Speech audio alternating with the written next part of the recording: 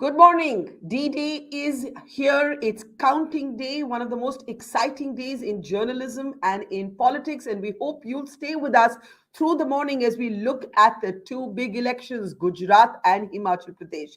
I'm Barkha Dutt. You're with the Mojo Story. Our big focus today, of course, is on the Prime Minister's home state. There's Kartike Batra. I see him there. He'll be helping us decode the numbers. And as I said, we are focusing today on the Prime Minister's home state of Gujarat.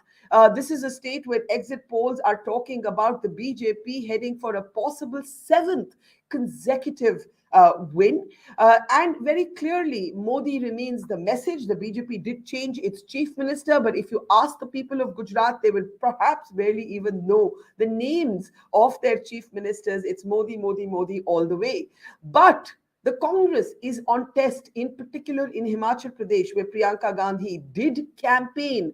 Can Himachal Pradesh go to the Congress offering it some hope, or will it buck the trend of alternate governments? Himachal usually brings in a new government every 5 years. Meanwhile, Arvind Kejriwal and the Aam Aadmi Party, delighted from a win in the Delhi Municipal Corporation, where they ended the domination of the BJP after 15 years, are testing their national ambitions in Gujarat. Remember, more than 6% of the vote share in Gujarat, which at least according to the exit poll seems a done deal for the Aam Aadmi Party, officially makes the Aam Aadmi Party a national party. But the Aam Aadmi Party is obviously hoping for a lot more than 6% of the vote share. In fact, polls have given it anywhere between 15 to 20%, and that will lead to questions. In fact, assertions that the Aam Aadmi Party is fast displacing the Congress as the principal challenger, at least in Gujarat, but perhaps even nationally, to the BJP. So anything that happens in Gujarat and Himachal, and remember there are 5 bipolar elections elsewhere as well, do set the mood, the stage for 2024. My friend and colleague Kartike Batra is with us, and he's going to help us all morning make sense of the numbers. The leads should start coming in about 10 minutes from now. So Kartike, actually, you know what? Before we look at Gujarat, and you're going to break it down for us, I want to just play out. Before that, the Prime Minister, how he set the stage for this election, and how the BJP far preferred targeting the Congress and ignoring the Aam Aadmi Party. And the Congress seemed to give an early gift on a platter to the Prime Minister when Mallikarjun Kharge referenced Ravan, suggesting that Modi had 10 heads, i.e. he's everywhere. And Mr. Modi immediately got that old familiar trope that often works in Gujarat, Gujaratni Asmita, the pride of Gujarat has been offended. So listen in to the Prime Minister from the campaign trail. कोई रावण के, कोई राक्षस के, कोई cockroach के, भाइयों बहनों, गुजरात માટે, ગુજરાતના લોકો માટે આટલી બધી નફરત, આટલું બધું ઝેર, કીચડ ઉછાળવાનો આ રસ્તો તમારો? જે મોદીને તમે ઘડ્યો હોય એ મોદીનું અપમાન એ તમારું અપમાન છે કે નહીં? જેને તમે મોટો કર્યો હોય એનું અપમાન એ તમારું અપમાન ખરું કે ના ખરું ભાઈ? શું તમે મને આવા સંસ્કાર આપ્યા છે? આ કોંગ્રેસ વાળા બોલે જેવા સંસ્કાર આપ્યા છે? આ કોંગ્રેસના લોકોને હવે સુધારવા પડે કે ના સુધારવા પડે? સુધારવાનો રસ્તો કયો? 5મી તારીખ કમળ ઉપર બટન દબાવો. So, since 2002 to now, one of the things that Mr. Modi does very, very successfully is appeal to the sense of Gujarati pride among ordinary people. And Kartike, before I ask you to actually sort of break down Gujarat for us, the Aam Aadmi Party is the other party that's going to be watched very, very carefully. Its chief ministerial candidate, Isudan Gadhvi, spoke to my colleague Zafar Iqbal on the ground in Gujarat, and he said something very interesting. He didn't overestimate himself or his party's performance. He said, "Ek ho ya so ho, the Aam Aadmi Party has reason to celebrate." Listen in. अब बड़ा relaxed और बड़ा काम दिख रहे हो आज। बिल्कुल, क्योंकि गुजरात की जनता पर हमें विश्वास है। गुजरात की जनता के लिए हम लड़ने आए हैं। गुजरात की जनता के लिए सेवा करने आए और आम आदमी पार्टी यहाँ 0 पे थी। 1 सीट भी मिलती है या 100 सीट मिलती है, आम आदमी पार्टी को तो उत्सव ही मनाना है। दूसरा, आम आदमी पार्टी के सभी कार्यकर्ताओं को मैं अभिनंदन और बधाई देता हूं कि 8 दिसंबर को आम आदमी पार्टी राष्ट्रीय पार्टी बनने जा रही है। अच्छा, 8 दिसंबर को आप अपना खाता खोलेंगे गुजरात में और उसके साथ ही आप एक नेशनल पार्टी बनोगे? बिल्कुल नेशनल पार्टी बनेंगे, और इस छोटी उम्र में नेशनल पार्टी बन जाना और इतने राज्यों में सरकार करानी, ये अपने आप में बहुत बड़ी बात है। तो तमाम जो एग्जिट पोल है वो तो बीजेपी को साफ तौर पे उनका कहना है कि बीजेपी सरकार बनाएगी, लेकिन आम आदमी पार्टी भी अपना एक खाता खोलेगी। अभी तक गुजरात में आम आदमी पार्टी ने कभी खाता नहीं खोला है, पहली बार ऐसा होगा।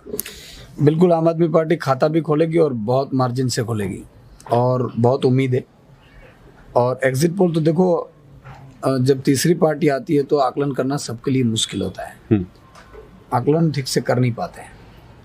लेकिन मुझे पूरा यकीन है, विश्वास है कि आम आदमी पार्टी पूर्ण बहुमत से सरकार बनाएगी।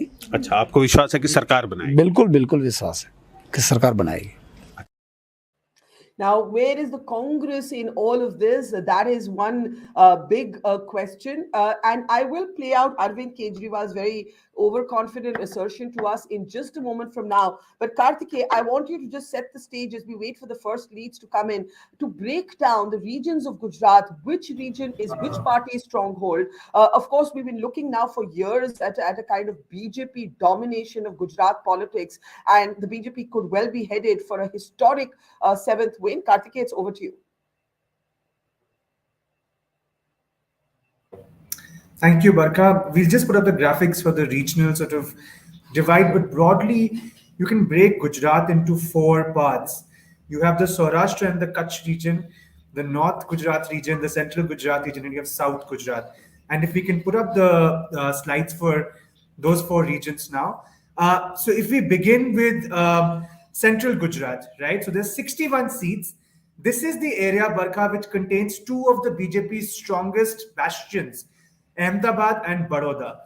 At the time, it also contains as many as 10 seats reserved for scheduled tribes. So it's a bit of a mix and match area where in the eastern side, the areas bordering Madhya Pradesh and Rajasthan, you have the tribal belt. At the same time, in the center of this sort of region, you have Baroda and Ahmedabad. North Gujarat is a highly rural society, Barkha, 21% urban population, which is way lower than the state average, and it's the least urbanized in the entire state. 32 seats. OBC factor is very important here, with Thakurs, Anjana Chaudharys being important. This is an area, Barkha, where Congress was ahead of the BJP not just in 2017, but also in 2012. We'll now move on to the other 2 regions. The next one, I think, is going to be Saurashtra and Kutch, or South Gujarat rather. And South Gujarat has 35 seats, and you can divide this into 2 broad parts. You have the urban center of Surat, which the BJP swept last time, and you have the tribal belt, where the Congress does well traditionally. Total of 35 seats, of which 14 are reserved for scheduled tribes. But this is the place where the Aam Aadmi Party is looking to do well. Apart from this, there is a caste composition as well that's important. Patidars, as I said, that's the Aam Aadmi Party's hope, as well as the Kolis. And finally, Saurashtra and Kutch, which swung the Congress's way in 2017, 54 seats, largely rural, apart from 2 urban strongholds, Bhavnagar, Rajkot. You can also add Jamnagar there. But Patidars in big numbers here, especially the Lehua Patels. And in 2017, the Patels voted for the Congress. They went with them. Although that also led to some counter-polarization among some of the lower castes. So we'll talk about that. AAP could be a factor in this region. So the 2 regions that AAP is focusing, Barkha, are Saurashtra, Kutch, and South Gujarat. And so that will be interesting, because you'll be surprised to know, Barkha, that at the end of the exit poll, Access My India, at the end of the exit poll, the next day came out saying that we have to revise our numbers for Aam Aadmi Party. When they were giving Aam Aadmi Party something in the range of 15 to 20%, they revised it down to less than 15%, and their seat share that they were giving 9 to 21, Pradeep Gupta categorically said it's going to go to below 9. The reason, when he was asked, was that their initial exit poll was a post poll of Saurashtra and South, which is AAP's sort of hopeful areas, and a pre-poll of Central and North. But when they factored in the post poll of Central and North, which is the area where the AAP won't do as well as Central as the South and Saurashtra, they revised their numbers downwards tonight. It's a detail that not a lot of people caught, but it's important to understand. Okay, I can see Jagdish Mehta, veteran journalist, joining us there from Gujarat. नमस्कार जगदीश जी। और सबसे पहले सुबह सुबह आपसे पूछना चाहती हूँ, आपको लगता है कि गुजरात में कुछ सरप्राइज बाकी है कि जैसे ही एग्जिट पोल का एक ट्रैजेक्टरी बना है, एक डायरेक्शन है कि बीजेपी अपनी 7th कंसेक्यूटिव विन के लिए जारी है, आप उससे सहमत हैं? Jagdish ji, good morning. Morning madam. ये सरकार बनाने तो जा रही है, वो तो है, निश्चित है, लेकिन सरप्राइज जो आपने कहा वो क्या है? मार्जिन भी बहुत कम रहेगा और सीट्स में भी बहुत फर्क हो सकता है। आंकलन जैसे कि ये एग्जिट पोल वगैरह ने किया है वो ठीक है, आंकलन किया है, लेकिन सबसे बड़ा फैक्टर जो इस बार भारतीय जनता पार्टी को सामना करना पड़ रहा है वो खुद ही से है। मतलब आम आदमी पार्टी से, ना कांग्रेस से, लेकिन भारतीय जनता पार्टी के भीतर ही जिसको बगावत कहते हैं, जिसको असंतुष्ट कहते हैं, जिनको टिकट नहीं मिला था, वो या तो Okay, we lost Jagdish there, but he's saying that the BJP Kartikeya, there he is. Jagdish ji, आप कह रहे हैं कि BJP's worst enemy is the BJP itself. शायद आप बात कर रहे हैं एक factionalism रही है, एक divided camp रहा है, तो local level पर जो लोकल लेवल पर जो एक तरह से मुश्किलात रही हैं, आप उनकी बात कर रहे थे। Please complete your point Jagdish Mehta ji. हाँ, तो ये तो तय है कि भारतीय जनता पार्टी लगातार सातवीं बार सरकार तो रचने जा रही है, ऐसा तो बिल्कुल स्पष्ट लग रहा है। और उनका भी 2 रीजन है वैसे, कि आम आदमी पार्टी ने एन वक्त पर अपने आप को रण को ऐसे ही छोड़ दिया और वो सेल्फ आउट हो गए। हालांकि उनके हालात बहुत अच्छे थे, लोगों ने उनको स्वीकारा था। लोग ये भी मानते थे कि अगर आम आदमी पार्टी सक्रियता से अगर चुनाव में जुड़ जाती थी और रहती अंत तक, और हो सके तो कांग्रेस के साथ अगर उसका गठबंधन हो गया होता पहले, जबकि अभी वो कह रहे हैं, अभी कांग्रेस के दिग्गज नेता भी कह रहे हैं कि आफ्टर द रिजल्ट हम लोग ये तय सोचेंगे कि अगर भारतीय जनता पार्टी 19 के इर्द गिर्द रहेगी तो हम यानी कांग्रेस और आम आदमी पार्टी दोनों गठबंधन के लिए सोच सकते हैं। लेकिन ये बहुत देर हो गई, क्योंकि पहले चुनाव के पहले जब लास्ट में जबकि पराकाष्ठा थी प्रचार की और मतदान के पहले के 15 दिन में, तो आम आदमी पार्टी सेल्फ आउट हो गई और कांग्रेस तो वैसे भी शिथिल थी ही। कांग्रेस इतनी सक्रिय नहीं देखी जबकि उनको देखना चाहिए था। कि लोगों का मानस जो है, सबसे पहले जब आम आदमी पार्टी एंटर हुई थी गुजरात में, तब ऐसा लग रहा था लोगों को कि ये पहली बार ऐसा हुआ है कि कोई ऐसा थर्ड फोर्स आया है कि जो हमारी बात सुने, या तो हम जैसी सरकार चाहते हैं ऐसी वो दे पाएंगे। इतना बड़ा वो स्वीकृति है, फिर भी वो चले गए और आज फिर 1 to 1 जैसा हो गया। भारतीय जनता पार्टी को खुद ही से ही प्रॉब्लम है, यानी मार्जिन भी कम रहेगा। लेकिन Jagdish ji, it's 2 minutes past 8 in the morning and Kartikeya will alert us the moment there is an early lead. Good morning, Varun. In fact, Barkha, sorry, there is an early lead. Yeah, Gujarat has started polling. BJP opens its account with 1. No surprises there. Congress and Aam Aadmi Party yet to open. BJP is on 2 now. So we'll update that graphic quickly, even as you take comments from the next guest. Okay, I just wanted to welcome our other guest to the program. Varun Singh, senior political analyst, is here with us. Good morning, Varun. I'm also seeing Dr. Chainika from the Congress with us. Good morning, ma'am. We're also seeing Sushil Sharma, veteran commentator from Himachal Pradesh, and Puneet Juneja from the Aam Aadmi Party joining us from Gujarat, and Kartikeya and Jagdish Mehta, of course, are with us. Good morning to all of you. The early leads are in. We're going to have that slide up, banner off, please. The BJP, no surprises there, leading in the early leads that are coming in from Gujarat. As I said, the BJP could be poised for its 7th historic for its seventh historic win. But the Aam Aadmi Party is really testing its national ambitions. It's going to become officially a national party, irrespective of what happens today, provided it picks up 6% of the vote share in Gujarat. Getting comments from our guests in a moment from now. First, Arvind Kejriwal, the assertion he's been making, including in an interview to me, where he actually said the Aam Aadmi Party had a fighting chance to form the government. Listen. ये वाला जो चुनाव है आम आदमी पार्टी के लिए, is it to become the principal opposition to the BJP, और क्या क्या क्या रियलिस्टिक एम है? मुझे लगता है कि सरकार बननी चाहिए। 2-3 महीने पहले तक ऐसा नहीं लग रहा था, लेकिन जितनी तेजी के साथ आम आदमी पार्टी का वोट शेयर बढ़ता जा रहा है, मुझे लगता है सरकार बननी चाहिए।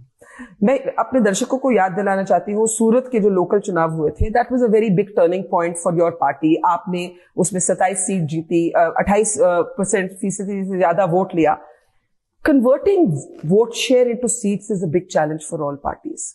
आपका अपना एस्टिमेट क्या है, क्या रहेगी परफॉर्मेंस आम आदमी पार्टी की? अच्छी रहेगी। मैंने जैसे बताया कि हम अप्रैल में गुजरात में एंटर किए थे, और पहली बार मैं गया था चुनाव प्रचार के लिए, और उस टाइम ऐसा लगता नहीं था कि कहा जाता था बीजेपी का गढ़ है, ये है वो है। लेकिन जैसे जैसे समय बीतता गया, धीरे धीरे परत खुलती गई, और पता चला कि जनता बहुत ज्यादा नाराज है बीजेपी से, बहुत ज्यादा।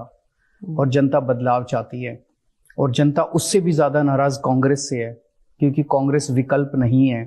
सब कहते हैं, गुजरात का बच्चा कहता है कि कांग्रेस बीजेपी की जेब में है। तो आम आदमी पार्टी को लोग एक विकल्प के रूप में देख रहे हैं। Okay, so there is an assertion where Arvind Kejriwal actually believes that he can, or his party can, form the government.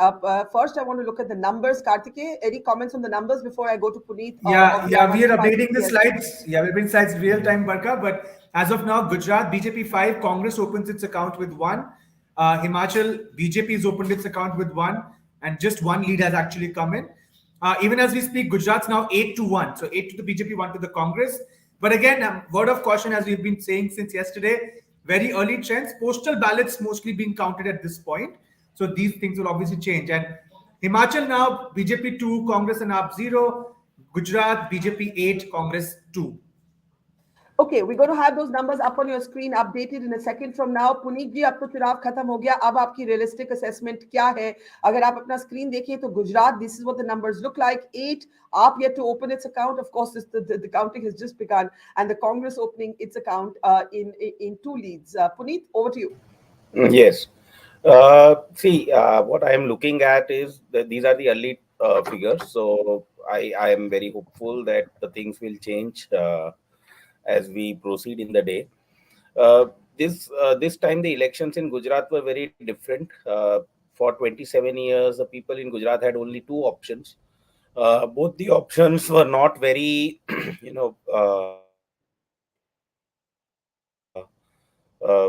people happy with what BJP had to offer as a ruling party and Congress did as a opposition for so many years. So this time with Aam Aadmi Party coming in, the elections were fought on real issues like schools, education, healthcare. What is your realistic inflation, estimate? Unemployment. What is your realistic?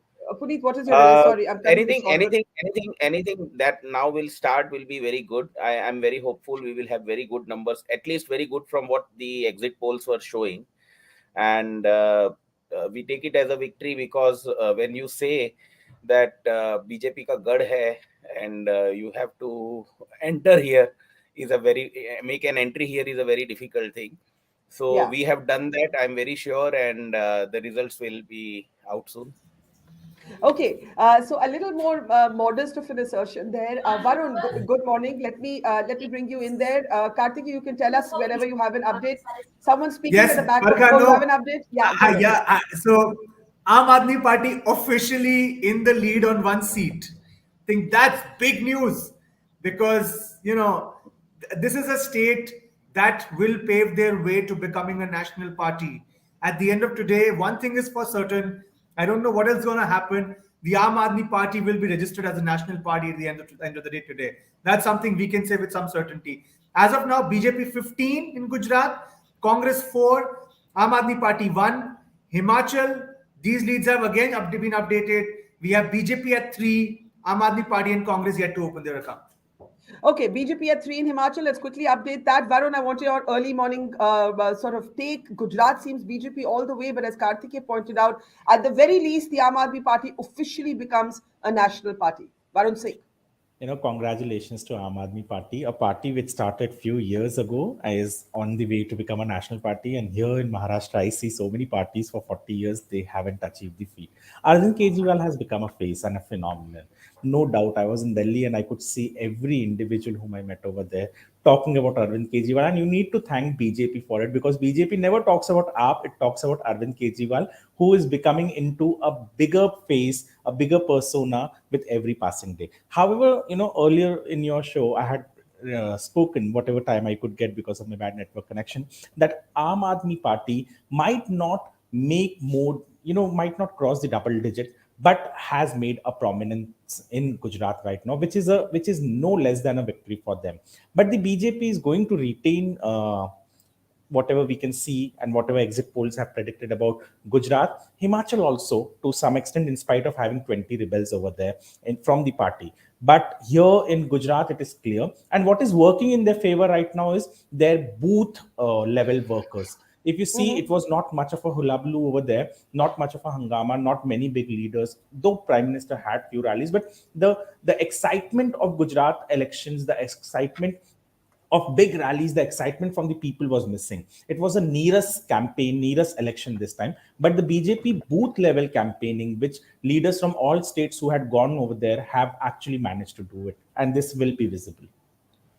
Okay, I think we're back to the famed, in a way, booth management, as it were, of the BJP. And of course, Jagdish Ji, veteran journalist from Gujarat, Varun, was earlier saying that actually this was a BJP at the local level that had many problems. Once again, it has taken the Modi factor to be almost like the, jisko kehte hain na ki istri, the iron over ironing out the creases within the BJP.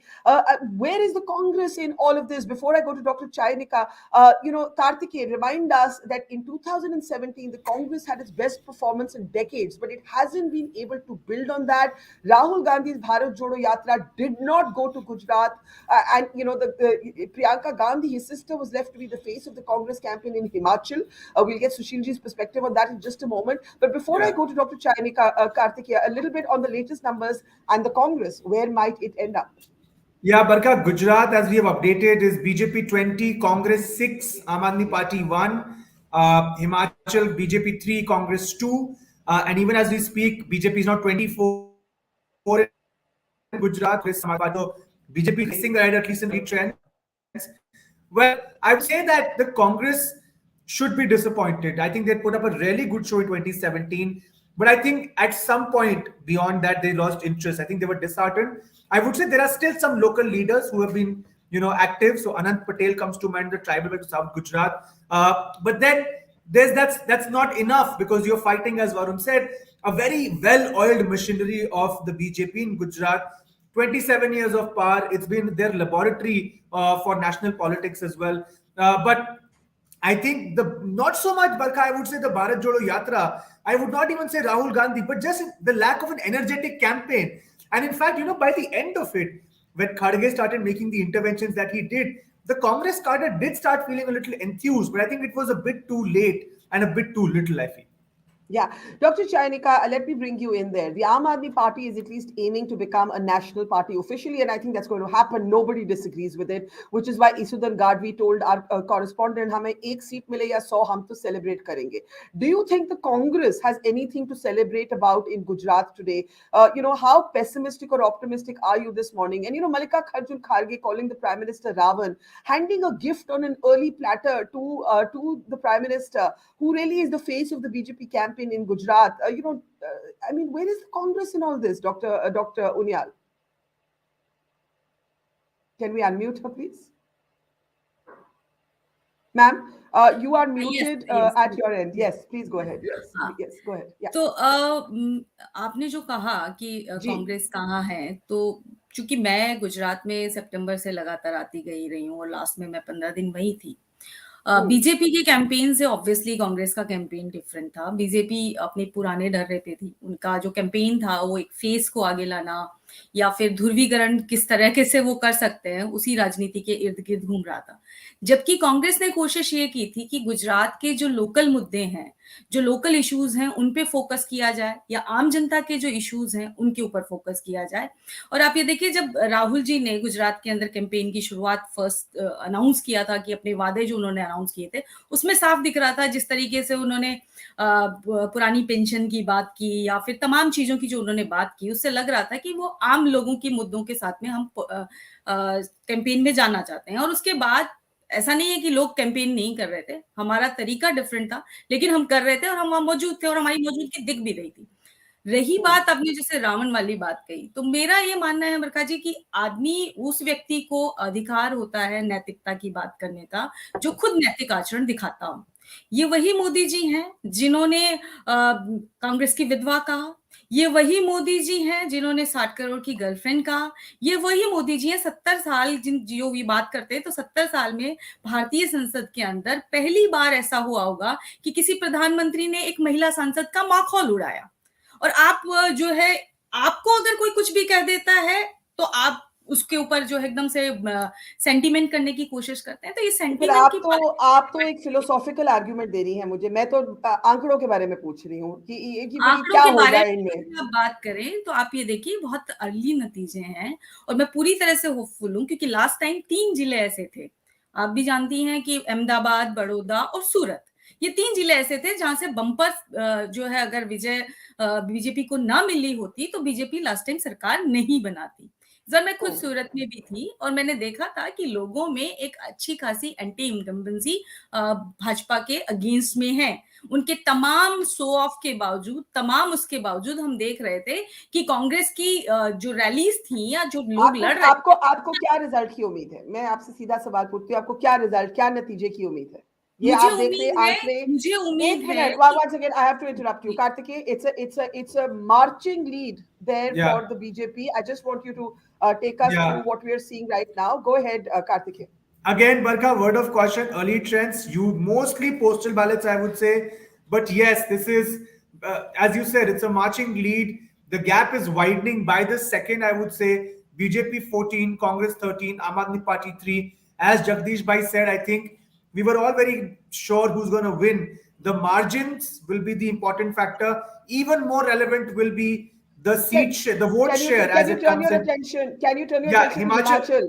Where there's a Himachal dead is heat. dead heat, Yeah. 10-10. In Yeah. fact, as we speak, BJP is now moved ahead by 1. So BJP 11 and Congress 10, but they're neck and neck in Himachal. Sushil ji will tell us more about it, but it's neck and neck, Yes. 11 and 10. Sushil ji नमस्कार, good morning. Sushil ji, veteran journalist from Himachal Pradesh, क्या लग रहा है इस बारी हिमाचल का जो pattern रहता है कि एक सरकार आती है दूसरी जाती है, बीजेपी को उम्मीद है कि शायद वो पैटर्न तोड़ पाए, आपको क्या लगता है सुशील जी? देखिए, जहां जब तक कैंपेनिंग रही, कैंपेनिंग में जो आवाज बाहर से जनता की उठ रही थी वो कांग्रेस की फेवर में थी। लेकिन उस आवाज को वोटों में किस तरह से कन्वर्ट कर पाए हैं वो लोग, एक अपने एकमात्र लीडर प्रियंका गांधी की सपोर्ट पर या उसके ग्लैमर को इस्तेमाल करके या अपने कुछ ओपीएस का मुद्दा जो उन्होंने उठाया है और जो कर्मचारियों को उन्होंने कहा कि कच्चे कर्मचारियों को, जो अनुबंध पर कर्मचारी हैं, उनको हम पक्का करेंगे, रेगुलर सर्विस में लाएंगे, और बागवानों की जो बात कही है उन्होंने, तो एक लीडर पर 1 वर्सेस 17 हम ये कहते हैं, 17 बड़े लीडर बीजेपी में आए जिसमें मोदी जी भी शामिल थे, उनके भी थे, और कांग्रेस के सिर्फ जो ग्लैमरस लीडर आई हैं वो सिर्फ प्रियंका गांधी है। लेकिन आपने उनको ग्लैमरस तो कहा, लेकिन मेरा ये सवाल नहीं, प्रियंका गांधी की शॉट्स अगर हम हिमाचल कैंपेन से थोड़े प्ले करें तो मेरा सुशील जी से ये सवाल होगा कि प्रियंका जी का जो इंटरवेंशन रहा यूपी में वो तो कुछ काम नहीं आया।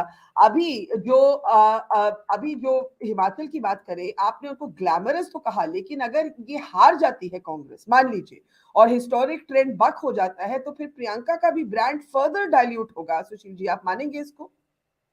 देखिए हिमाचल में जिस तरह से कंपेनिंग में और जिस तरह से लोग उनको देखने आए, उनको सुनने आए, एंड जो उनकी भाषणों में जो उनका परिपक्वता थी, वो मैंने पहली बार देखी थी।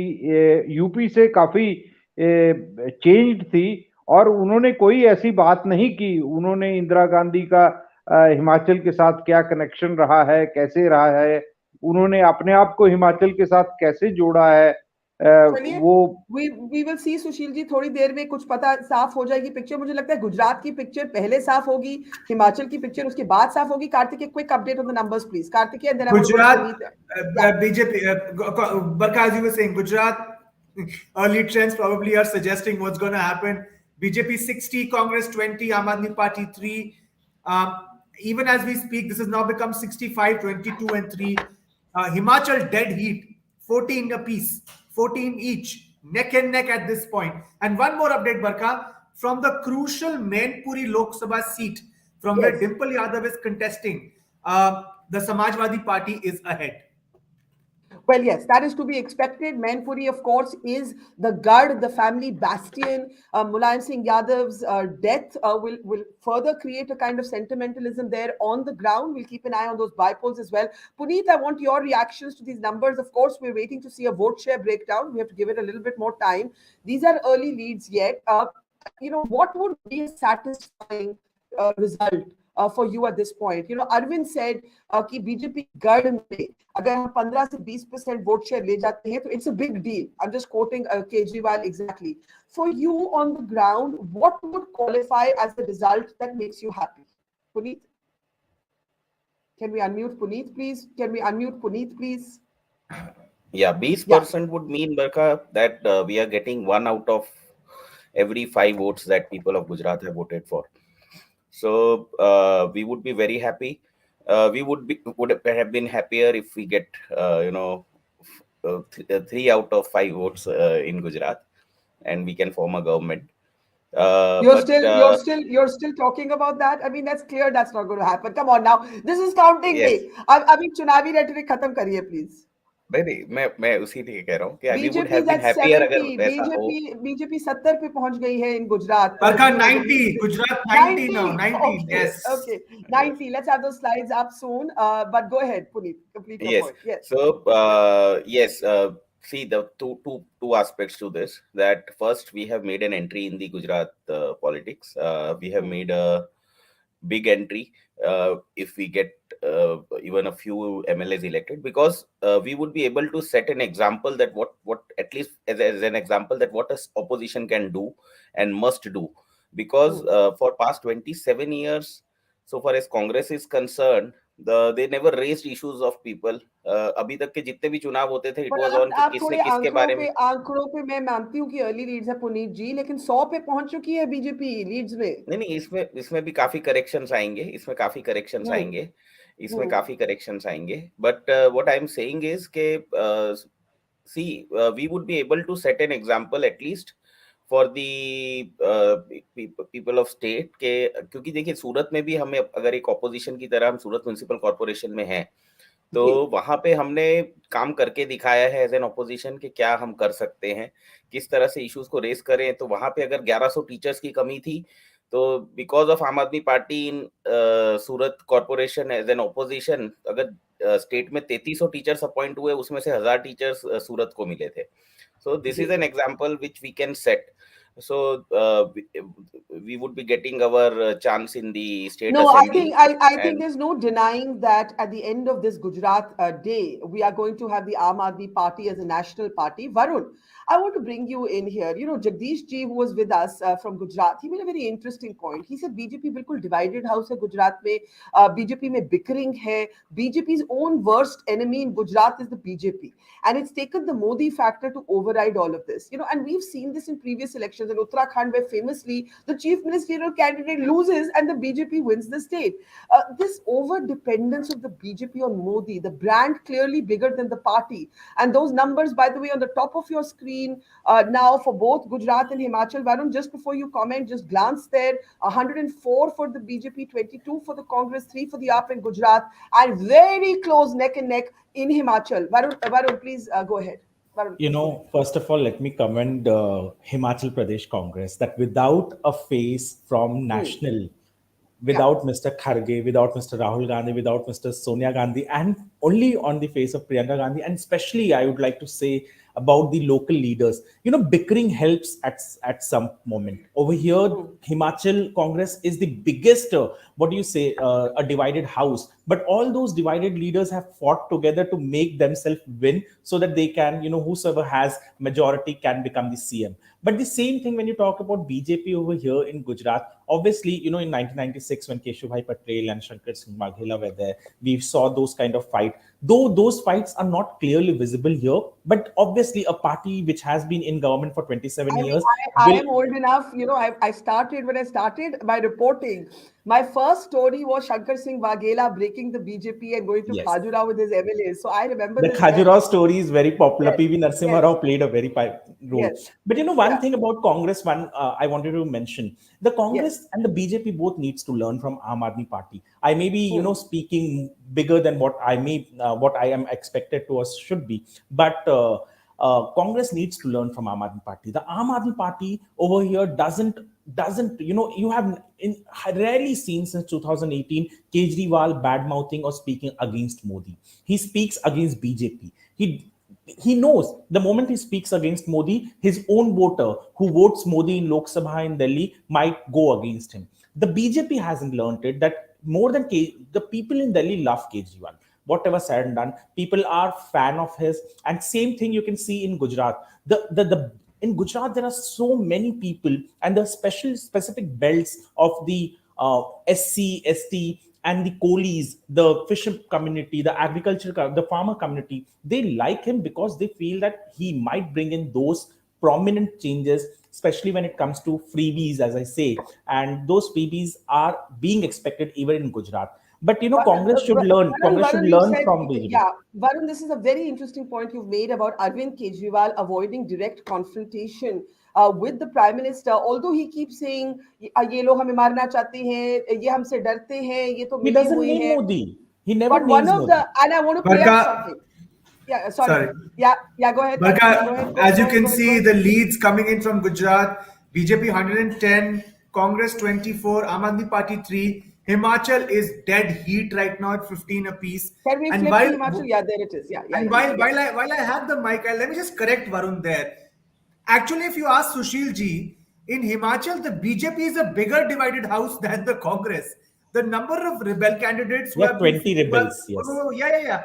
And so actually the rebel problem for the BJP will be the clinching factor if the Congress does win in Himachal vis-a-vis the Congress. And I think there is also a rebel problem in Gujarat, but it's less of a headache because the national brand of Modi takes care of that. But in Himachal, the rebel problem is a bigger issue for BJP, but also to add that in Himachal, the campaign was not just Priyanka Gandhi. Bhupesh Baghel, Sachin Pilot, and Rajiv Shukla, very importantly. Okay, can I jump in? I want to go back to Gujarat, get a comment from Jagdish ji. Gujarat, can I have the Gujarat slide on the screen, please? Can I have the Gujarat slide? There it is, 110 for the BJP. Jagdish ji, आप बार-बार बोल रहे थे कि BJP की जो चुनौती है वो बीजेपी से ही है, लेकिन इन आंकड़ों को देखते हुए लग रहा है कि जो मोदी फैक्टर है उसने फिर सब ओवरराइड कर लिया. No surprises really. बीजेपी में तो हमने यही देखा है, is it going to be its best ever performance, और वोट शेयर में बढ़ाव है कि डिक्लाइन है? Jagdish ji, your comments sir. अभी नतीजे तो आए नहीं है, लेकिन वोट शेयर काफी कम रहेगा. जीत का मार्जिन जो है वो थोड़ा कम रहेगा जहां जहां भी अपक्ष और असंतुष्ट खड़े रहे हैं. लेकिन मैंने पहले से शुरू से ही मैं कह रहा हूं कि सरकार तो बीजेपी की बनी है और हम लोग अभी जान रहे हैं कि रुझान क्या आ रहे हैं. लेकिन मैंने ये बात भी आपको अभी भी कही, पहले भी कहा था कि आम आदमी पार्टी का एन वक्त पर वॉकआउट कर जाना और कांग्रेस का वैसे भी शिथिल रहना, इतना आक्रामक रूप नहीं अपनाना कांग्रेस का, ये दोनों फैक्टर है। इसीलिए फिर 1-1 जैसा हो गया कि गुजरात की जनता के पास जो ऑल्टरनेट होने वाला था आम आदमी का, वो हुआ नहीं, और कांग्रेस तो थी ही नहीं चित्र में। तो दोनों मिलाकर के फिर उनके पास केवल वही एक ही विकल्प रहे थे, भारतीय जनता पार्टी की। और मैंने शायद आपके वहां भी बोला था, पहले भी बोला था कि अनजान मित्र से पहचान वाला शत्रु अच्छा होता है। इसीलिए पूरे गुजरात ने फिर जो कि ये सिचुएशन पैदा हुई, तो गुजरात के ऊपर ही फिर अपना सब ये जनमत रखा है। इसलिए रुझान जो भी आ रहे हैं, तो हमने कहा ही है आपको, ठीक उसी प्रकार तो आ ही रहे हैं। ठीक है, आप कह रहे हैं कि अभी देखना होगा कि वोट शेयर और मार्जिन्स का जी क्या जी क्या क्या कहल रहता है। Thank you Jagdish ji. Now Barkha, Varun made a can very I just step in quickly, Barkha? yes, For yes, the, yes, for the- I yes. think for the first time, Congress is now ahead in Himachal. Congress 20, BJP 18. At the same time, in Gujarat, the situation is getting worse for the Congress. Yes. 117 BJP, 34 Congress, and 2 for the Aam Aadmi Party. We always knew the Aam Aadmi Party's conversion rate will be poor, but a lot of this might just be the Aam Aadmi Party denting the Congress. 117, 34, 2, even as we see Jagdish Bhai has left us.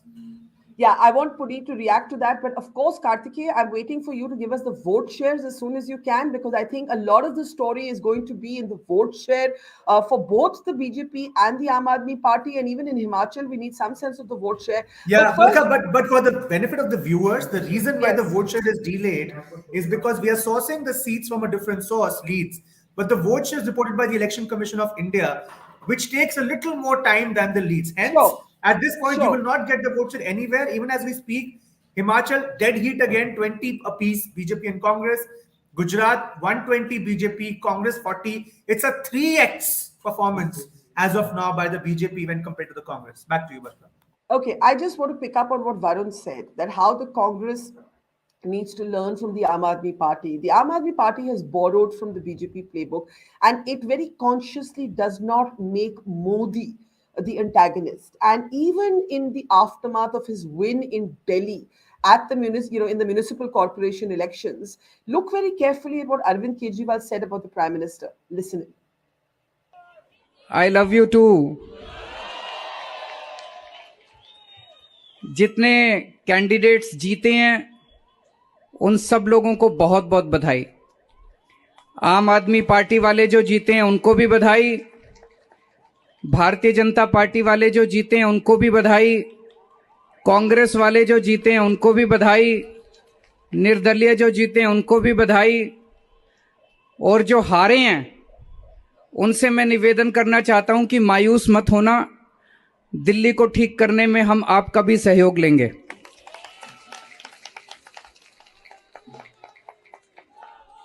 अब अपने को सबको मिलके काम करना है।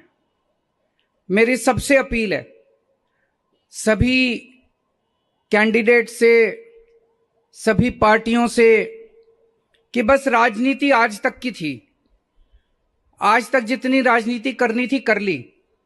अब अपने को सबको मिलके काम करना है, सबको मिलके दिल्ली ठीक करनी है।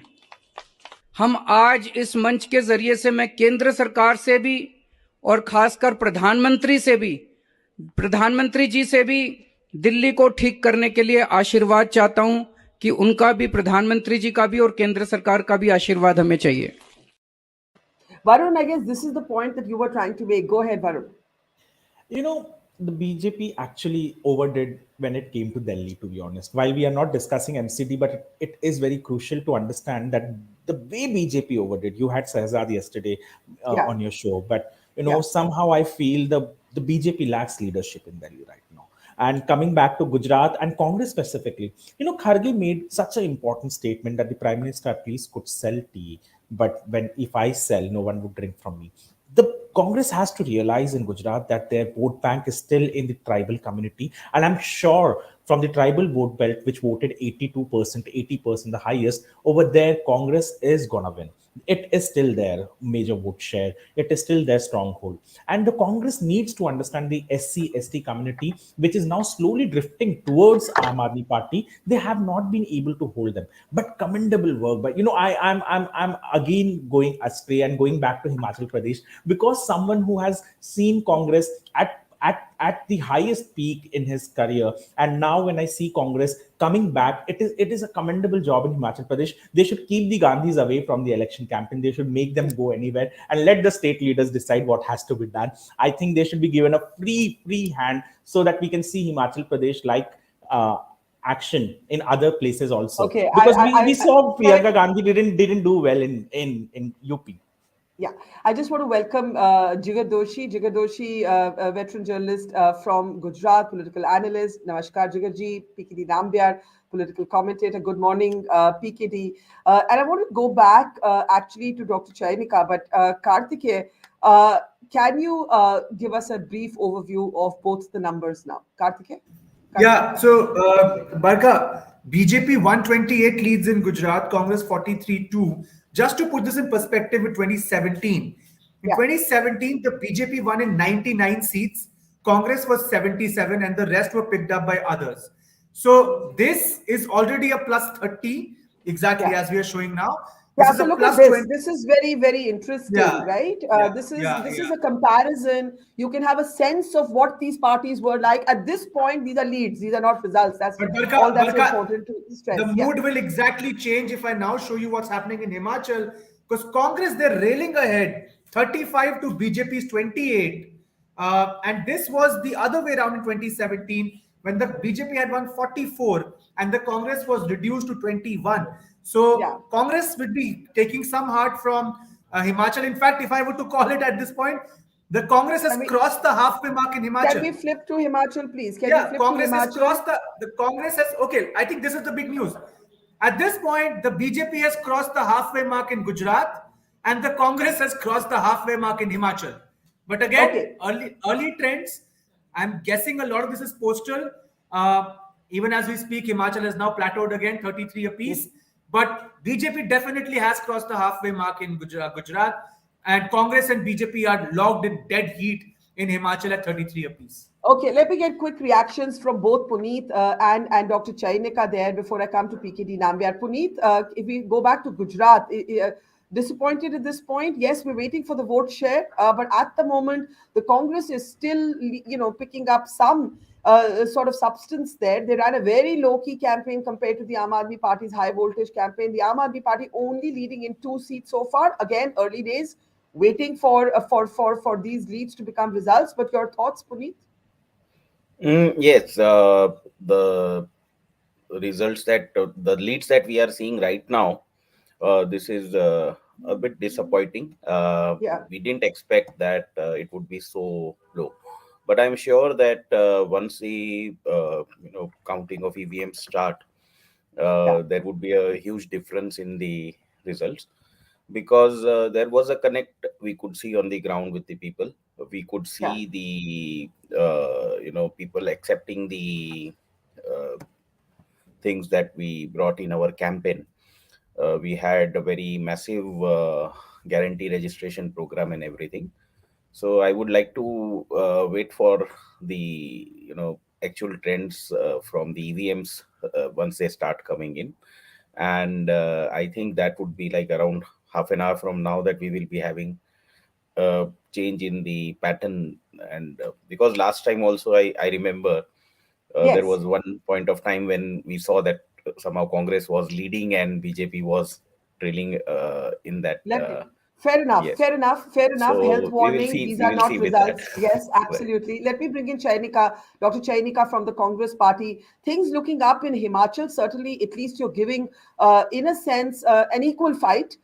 Leading in some, in some minutes, then falling back to dead heat. Gujarat, however, the BJP has just not even marched. It has sprinted ahead. It is 100% heading across that finishing line. But right now, all the talk of the Aam Aadmi Party displacing your party as the main opposition, that is not bearing out at all. Election update is that the BJP is going to break its last record. In fact, I think in Gujarat is going to be its best ever performance. So, Dr. Chainika, mixed emotions there, I'm sure. It's not a wipeout for you in Gujarat, according to the early leads at least. And it's a very, very close fight in Himachal. Ma'am, Ma'am, you need to unmute yourself at your end because you keep muting yourself.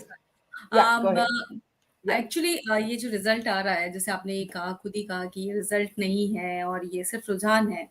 और पिछली बार का अगर आपने result देखा होगा तो बहुत सारी ऐसी सीट्स थी, कांग्रेस बहुत बहुत माइनर मार्जिन से हारी थी।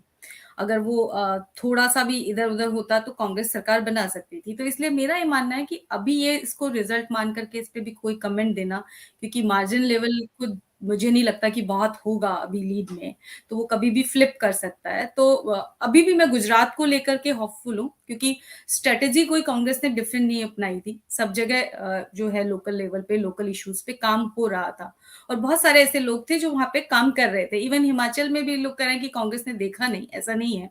कांग्रेस के 11 एआईसीसी सेक्रेटरी 11 अलग अलग जिलों में लग करके काम कर रहे थे और महीनों से काम कर रहे थे। उसका जरूरी नहीं है कि प्रोपेगेंडा किया जाए, पर ठीक है, काम कर रहे थे। और हिमाचल में भी हमने मुद्दों के साथ पॉलिटिक्स की, वहां पे मुद्दों पे ही हमने बात की। पूरे के पूरे जो लोकल मुद्दे थे या फिर जो आम जनता के मुद्दे हैं, चाहे महंगाई हो, बेरोजगारी हो, आपकी ओल्ड पेंशन स्कीम हो, सारी चीजें वहां पे भी वही बात हुई थी, गुजरात में भी वही बात हुई थी। और मुझे लगता है कि राजनीति में मुद्दों को लेकर के पॉलिटिक्स करना वो ज्यादा इंपॉर्टेंट है, क्योंकि जिस तरीके से हिंदुस्तान की राजनीति अभी जा रही है, जिसमें हम ये देख रहे हैं कि कभी आप ध्रुवीकरण की बात कर रहे हैं, कभी आप झूठ के पहाड़ खड़े कर रहे हैं। अभी कहा गया कि आम आदमी ने बीजेपी से बहुत कुछ बोरो किया, तो आम आदमी ने बीजेपी से ये भी बोरो किया कि वो झूठ का पहाड़ करना भी सीख गए। अब दिल्ली का ही देख लीजिए ना, दिल्ली में हालांकि उनको जीत मिली है, उसमें वो सफल रहे हैं, लेकिन शिक्षा मॉडल की बात करते हैं, लेकिन लेकिन किसी लेकिन किसी ने भी सॉरी किसी ने भी मैम, दिल्ली यूनिवर्सिटी के उन 12 मैम, कॉलेज की बात नहीं की मैम जहाँ वो पे 4 एक साल से तनख्वाह अटकी पड़ी। विद रिस्पेक्ट टू यू, वो हमें उस पे एक अलग प्रोग्राम करना होगा, क्योंकि आज हम इलेक्शंस देख रहे हैं, आंकड़े देख रहे हैं, नंबर्स देख रहे हैं, और कांग्रेस कहीं नहीं रही दिल्ली में। लेकिन मैं फिर कह रही हूँ कि ऑल दिस टॉक, जिगर जी आपसे शुरू करूंगी, कि आम Aadmi party would become possibly the main challenger. अभी तक की जो रुझान है, पुनीत ने हेल्थ वार्निंग दी है, ये लीड्स हैं, इसमें ज्यादातर पोस्टल बैलेट्स हैं, लेकिन अभी तक की जो रुझान है, the AAP has not displaced the Congress is the primary challenger to mister Modi, and I want your comment on that. लेकिन उससे पहले एक बहुत इंटरेस्टिंग डेवलपमेंट फिर मैं कह रही हूँ, ये अर्ली वार्निंग्स है। The 3 young faces of the partidar agitation, Alpesh Thakur, who has since joined the BJP, Hardik Patel, who has since joined the BJP, and Jignesh Mevani, who is still with the Congress in early leads. All 3 are trailing. ये बहुत ही अजीब सी बात है, क्योंकि unexpected है। ये फिर मैं हेल्थ वार्निंग दे रही हूँ कार्तिकेय कि ये रिजल्ट नहीं है, लेकिन ये we need to comment on this. Kartikeya, you want to just come in with a comment? Barkha, no, this is interesting. What we are picking up from a different source is that these 3 are trailing, and I would be especially concerned if Alpesh Thakur is trailing, because he's contesting from what was considered to be a safe seat under the wings of Amit Shah, because that seat falls under the Gandhinagar parliamentary constituency. But if this holds, it's going to be a big upset, I would say. Jignesh Mevani this would not be good news for the Congress, because he was a prominent face of theirs in the campaign, and probably a prominent Dalit face for across the country. But Barkha, in Himachal now, BJP has crossed the 50% mark at 36 to Congress is 32. But again, health warning, very early trends, Barkha. A lot of the postal ballots being counted probably. As we saw yesterday, things keep on moving around at least until 9:30, 10. So, this is interesting. But again, this could all change. So as of now, can we BJP stick to 127. BJP Yeah, there's 127. Himachal. So Himachal, Yes. the BJP is inching ahead of the Congress, but it's a neck and neck. It's changing with every round of counting. Can I just add, Barkha? Yeah. I think the Congress is not doing as bad as some exit polls predicted. And I think Jigar Bhai is here. He has been maintaining, if I'm not wrong, from the very beginning that, the Aam Aadmi Party phenomenon may not be as big as people might think of it to be. If these leads do hold true, then what the local commentators in Gujarat were picking up, some of them, like Jigar Bhai, might actually be true, that the Congress, while down, will not go below the 50 mark, the threshold of 50, which, it's been scoring 50, 55, 60, even in its worst days, in 2002, for example. So if this holds, then the local commentators of Gujarat have got it right, much better probably So than the exit polls. can we go to Jigar and PKD? They've been waiting to speak. Jigar, पहले आपसे शुरू करती हूँ जिगर जी. Gujarat, can I need the Gujarat slide please? Can we flip to the Gujarat slide? Jigar, ये जो performance है, ये 128 for the BJP, 3 now for the AAP, 49 for the Congress. Vote share की इंतजार है.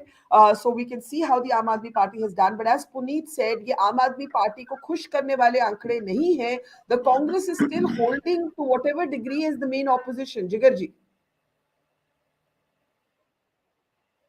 एक मिनट, मैं इसी वक्त पे कहना चाहती हूँ जिगर दोषी से बात करने से पहले कि मोरबी, जहां पे वो टेरिबल ब्रिज कोलैप्स हुआ था, वहां पर BJP is leading.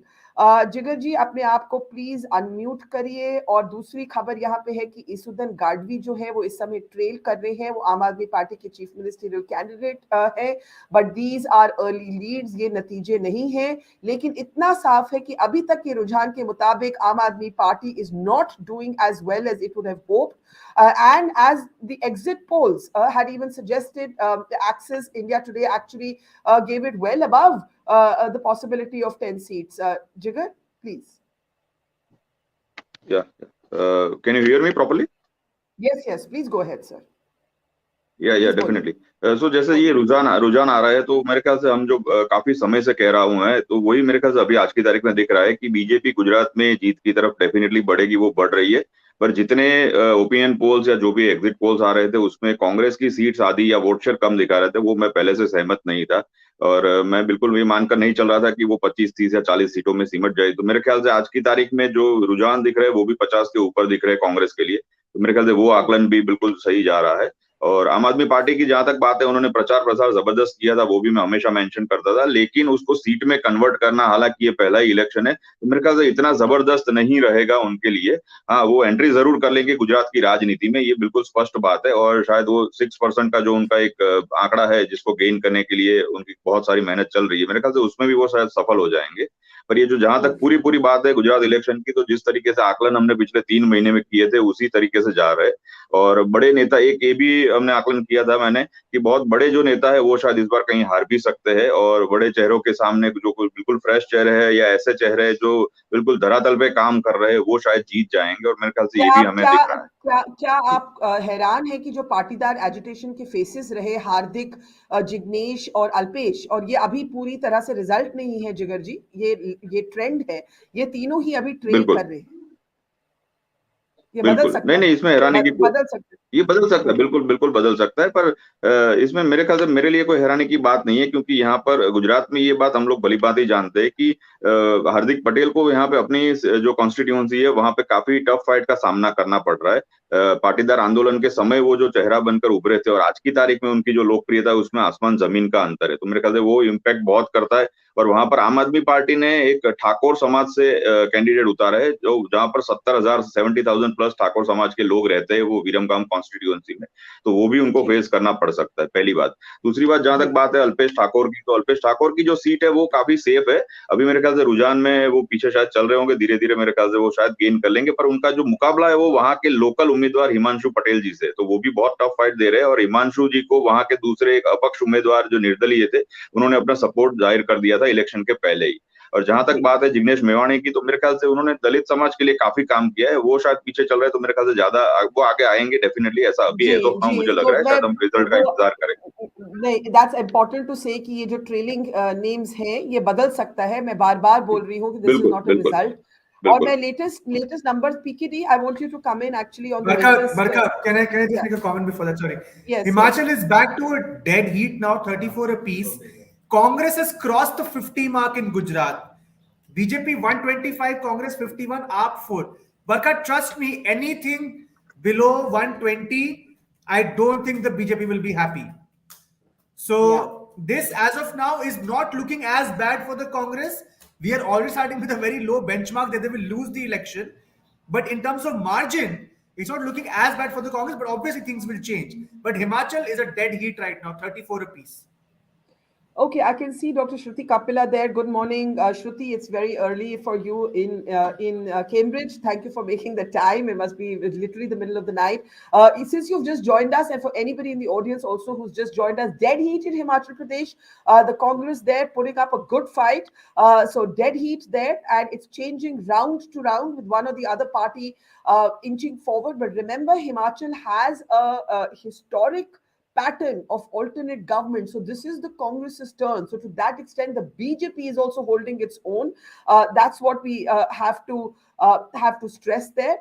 If we turn to Gujarat, this is interesting. The Aam Aadmi Party has inched ahead to leading in 4 seats, the Congress in 51, and the BJP in 125. PKD Nambiar, to you first and then to Shruti. What it does suggest is that the polls suggesting a kind of wipeout for the Congress. This is not true by early leads in Gujarat. Remember, Rahul Gandhi was widely criticized for his yatra not going to Gujarat. But the Aam Aadmi Party so far, and again, it's only not even 9 in the morning, but so far is not displacing the Congress as the primary opposition to the BJP. We're still waiting for vote shares to come in. Mr. Nambiar, your first thoughts. See, I would say that, of course, this is all in the expected lines. This is the way we, almost all the poll predictors. I have traveled only 2 days to Himachal and 13 days I spent in Gujarat. And I have seen in the Gujarat, there was nothing, I won't say that it is a pro-incumbency or anything, but there is nothing. People were very, very, they were not having any major complaint. And that itself is a great achievement for a party which is ruling in a state for the last 27 years. And I think if this is the trend which is going to happen, if both Gujarat and Himachal goes to BJP, that means it's going to be a defining moment for the Indian election. Then that means. But we don't know that yet. Himachal is simply too early to call. We know Gujarat is going to the BJP, but we don't know that about Himachal. Yeah. I'm just generally telling you, even if it comes to very close, even if it is a neck and neck, and if you know that if there is a neck and neck situation, BJP automatically forms the government. If that happens, it's going to be a defining moment for the Indian electioneering, and 2024, then it becomes more of like a walkway. Then there is also a challenge of the next year, the next 2 states, which will next year going to be polls for the Rajasthan and Chhattisgarh, which are both are the only 2 states which is there with Congress. Congress with this kind of a performance will have a major challenge. They're already going through an internal crisis in both these states. So now coming back to the significance of this particular election, 27 years, and one of the main place where the development of politics or the election and development has come together is from Gujarat. I think this is going to be a case study, because if you really recall that the only government we all know is the West Bengal government, the communist government, which stood there for 32 years or so.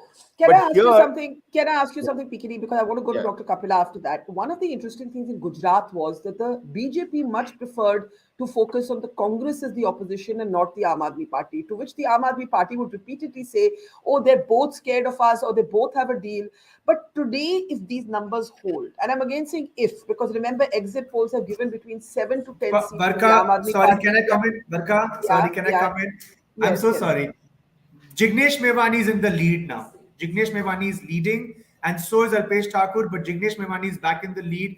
As of this point, BJP 124, Congress 53, Aam Aadmi Party 3, others 2. In Himachal, Congress leading now by 1 seat, Congress 34, BJP 33, others 1. But I was very interested by what PKD said. In a tight house, BJP will form the government. I think that just tells us the new normal that we have established for ourselves. But yeah, Congress 34, BJP 33, and others 1.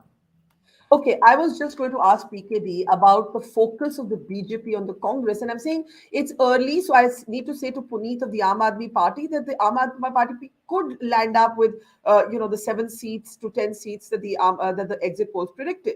But the BJP's focus on the Congress is the primary opposition that is holding right now in Gujarat. PKD? That's a truth that the Aam Aadmi Party and Kejriwal has been really good when it comes to PR. I would say PR and advertising, and they have been able to create a narrative which gives an impression that yes, they are going to win. I don't know, somehow this may, as a professional, I can tell you this will hold another couple of more years. Till that time, they will be completely exposed. And till that time, if this narrative is going, and see, you have to understand that when will an opposition party can come back, unless the Congress is going off, then there is a space of an opposition. All the people out of the 100 people, everybody is not supporting BJP. Okay, There is an anti-BJP vote bank which needs to be captured by someone. And if somebody feels that, like if you or me feels that, yeah, I don't want to vote for BJP, then who else? If the Congress is not ready to take on to that mantle of the major opposition as a strong opposition. Can I take this to Dr. Kapila, and then we need to get some voices from the ground. Shruti, very interesting dead heat in Himachal, though of course the BJP would argue that the very fact that it might be able to buck the historic trend speaks to their advantage. But the Gujarat result, 122 to the Congress's 56. And the Aam Aadmi Party in 3. I'm sure that is a very interesting thing because it was a high voltage campaign by the Aam Aadmi Party. Puneet here of the Aam Aadmi Party saying he's disappointed. Your thoughts on the overall picture? Thank you, Barkha. It is 3:30 in the morning, 3:20 in the morning. So you must know how much I'm committed to keeping my commitment with you. But Thank you. No, it's I just wanted to say, well, I told you so. I did say when you had this e-voter discussion with Mr. Deshmukh, that actually Punjab and Gujarat are not the same thing. So Aam Aadmi Party will not be able to do as it was seeking to project a kind of wipeout or even a kind of dual strategy of trying to get a significant vote share and then move on to, as it were, for the kill, which is what Mr. Deshmukh was saying on your show, and this has been a kind of build up in the Indian press that the Aam Aadmi Party is going to kind of take over, as it were, the vote share of the Congress.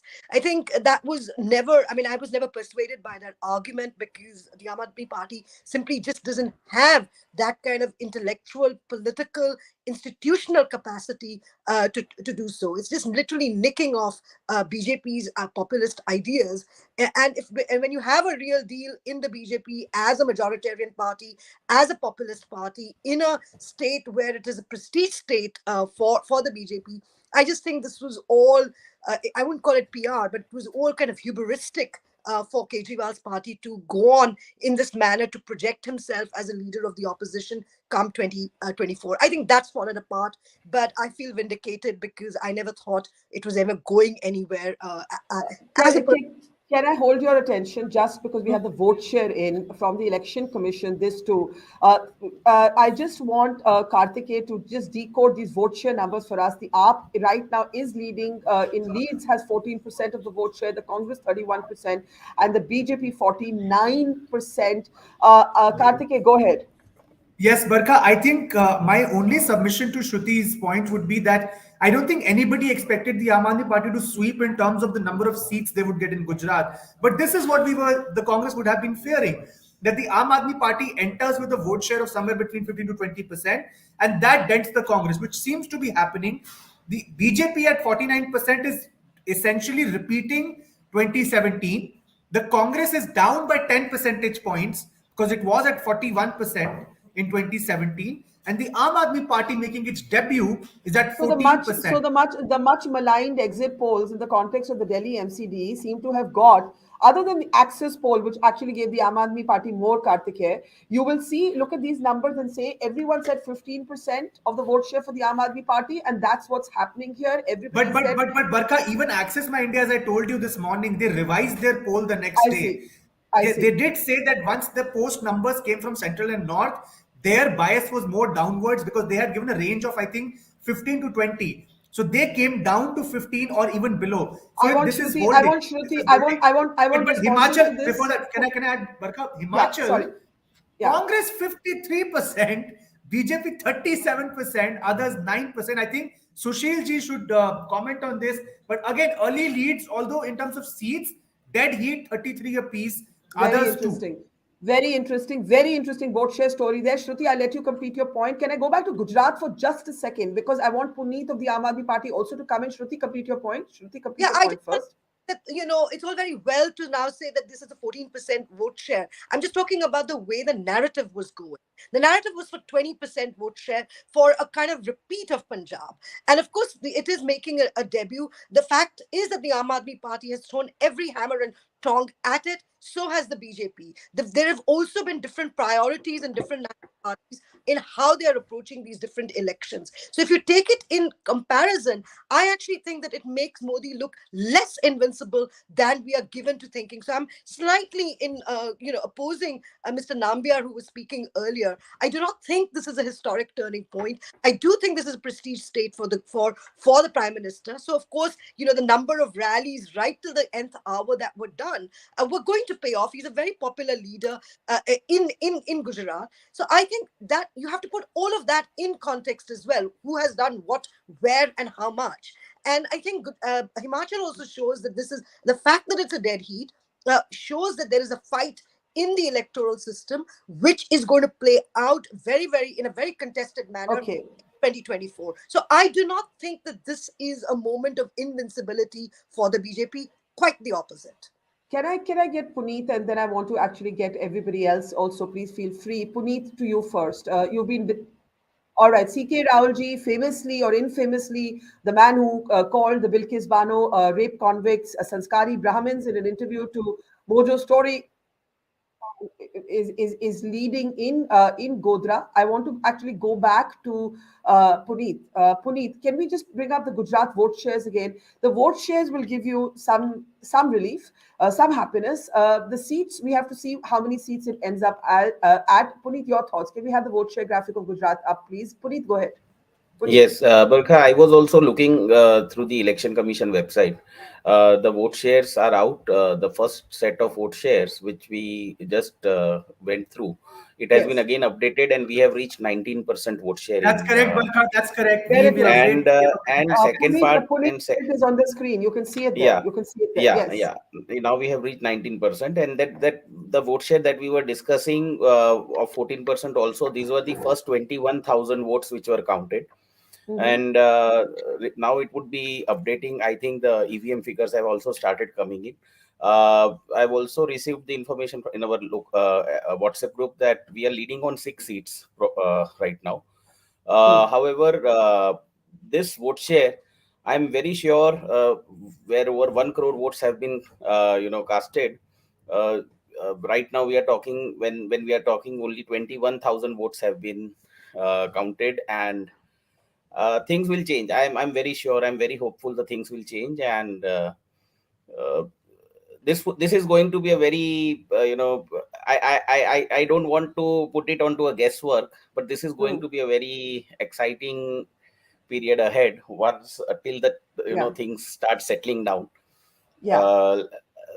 From first 21,000 votes and to 1 crore and few lakh votes. One thing is huge distance we have to cover. Yeah. Karthik, it would be very interesting if you could have that slide ready to see the comparisons of the vote share at this moment between 2017 and now. Barkha, at this point, if you look at the BJP, so this is changing by the second, Barkha. At this point, if BJP is at 42%, that's 7 percentage point dip from 2017. The Congress, same 7 percentage point dip, and the Aam Aadmi Party making its debut, going from 0 to 19%. But on Himachal, Barkha, if I can get Sushil ji and ask him, Sushil ji, इस समय कांगड़ा में कांग्रेस 15 में से 10 सीटों में lead कर रही है, जबकि कांगड़ा एक बीजेपी का एक अच्छा इलाका माना जाता है. तो ये आप इससे चकित है? ये आगे एक्सपेक्टेशन के अनुसार आ रहा है? ये आप म्यूट पे हैं सुशील जी, अनम्यूट करिए. ये रिजल्ट्स एक्सपेक्टेड है और एक्सपेक्टेड थे. जैसे कल मैं आपसे भी डिस्कस कर रहा था और किसी और चैनल पे भी डिस्कस कर रहा था कि कांगड़ा से 10 सीटों पर कांगड़ा जो जिला है जिसमें 15 सीटें हैं, उसमें 10 सीटों पर कांग्रेस आगे रहेगी, 10-11 वो ले जाएगी. और अभी तो शुरुआती रुझान है. अब इस समय 53% अगर बीजेपी ले जा रही है तो हमने कांग्रेस का वोट शेयर 53% है इस समय. अगर कांग्रेस 53% ले जा रही है तो जो it was written on the wall that the people are favouring Congress. But Sushil ji, एक बात ये भी हो सकती है कि ये पोस्टल बैलेट है और हम जानते हैं कि सरकारी कर्मचारियों में वहां पर ओपीएस को लेकर कांग्रेस में ज्यादा रुझान था. तो ये पॉसिबल है कि ये जो ट्रेंड्स, अर्ली ट्रेंड्स हैं, वो केवल उससे आ रहे हो. इस बात से आप सहमत हैं? मैं ये नहीं कह रहा कि ये केवल जो पोस्टल बैलेट है, पोस्टल बैलेट में बहुत से ऐसे बैलेट्स भी आते हैं जो सर्विसेज से भी आ रहे हैं। इट इज सेंट्रल सर्विसेज के भी लोग हैं जो हिमाचल के वोटर्स हैं, वो भी भेजते हैं अपने। This is a mix of. एक आखिरी सवाल सुशील जी के लिए। बरका, in Hamirpur, Anurag Thakur's turf, Congress leading in 3 out of 5 seats. That's an important update. हाँ, कांग्रेस वहां एक्सपेक्टेड थी कि भी 3 या 4 वो वहां से हमीरपुर से जीतेगी। ये it is going as expected. Okay, Sushil ji is not surprised at the sort of good performance of the Congress. Jairam Thakur, the BJP's leader, the incumbent head of the state, is currently trailing. But I have to say again and again, early leads. We're waiting. Right. Gee, this could change as we saw with Jignesh Mevani and Alpesh Thakur. I want Kartikeya to actually go off now and come back to us with updated numbers. I'm very interested in seeing a vote comparison between vote percentage comparison both in Gujarat and Himachal Pradesh, and I want reactions now. Jigar, आपसे शुरू करती हूँ। Doctor श्रुति कपिला का कहना है I told you so, Gujarat Punjab नहीं है, लेकिन आम आदमी पार्टी का कहना है कि ये 19% जो हमारा वोट शेयर है, this is not a small achievement. और आप देख सकते हैं स्क्रीन पे कि नुकसान जो पहुंचा है, बीजेपी का भी डिप है वोट शेयर में, लेकिन कांग्रेस को ज्यादा नुकसान पहुंचा है। इस पे जिगर आप क्या कहेंगे? जिगर जी बिल्कुल बिल्कुल। ये देखिए, ये भी मैंने बहुत पहले आकलन कर दिया था 3-1 महीने पहले कि अगर जैसे पिछले चुनाव की हम समीक्षा करते 2017 की तो 70 की, तो उसके अंदर 2017 में 100 में से 70% लोगों ने वोट किया था और 70 में से 35 वोट बीजेपी को मिले थे, 29 वोट कांग्रेस को मिले थे, बाकी अदर्स को मिले थे। अगर वो 35 में से 5 या 7 वोट आम आदमी पार्टी लेकर जाती है बीजेपी से और 7 या 10 वोट कांग्रेस से लेकर जाती है, तो भी वो 15, 17, 19% के आसपास डेफिनेटली रहेगी। और यही मेरे ख्याल से टैली में आज की तारीख में अभी जो रुझान आ रहा है उसमें बिल्कुल साफ साफ दिख रहा है। तो मुझे ये बिल्कुल स्पष्ट है कि जिस तरीके से बीजेपी विनिंग है उसमें कोई दो राय नहीं है, पर जिस तरीके से कांग्रेस बिल्कुल डाउन ट्रेंड दिखा रहे थे वो भी नहीं है जो मैं कह रहा था, मेरे ख्याल से वही हो रहा है। और आम आदमी पार्टी अपना डेब्यू जरूर करेगी और अच्छे से करेगी, उनका जो 6% का मिनिमम रेशियो वो मेंटेन करके काफी आगे भी रहेगी। तो मेरे ख्याल से गुजरात की राजनीति में एक तीसरे पक्ष का भी बहुत अच्छे से लोगों ने स्वागत किया है आज की तारीख में, वो भी हम जरूर कह सकते हैं। जी, अगर मैं आपसे पूछूं कि ये I think we have now the latest numbers, एक minute, sorry PKD, just before I just take you through the numbers, 131, 45 and 4, these are the leads, and in Himachal dead heat, it's changing literally by the moment. PKD Nambiar, go ahead. PKD Nambiar, go ahead. 19% of Aam Aadmi Party, that's very, very, very huge. It is. For a party beginning in a new state, which is good for the state or bad for the state, that's the time will tell. But the only thing is that then that means there is an opposition space, which as so I want you to look at this graphic, PKD, and Shruti, this will interest you because there's a dip in the BJP vote share actually from 2017 so far. Puneet, this is I think what you were talking about. Look at that number, that climb. So there's a small dip so far in the BJP vote share, a kind of bigger dip for the Congress, and a huge jump. This is vote share. Not translating into as many seats so far as the Aam Aadmi Party would have hoped. But here's the complete picture. I think this slide really does tell its story. Let's keep it on as we await leads. PKD Nambiar, please complete your point, and then Varun, and then Shruti. I can only say that anything 6% and above for Aam Aadmi Party as a vote share, forget about the seats, that's huge. And if they are even able to open one seat, even that is a big thing for a new political party entering into a new area which was never tested before for them. One part is that. The second part is that anytime, whenever you analyze these figures will completely change in terms of percentage. The party which is leading in a big way, the last vote always, the last part of the counting will always go in favor of them. So as the percentage, I think BJP should, if this is the kind of seat which BJP is going to get, that means it has to be at least 50% vote share. That is the way it's going to be. Yes. Barkha, can I just step in? Barkha, can I just step in? Quickly, Kartikeya, I need to. Barkha, these ECI vote shares are changing by the minute, Barkha. As of now, BJP in Gujarat at 53%, Congress 30%, and Aam Aadmi Party maintaining its position in that 10 to 20% band at 13%. So let's take Himachal the has slide off. Let's take the slide off Himachal, because yeah. we need to update it. Yeah. Himachal has swung now with BJP getting 54%, Congress 34%, others getting the remaining. Now, why this variation? Because still the base of counting is low. So every new round that comes in changes the dynamics really quickly. As we move on in time, in the next half an hour, these trends will start stabilizing. What is the? So a lot of variation. Can you take us through the latest vote share numbers in Gujarat right now, Kartikeya? Yes. So in Gujarat, currently we have the BJP crossing the 50% mark. So if that holds, that's a plus 3 percentage point swing. So then minutes ago it looked like the BJP vote share had declined, but now we know that the BJP vote share is actually declined. But Barkha, the one consistent theme that I'm looking at is the Aam Aadmi Party is within the band of 10 to 20%, and the Congress has not slipped below 30%. Those are two key takeaways in the last 20-25 but minutes. Therefore, the nuksan, as they say, has been to the Congress vote share because Absolutely. the BJP has gained. That's the latest figures, guys. और मुकेश त्यागी, नमस्कार. मुकेश त्यागी BJP के हमारे साथ हैं, नेता प्रवक्ता. नमस्कार sir. Gujarat से ये आंकड़े हैं लेटेस्ट 130.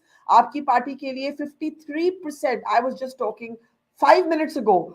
इतनी जल्दी सब कुछ बदल रहा है. About a dip in the vote share, but it's actually an increase. The Aam Aadmi Party from 19 is now at 13% of the vote share, Puneet. That will interest you. And the Congress is at about 30%, but the seats look something like this: 130, AAP 4, Congress 44. Mukesh Tyagi ji नमस्कार. और ऐसा लगता है कि आपकी party का best ever performance Gujarat में होने जा रहा है. Barkha, thank you very much for inviting me on your Mojo show. And I think this is my first time I'm interacting with you. I'm glad to have you, sir. Thank you. Thank you, Barkha ji, for giving me this honor. Of course, I mean, BJP basically has been facing anti-incumbency literally in all the three states, Delhi, Gujarat, and Himachal Pradesh. In Gujarat, we have been ruling for 27 years. In MCD, we have been ruling for 15 years. And in Himachal Pradesh, if you see that, I mean, there is always a rotational cyclic kind of an event, first Congress, then BJP. I think we have been able to give a very solid knock in all the three elections. Gujarat obviously is a star campaigner. Modi ji was there, Amit Shah ji was there. And of course, there is a decline in the voting. There was a substantial reduction. Yes. The voters really did not turn out to give. Otherwise, our vote share would have been much more. I mean, in 2017, our vote share was 49.1%. So I think, and looking at the tally, I think we are going to exceed 2002 numbers, which is a remarkable number. So despite having 15 years, and then we are able to score this kind of a thing, and our party has entered into the fray. Congress, obviously, with the Jodo Yatra and a new change in the leadership, whatever the reason, what kind of ammunition they have put into this democratic space of election, I'm not sure. But BJP, I think, has offered a very clean governance to Gujarat, and no wonder we are showing the response under the new leadership altogether. I mean, the people have been talking about rebels moving to all kinds of things, but I think Gujarat performance is absolutely remarkable and extremely admirable, and we are very happy, and most probably will form the government in Himachal Pradesh as well. And Gujarat, obviously, we have crossed. Yeah. We have crossed the number. One brief question to you. I also want to welcome Prashant Pratap Singh of the Congress Party. Good morning, Prashant. Coming to you in just a moment. Mukesh ji, I want to just ask you: is this all brand Modi? Because earlier we've had veteran journalists from Gujarat making the point that BJP में बहुत factionalism थी.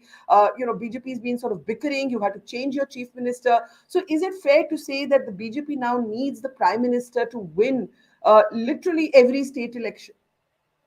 Not necessarily. Actually, I think Mr. Modi provides a very formidable leadership, and I think he inspires the workers to work. Look at the way when Mr. Modi comes, everybody comes on the street. I mean, of course, Mr. Modi plays a very pivotal role in terms of mobilizing the votes. But I think organizationally, we are so deeply entrenched into our connectivity at the grassroots level with the workers, at the booth level, I think the entire organization works in perfect alignment. And maybe there is of course, it brings about a focus, discipline, and framework to mobilize the workers. And no party can succeed without having a motivated workers. The best part of BJP is, like, if you take the example, immediately after the election, there were 2 days meeting in BJP headquarters. So Mr. Modi did not even relax for a second. I think he moved on to the second level, and everybody is inspired. Whether Amit Shah ji there or the chief minister himself leading in his own, though he was the first time MLA. But I think there is a motivated cadre in BJP, which makes a substantial difference. Let me open this up now for everybody else. Shruti, then Prashant, and then of course, so Kartikeya, you have a news update, numbers update. Yeah, Barkha, over the last 10 minutes, the Congress has been slipping in Gujarat. So it had at one point crossed the 50 mark. For 51, 52 was its tally. It's now slipped down to 41, and the gains have all gone to the BJP. Mostly 132 to the BJP, Congress 41, Aam Aadmi Party 5, others 4. In Himachal, it's still dead heat, but BJP pulling ahead just slightly, 36 to Congress's 32. And in terms of vote share as well, we are seeing now the BJP pulling ahead over 50% in Gujarat. So the updated numbers in Gujarat for vote share are 53% BJP, 29% Congress, Aam Aadmi Party 14% on its debut. And in Himachal Pradesh, it's now become both parties are in the 40s region. So BJP is 49.1%, Congress roughly 40%, and others picking up 10%. But as I said, the gap in Gujarat, which was sort of narrowing a little while back, is now widening again. So BJP 133, Congress 40, Aam Aadmi Party 5, and others 4. That was the update. Okay, Shruti, go ahead.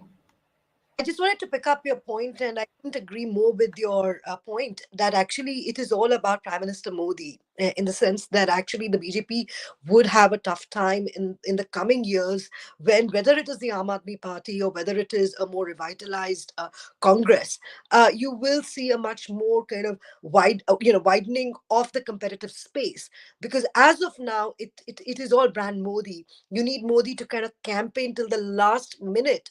As the Prime Minister, he's an incredibly popular Prime Minister, there's no taking away that. But it is also slightly shocking to see a Prime Minister give himself so much on a daily basis to what should be quite minor electoral processes, which should be in for such a behemoth of a party, have many other campaigners who should be able to do what he does. So I think if I were a BJP worker today, while you can be very devoted to the Prime Minister, I would also be worried that you need him in such a desperate manner to win elections for you. It's the same problem that the Aam Aadmi Party will face going forward, because Kejriwal will be spread, because we are likely to see, going up to 2024, three-way contestations in more states than not. So in that sense, Himachal Pradesh is an outlier because it's only two parties there. But in most other states, it's going to be a three-way contest, whether it's Aam Aadmi Party.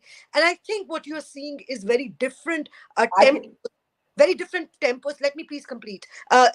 Different tempos for different parties. The Congress is just starting a kickback, a fight back, and it has shown that where there is a fight, it will do it. I mean, I don't think anyone was expecting the Congress to do any better. People were thinking it was going to be wiped out. I mean, you're on your own show, people were giving it much fewer than even 30 seats. I'm curious about what happens to Mevani, because that is a touchstone only because of the way Owaisi's party has entered and cleared that pitch as well. So there are some interesting, but as I said, the overall picture, the BJP should worry that you need the Prime Minister, of a very major country going to leading up to leading the G20. Okay, I do have to jump in now because.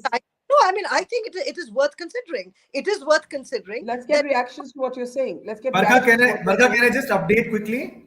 Yeah, I have to go to Prashant. He's been waiting a long time to speak. So very briefly, Kartikeya, please. Yeah.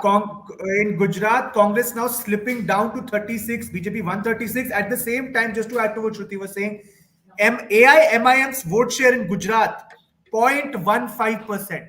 0.15%. Okay, that's an important update. Prashant, what do you feel about what's happening so far? Can we just, Himachal is still, well, in dead heat. It's 33 to 34.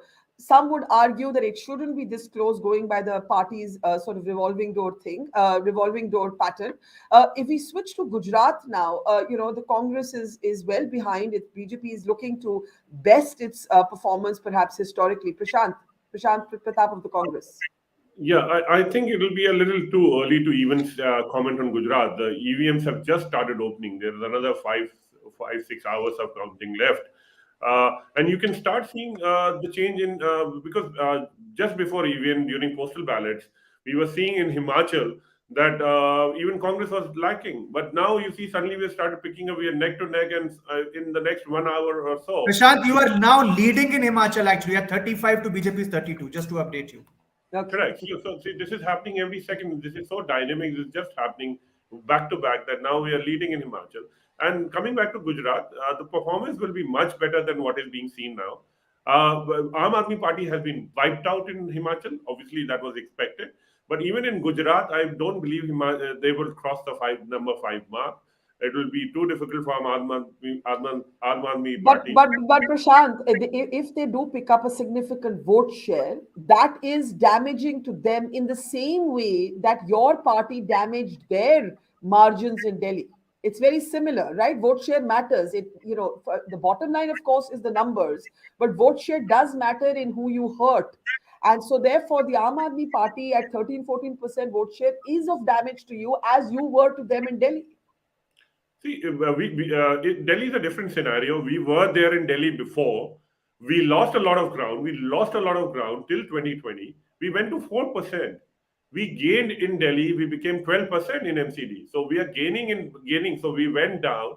We gained back. So we are coming back. So the trend is upward for us. And in Himachal, they came up with a big bang campaign. They were projecting a complete win. The amount of campaign and the money just 2-3 months back with Aam Aadmi Party, all their senior leaders, all their money parked just before MCD. This is when we realized that after MCD coming in, Aam Aadmi Party was missing. They did not have the resources, they did not have the people, they did not have the leaders to go and campaign in 2 places. That's when we started seeing. And I believe the reason they lost a lot of vote share in Delhi was not because of just Congress. It is because that they gave these, they do not have an ideology. This is the first time Aam Aadmi Party is trying to shape an ideology, whether it's leaning this side or that side, or is it going to go this way. And we saw in Bilkis Bano case, the comment on the Bilkis Bano case, it was not about the minority. It was about women, and they did not even take up a stand. They said this is not something that concerns us or the voter, and they were in Gujarat. They could not take up. Remember the party which came up in 2012-11 during the Nirbhaya case and built it up. They did not even have the might or the intellect to even have some kind of a ideology or a comment on the Bilkis Bano. They just completely shrugged it off. So this is what has reflected in Delhi. And okay. You would and the anti-incumbency will build now. It's been 8-9 years. Can I bring in Mukesh Tyagi of the BJP? Can I bring in Mukesh Tyagi of the BJP? And then sorry, PKD and Varun, I know you both had hands up right after that. Mukesh ji, this point being made again and again about the over-dependence on the Prime Minister and the fact that the Congress has not been, totally wiped out. We need vote shares and final numbers to see where the AAP and the Congress finally end in Gujarat. We don't know that yet. It's changing by the minute. But would you want to respond to the point of the over-dependence on the Prime Minister, that you need the Prime Minister to fight everything from a corporation to a state, and then, of course, the national elections? Barkha, it is said that everything is fair in love and war. So elections are absolutely important for BJP to bring about the fundamental change in the country. So I think Prime Minister Modi understands that victory is very, very intrinsically critical for the transformation of India. So he of course, I mean, there are other people who can, unlike Rahul Gandhi, who doesn't want to come into the hustings because he understands if it is Modi versus Rahul Gandhi, then the prospects of Congress will diminish them substantially. I think that was the strategic avoidance in Gujarat. But Mr. Modi is not only delivering, he continues to work, and he is doing his administrative job very well. No wonder he's creating. I mean, our economy is doing very well. We are the third largest growing economy in terms of PPP terms, and so our performance across the country. But I've been talking about the dependence. I mean, if somebody is able to bring about an edge into the election, there is nothing wrong with that.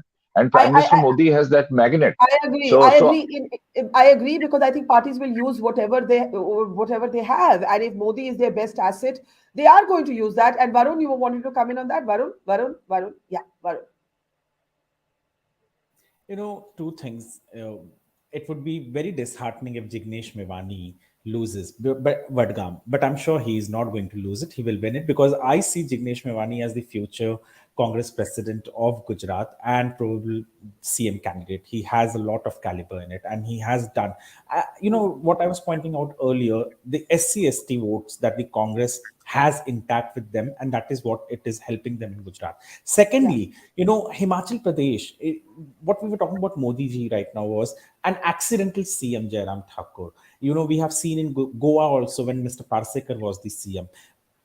Until and unless there is a strong state leader, Modi's charisma wouldn't work. We need strong state leaders, and that is the reason why in spite of, when people cite examples like anti-incumbency in MCD works against BJP, but here it works in favor. Incumbency works in favor of BJP in Gujarat because Modi is there, but state leadership as well as the ground level workers are very strong in Gujarat. Similarly, we saw in Uttar Pradesh, which never repeated governments, but Yogi Adityanath could manage it because he had Modi as well as Yogi Adityanath. And thirdly, I think, politics will be rewritten in India. We have seen how Gujarat Congress gave rise to the Mandal Commission by having this calm thing over there in the 80s. Now I say and I predict that politics will be rewritten. AAP will not remain just a force that will be stuck to two states. It is going to grow. And Congress, if it works, thoda sa bhi, halka sa bhi kaam kar dete. I think the leaders at the state, if they work a little bit, they know. We used to say in 2000s that Congress is a party which knows what will happen 10 years. Can I just jump in? Can I just Yes. jump in? We are looking at the BJP possibly matching Madhav Singh Solanki's record, which is the best ever margin of victory for any party in Gujarat. There's a chance that the BJP is moving towards that. These are the latest. BJP leading at 140. The AAP, Puneet, this will interest you, now in 13.5% of the vote share. The Congress 31. 28% of the vote share compared to last time. But please, this is changing. Prashant of the Congress gave us that health warning. It is changing minute to minute. Jigar Doshi was wanting to come in, and right after that, PKD Nambiar. Jigar ji, please go ahead. जी बिल्कुल sorry मुझे एक जगह और जाना इसलिए मैं comment करना चाह रहा था जो अभी भी मैं देख रहा हूँ मेरे ख्याल से जैसे मिनट टू मिनट चेंज हो रहा है ये बिल्कुल ट्रेडिशनल फाइट मैं देख रहा हूँ पहले से ही तो ये कांग्रेस बनाम बीजेपी ही ट्रेडिशनल फाइट शायद हमें एंड तक देखने को मिलेगी और जहां तक पहले मैंने बताया जिग्नेश मेवानी जी ये वो डेफिनेटली लीड करेंगे और कुछ ऐसे कदावर नेता जो रिबेल हुए हैं बीजेपी से वो भी मेरे ख्याल से कहीं ना कहीं लीड करते हुए हमें दोपहर तक नजर आएंगे सबसे बड़ी बात एक जो बात अभी चल रही थी कि बीजेपी के पास मोदी जी के अलावा और कोई फेस गुजरात में अभी आज की तारीख में नहीं है जिस वजह से उन्हें हमेशा कैंपेनिंग इतना ओवर कैंपेनिंग करने के लिए जाना पड़ता है वो बिल्कुल फैक्ट बात है कि जो मैं हमेशा मेंशन करता हूं अपनी डिबेट्स में कि बीजेपी के पास एक बहुत बड़ा कदावर चेहरा है और कांग्रेस के पास क्षेत्रीय नेता है अगर वो दोनों पार्टी ही गुजरात में मिल जाए तो मेरे ख्याल से बहुत अच्छा सुशासन दे सकती है जी थैंक यू जिगर जी PKD jump right in Mr. PKD Nambiar. Yeah, well, I'll tell you, I think this needs to end. The discussion that the Prime Minister is going and being active in even the state politics. I think why not? If you have a brand ambassador, such a powerful brand ambassador, and if that political party is not using that brand ambassador in its fullest, then there is a mistake. If a party is able to use that the leader in its fullest form, I think we should give them credit. Why this debate and discussion all the time in multiple times that, oh, why Modi is going for state elections and campaigning? Come on, he is a political leader. He is first a BJP leader, then he became the Prime Minister. So one is that. Second part is that active democracy is that when every political force is working together. Remember in the MCD elections in 82, Rajiv Gandhi, then the General Secretary, and Indira Gandhi campaigned. Even in the recent past, during the Shilaji's time, I mean, Rahul Gandhi. you would never tell the Congress party, why do you only depend on the Gandhis? Well, actually, the BJP does, Correct. but the No, point is that the party secondly, will use whatever asset it has. One thing more I wanted to tell you. This has been the trend throughout in the Indian democracy from the day one. Look at from every decade after decade, elections after decade, election. Even in the past, like L.K. Advani and Atal Bihari Vajpayee, they were leading the entire election process. In every political party, there will always be a 1 and 2. They will the primary face of the political party, irrespective of which party it is, except the left parties, because they predominantly generally go by their own systems and structure. All the other traditional political parties do have their own chaira, and that chaira is the one which will be the face for the party for some time. And this then evolving of new leadership. Now the question is that who after Modi? I mean, अरे भाई अभी तो मोदी है ना, 5 साल के बाद, 10 साल के बाद, 20 साल के बाद, definitely there will be a second, third level of leaders will come up, and who will lead the party then? That I think it's an evolving politics. Politics is very, very dynamic. I don't think we need to discuss and debate it. One thing is very clear: this election is truly defining, according to me. There is no communal faction in this election debate. There was no even the Muslims are voting for BJP. So like there is a trend of talking about BJP in Gujarat or the Muslims versus these things, and that somebody was talking about Madhav Singh Solanki. Imagine the tribal Muslim and the Khatri. That was the kind of a trend of vote banks the Madhav Singh Solanki's time, which they used to talk about. Today, every section of the people in the state of Gujarat is voting for one party after 27 years. I think the discussion and debate should be that, how this can happen, how can this be emulated in every other states, which is in the interest of the country. We need continuity, and that continuity will come only from the development. Okay, Mr. Gadvi's seat has been going up and down. He was leading, now he's trailing. I don't know if this is updated, Kartikeya, because the last I had was he was leading again. So this is changing up and down. I want to actually bring in now some reactions.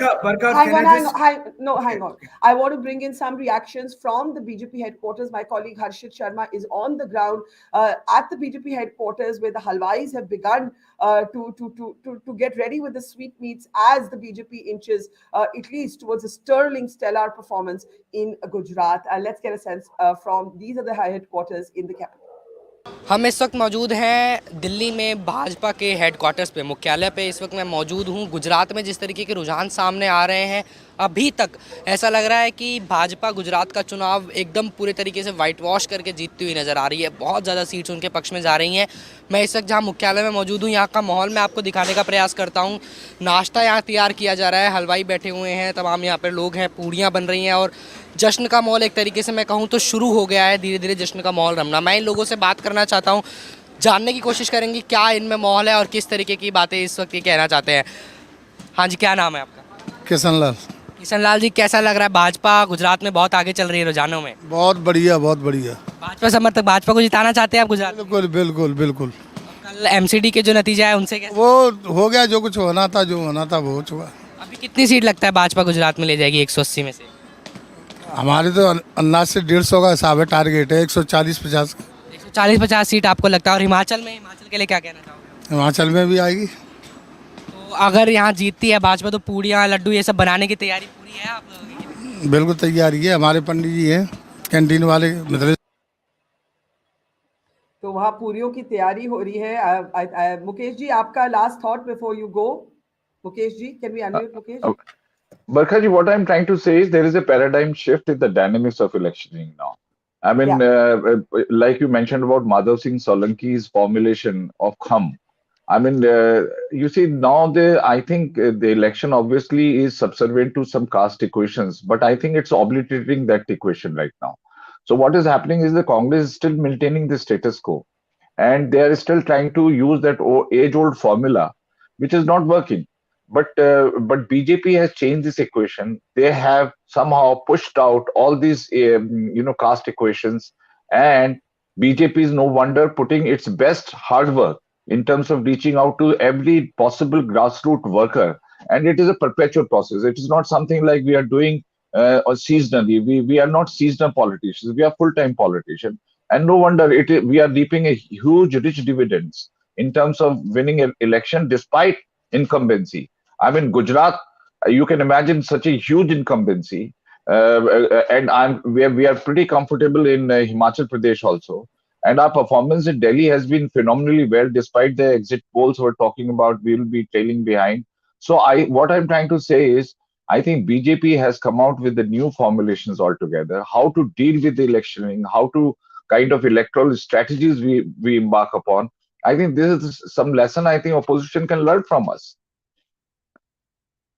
I think you make a fair point that clearly there is something about the BJP juggernaut. In fact, the Aam Aadmi Party, some would say, have been trying to borrow from the BJP's playbook. Mukesh ji, I know you have to go, so thank you. We let you maybe partake of some of that puri and halwa that was being prepared at the BJP headquarters.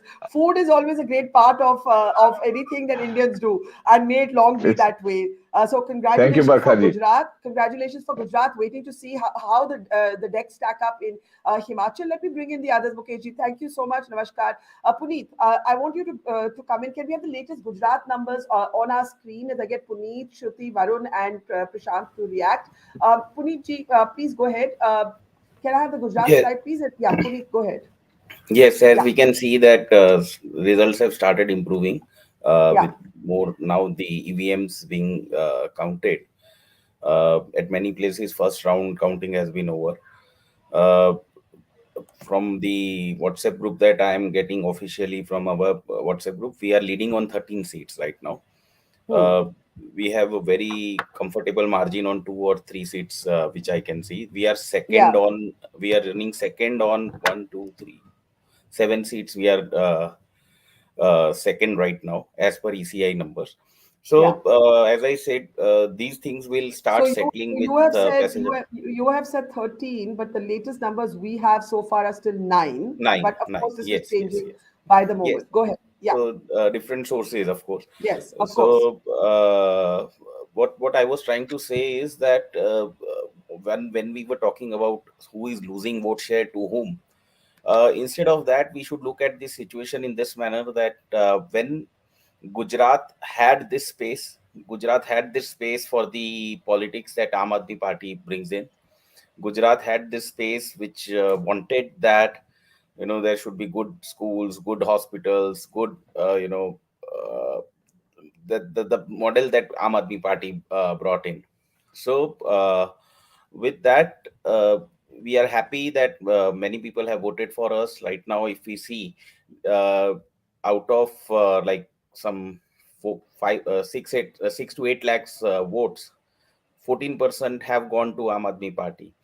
So this is something encouraging, and I won't take it as a defeat. It's a good entry so far as Gujarat politics is concerned. People have started accepting that election are to be fought on real issues.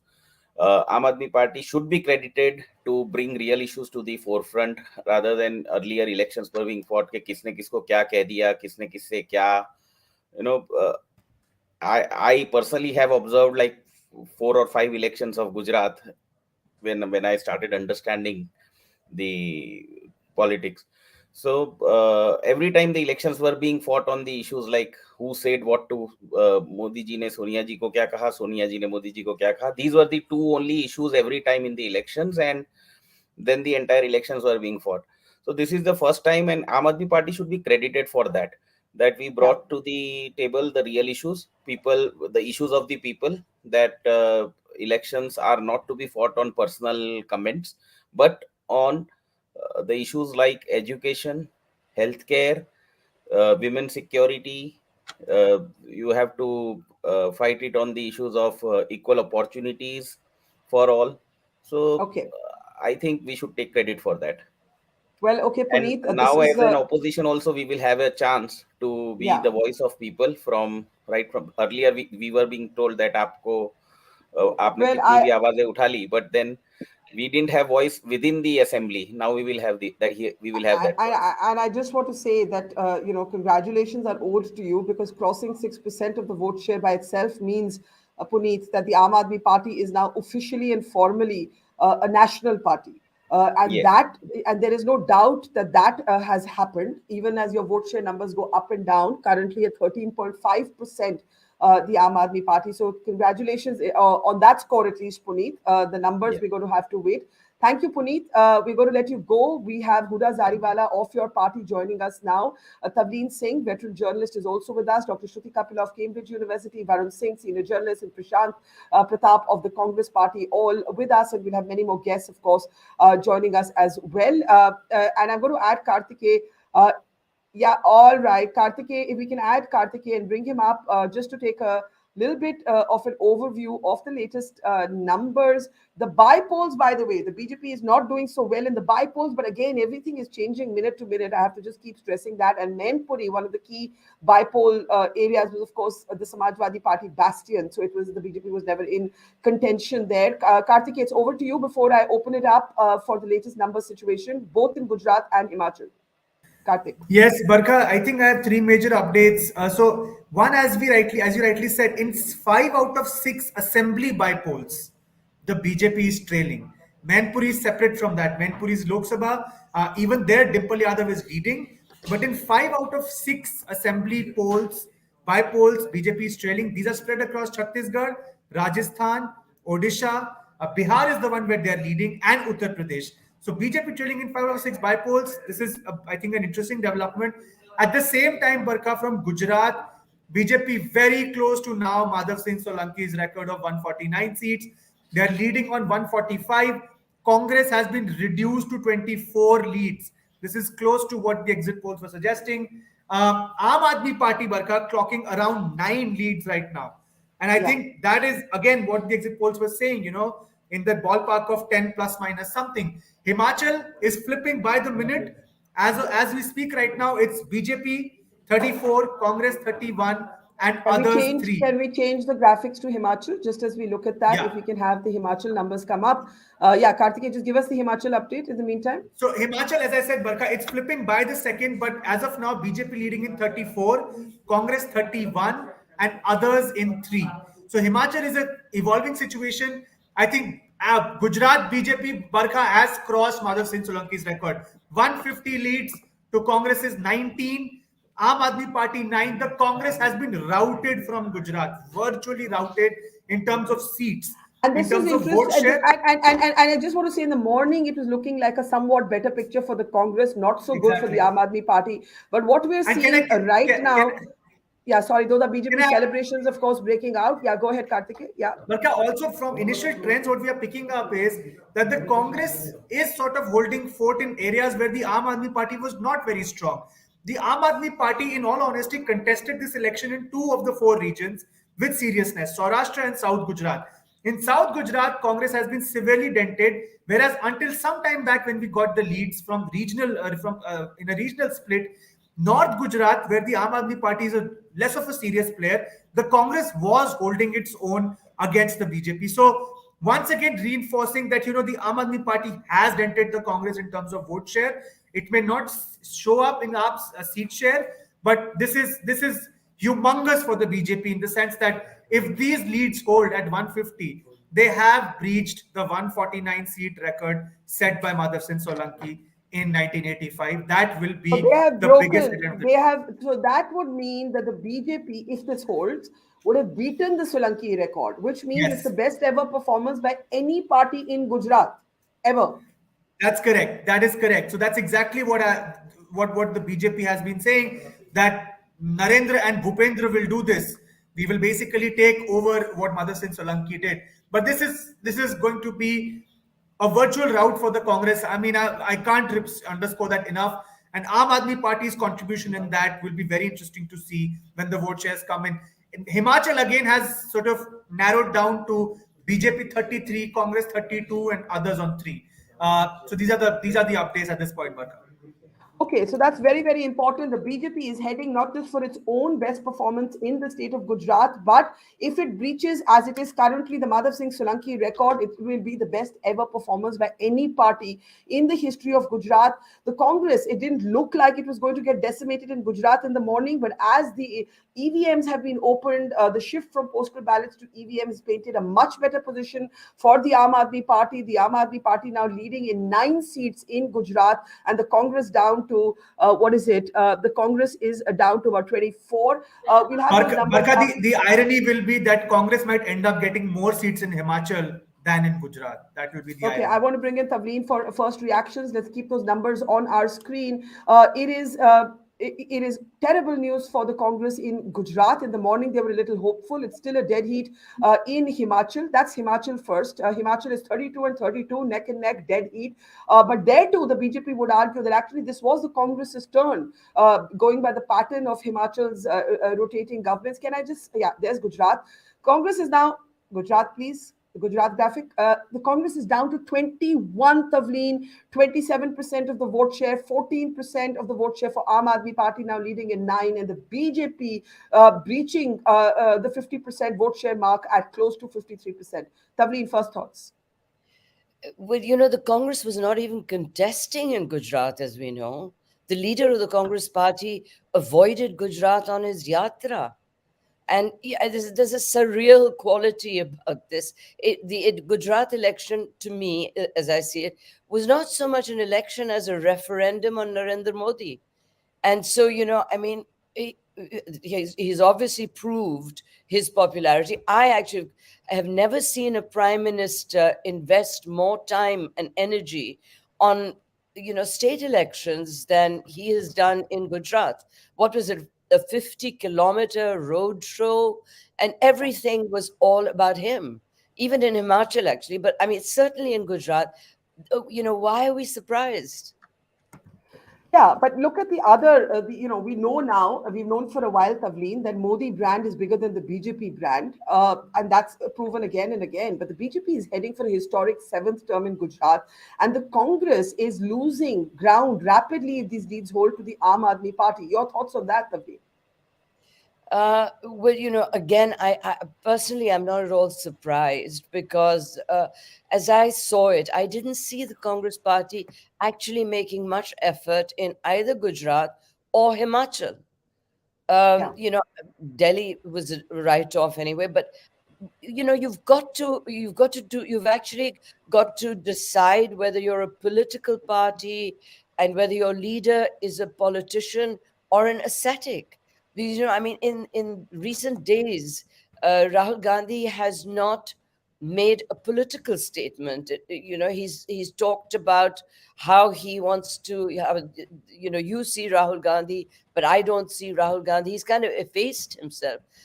This is a very, as I said before, it's a surreal election. Yeah. Is Rahul Gandhi a politician or an ascetic? Says Tavleen Singh. What looked to be at least a respectable holding of ground by the Congress party is now rapidly sort of dissembling in Gujarat. Prashant Pratap of the Congress party, you were hoping for better numbers as the EVMs were open, but at least in Gujarat, that is not the case. Himachal is still very close. I want your thoughts on what's happening in Gujarat, Prashant. Yeah, excuse me. So we were hoping better numbers as the EVMs opened in Gujarat. I don't see that happening as of now. We are rather going down. And it clearly, the plan of BJP, what we've been trying to tell the voters from the start, worked with getting Aam Aadmi Party there with all the might and power. But I will differ on the statement on Himachal, where it is being said that we did not contest. We had a really good fight.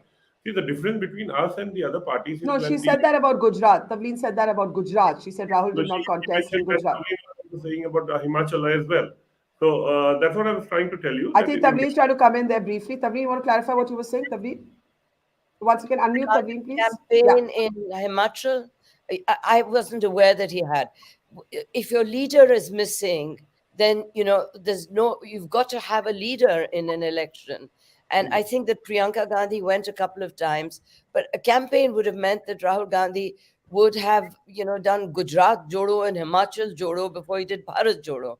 And that didn't happen, did it? See, Tavleen, this yatra was conceived long time before even the elections. It was in May, June. That was the time when the Udaipur resolution was happening. So the yatra was pre-planned. It was there, and the elections. Obviously, there were elections in the middle. And Shri Rahul Gandhi went to Gujarat as well, and Priyanka ji was camped in Himachal. There's a lot of rallies she did. She was actively visiting all the places. So saying that the leaders were missing. There was Bhupesh Baghel. There was the new president, our Kharge ji was visiting, and there were others like in Gujarat, Ashok Gehlot. Okay, can we just turn our attention to Gujarat? Prashant, are you terribly disappointed? Can I have the Gujarat graphic on the screen? Dead heat in Himachal. I'm saying it again and again, but look at those numbers for the Congress in Gujarat. They're down to 21. They're down to 21. That is a devastating result for the Congress if it holds. Prashant, please do go ahead.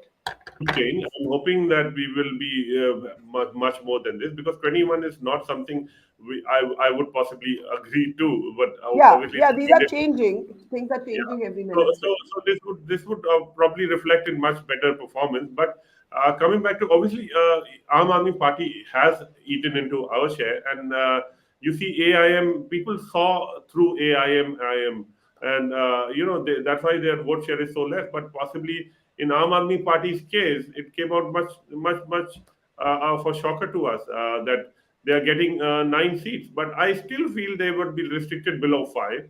Their vote share will be much less, and Congress will improve on its vote share in Gujarat. Let's see. I want to bring in, before I get Huda Zariwala of the Aam Aadmi Party, those are celebrations at the BJP headquarters, Dr. Kapila. Things were looking somewhat different just literally 20 minutes to half an hour ago. Now, if these numbers hold, it is terrible news for the Congress in Gujarat. The Aam Aadmi Party has some reason to feel satisfied, again, if these numbers hold. Dr. Kapila, please go ahead. Thank you. I mean, I just wanted to say that, there is space for opposition in the country.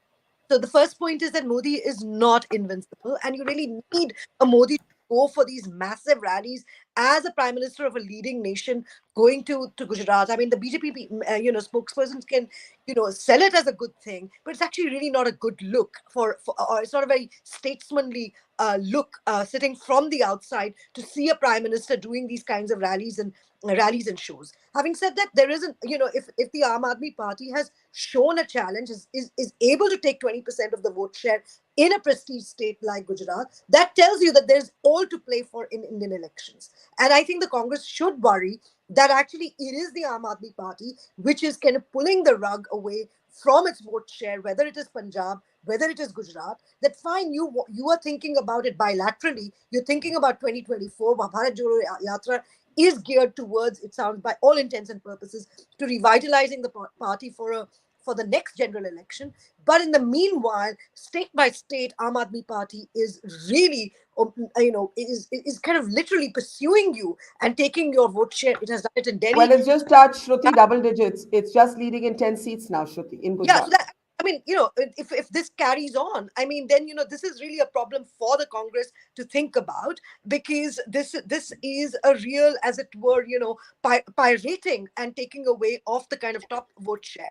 And that means that if you campaign, on the plus side, it means if you campaign, if you pitch up, you will get something, because the BJP person said, well, it's very good, Modi does this. But at the others, on the flip side, even I, who's an absolute addict of Indian politics, cannot name the chief minister of Gujarat. I will have to Google it. I mean, is that a good thing? Is that a good thing for Asia's richest? I will open that question up, and I just want to take our attention back on the numbers. The AAP has now entered double digits, and I want to bring in our AAP spokeswoman, Huda Zariwala, in just a moment. The Congress is down to 22. The Congress vote share is at 27%, and the AAP at 14, and the BJP best ever performance at 52.3%. Huda Zariwala, your thoughts? The spokesperson of the AAP who came before you, it didn't look so good for the AAP in the morning, but it's swiftly changed. This is fantastic performance if it holds for a party, as Arvind Kejriwal said, is fighting in Modi's guard. Your thoughts? Good morning, Barkha ji. Such an honor to be here on your show. Thank you. Well, exciting day, nervous day as well, especially because part of me, my father's side is from Gujarat, from Surat, in fact. So Surat seems to be doing really well. That was something that I was really happy about in the morning. And now with these double digits, obviously, AAP has finally managed to obviously create such a significant impact, a mark on, like you rightly mentioned, in the gur of BJP. I mean, just yesterday was the first election that we won against BJP, which was the MCD election. That itself was a monumental victory because so far, AAP has been credited just to kind of take over the states that were ruled by the Congress. And now, BJP has something serious to worry about as far as the Congress is concerned. That unfortunately was not such a strong opposition in Gujarat. I mean, the anti-incumbency was so huge that after 27 years of BJP rule, Congress should have performed better. But then again, since the people trusted So the Aam Aadmi Party, do you believe that you are now taking that opposition space instead of the Congress, Huda? In Gujarat, definitely people, I mean, for a party that has, for the first time, made such significant inroads in Gujarat, which was never really, I mean, Gujarat is not near to Delhi. The politics of Gujarat, of Western India, is completely different from, North India or the likes of Delhi and Punjab. I just want to put one comment to both Tavleen and Varun, and then I want to actually play some interviews we're getting from the ground. Tavleen, is it quite clear, looking at least at these numbers, and again, health warning, things seem to change by the minute here, but if the Congress is down to 19 and the AAP is up to 10, the Gujarat story, of course, is a story of a historic win by the BJP, but it's also the story of the decimation of the Congress and the arrival of the AAP as a pivoting force in the opposition space, nationally, I mean. Well, I mean, it's too early to say that, in my view, but certainly the Aam Aadmi Party is the opposition party that we see that is actually fighting for the opposition space. Yeah. The Congress party did very well in the last Gujarat election. I've forgotten the figures, but they were pretty close to the BJP. Do you remember? 77. They're up on your screen. 77. 27. 70, yeah. 77 seats. It's up on your screen. 77 in 2017. Yeah. Right. Now, to give that up, the Congress spokesman was saying that the yatra was planned in advance, etc. But so were the elections. Everybody knew that Gujarat and Himachal were going to polls. So had Rahul Gandhi shown an interest in winning Gujarat, because, let's face it, you can't have a political party without the leader. And if the leader is on a march somewhere else and ignoring the states that are going to the polls, this is going to happen. I don't know what the Congress game is, but certainly the Aam Aadmi Party is the hungriest political party in the opposition space that I see. Absolutely. And Karthik, before I play out the BJP Shehzad Poonawala from the BJP headquarters, just an overview. Look at these numbers. We're saying the BJP's best performance ever. Could this be the Congress's worst ever performance in Gujarat, Karthik? I think, Barkha, anything less than 30% will be the Congress's worst performance in terms of vote share, and probably even in seat share. We'll have to wait for that. But definitely at this point, Congress seems to be heading in that direction. I was just compiling, the areas where the Aam Aadmi Party and Congress are doing worse versus better against each other. That list should be out in a bit, and then we can probably analyze some spatial patterns as well. But it does seem that Aam Aadmi Party is set for a very good debut in Gujarat. When I say good debut, I mean anything between 10 to 20% in a tough state like Gujarat will be considered a good debut, even if they don't cross the double-digit mark, which they seem to be doing right now in terms of seat share. So as of now, BJP 148 leads, just around that 149 mark, which they would want to, the coveted 149 mark, which they would want to breach. Congress 20, Aam Aadmi Party 10. So it seems like at least on this front, the exit polls got it right. Himachal, as was expected, the dead heat continues. Congress let's flip to Himachal. Congress just ahead at 33. Congress is ahead at 33, BJP 32, others on 3. And Barkha, I cannot stress enough how much of a role these others might play. if things do stand at this particular tally. And then what Piketty Nambiar was saying, we know that the BJP's arsenal of tricks is probably a lot more diverse and resourceful when it comes to, getting the support of these others or smaller parties. So dead heat in Himachal. The other thing Barkha is to understood is that it's not that the Congress is not doing well across the region. Wherever they have good candidates, like if you look at Basta in Gujarat, Anand Patel, a tribal leader who was beaten up by BJP workers allegedly because he was on the ground protesting against the Narmada Tapi link project. So you might disagree with what he was doing, but just the fact that he was on the ground amongst the people Let me get got him let me support. get Varun's response. Let me get Varun's response to the big picture. The BJP headed for the best ever performance, the Congress possibly for the worst ever performance, but the Aam Aadmi Party has arrived. It has arrived, and you've been saying all morning the Congress needs to learn from the AAP. Go ahead, Varun.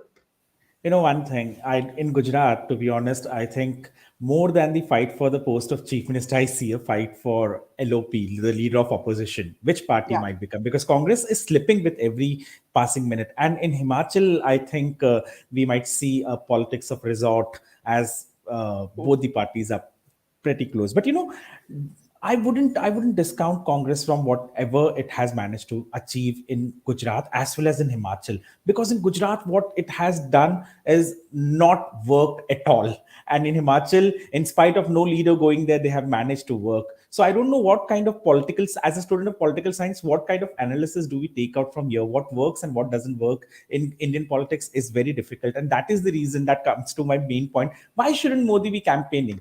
Barkha, you are the best anchor on your channel, so why shouldn't you be hosting the election debate, and why not get an intern? Why shouldn't Modi be campaigning? Why do we have to bring this topic again? I can see Tavleen disagreeing, and I have to say I don't understand it either. Tavleen, wouldn't everybody use in any profession their best asset? What is the issue? Can we unmute Tavleen, please? What is the issue with the Prime Minister being the face of all elections? Because really, is that all they've got? I mean, hasn't the Bharatiya Janata Party... So you've got Hindutva and the Hindutva Hriday Samrat. That's it? Do you know? But what is really unfortunate is that the issues, the more we bridge, how is it that the opposition parties did not manage to say, this is a symbol of how much has gone wrong? But it's a failure of the opposition, isn't it? I mean, there is a failure of the opposition. And it's also, it's also a sign that the BJP does not care about what it says it cares about, which is Vikas. And corruption, they want to stop it. They still haven't caught the man whose company brought that bridge down.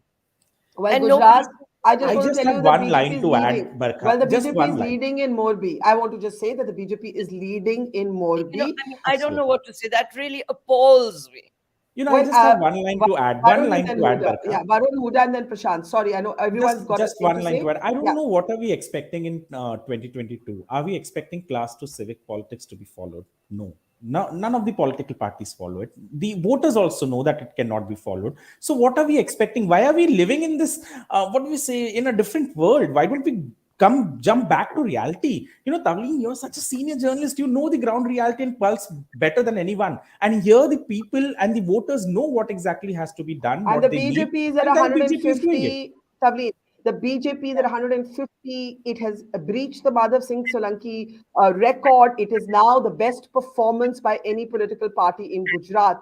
So, you can say, where are the local leaders? But, the winner takes all, as they say. Of course. And it was, as I said earlier, a referendum on Narendra Modi. Narendra Modi was the main campaigner. And as the professor just said, it's hard for people to name 5 local leaders in the Gujarat government. Forget about the chief minister who they changed. But you can't make everything about Narendra Modi. I'm sorry, but that really is, if you're going to do that, then, we should change our system. Last point before I leave. System or something. Prashant, last comment. Yes, The Aam Party has arrived. We've been hearing this from the last 5-7 years. We heard Nitish Ji's time. Then we heard Mamta has arrived. She lost 4-5 elections. Aam Aadmi just lost 4-5 elections. They lost their deposit. It is just Yesterday, they were struggling to win MCD. It's not that after 15 years of anti-incumbency, they were struggling. We increased our vote share. It is so early to say just winning 10 seats or 9 seats for now in Gujarat after so much of money and might and the whole machinery of Aam Aadmi Party put into Gujarat, compromising what is happening in Delhi, the pollution and everything else. I think it is too early to say Aam Aadmi. They are zero. Why don't we talk about Himachal? They were there in Himachal. They gave up midway. So nobody's talking about Aam Aadmi Party We there. will ask Huda Zariwala that question in just a moment. Thank you, Prashant. We are now seeing your compatriot Mayur Shekhar of the Congress join us. So we'll say thank you to Prashant. If you have just joined us at this hour, it is a historic win for the BJP in Gujarat, bettering not just its own performance, but also the historic Solanki record in Gujarat at the moment going by leads. Also, the Aam Aadmi Party arriving now formally as a national party, but also leading in 9 seats in Gujarat. The Congress is decimated in Gujarat. It is leading only in 19. That's 58 seats down from the last election. And the gain is both for the BJP and the Congress. It is an astounding result in Gujarat. In Himachal, we don't have a result for you yet. Himachal is in dead heat. But remember, Himachal is a state. Can we flip to Himachal for just a second? Himachal is a state where there are historically revolving governments, and right now the BJP is trying, in fact, to buck that trend. Our guest today, Tavleen Singh, veteran journalist, Huda Zariwala of the Aam Aadmi Party, Mayur Shekhar of the Congress, Varun Singh, veteran journalist, and we'll have a BJP spokesperson with us in a moment from now. But first, the BJP Shehzad Poonawala speaking to my colleague Harshit at the BJP headquarters where celebrations have broken out. You know, unfortunately, the opposition parties have become so bankrupt and bereft of issues. The only मुद्दा they could find is कि प्रधानमंत्री नरेंद्र मोदी जी जो गुजरात के बेटे हैं उनको रावण बोलना, उनको कहना कि ये औकात दिखा देंगे. तो ये इस प्रकार के जो नेगेटिव मुद्दे थे, ऑपोजिशन ने केवल उनको उठाया, जबकि हमारा मुद्दा ये था कि 27 वर्ष में हमने गुजरात के लिए निरंतर विकास किया है. 50 years, Gujarat faced drought. When Prime Minister Modi came as Chief Minister, he implemented the Sardar Sarovar project, the Narmada project, because of which water reached the entire villages of Gujarat. Electricity has reached 24/7 electricity supply. Girls' literacy rate has increased. The dropout rate has decreased in Gujarat under the leadership of Prime Minister Modi. Gujarat for the last 10-15 years has been number one as far as GSDP growth rate is concerned. I mean, its rates have been higher than the national average. The crime rate is low. We've been number one in Gujarat for FDI in the last 4 out of 5 years. So this shows that there is a trajectory of vikas and vishwasniyata that Prime Minister Modi and the government of Gujarat, the BJP government, brings to the table. And therefore the people of Gujarat, Gujaratis are very smart. जहाँ फ़ायदा होता है वहाँ पे ही vote देते हैं, जहाँ फ़ायदा होता है वो वही चीज़ को अपनाते हैं. मेरी फैमिली गुजरात से ही है, मेरी family. So Gujaratis are very smart. They know that जो भला करता है, जो हित में काम करता है, उसी के साथ समर्थन. Also, sir, there was a parallel battle going on between the Gujarat model from BJP and the Aam Aadmi Party's Delhi model. Aam Aadmi Party was continuously claiming it will rise up as a national party and the second most prominent party. Like, what do you have to say about it? देखिए, आम Aadmi party का Delhi model कितना कारगर है वो तो सत्येंद्र जैन की कल की कंस्टिट्यूंसी में पता चल गया. Lost all 3 wards. Manish Sisodia lost 3 out of 4 wards. Kailash Gehlot lost all 3 wards. So whether the Delhi model exists in Delhi, in the minister's child rapist, they are not for this Ghotala model which we have seen in Aam Aadmi Party's government. So I think the people of Gujarat have gone for a clean, Vikas-oriented government, which we've seen in Gujarat. So how many seats to conclude you believe BJP will conquer in Gujarat? We will break all our past records. And they have.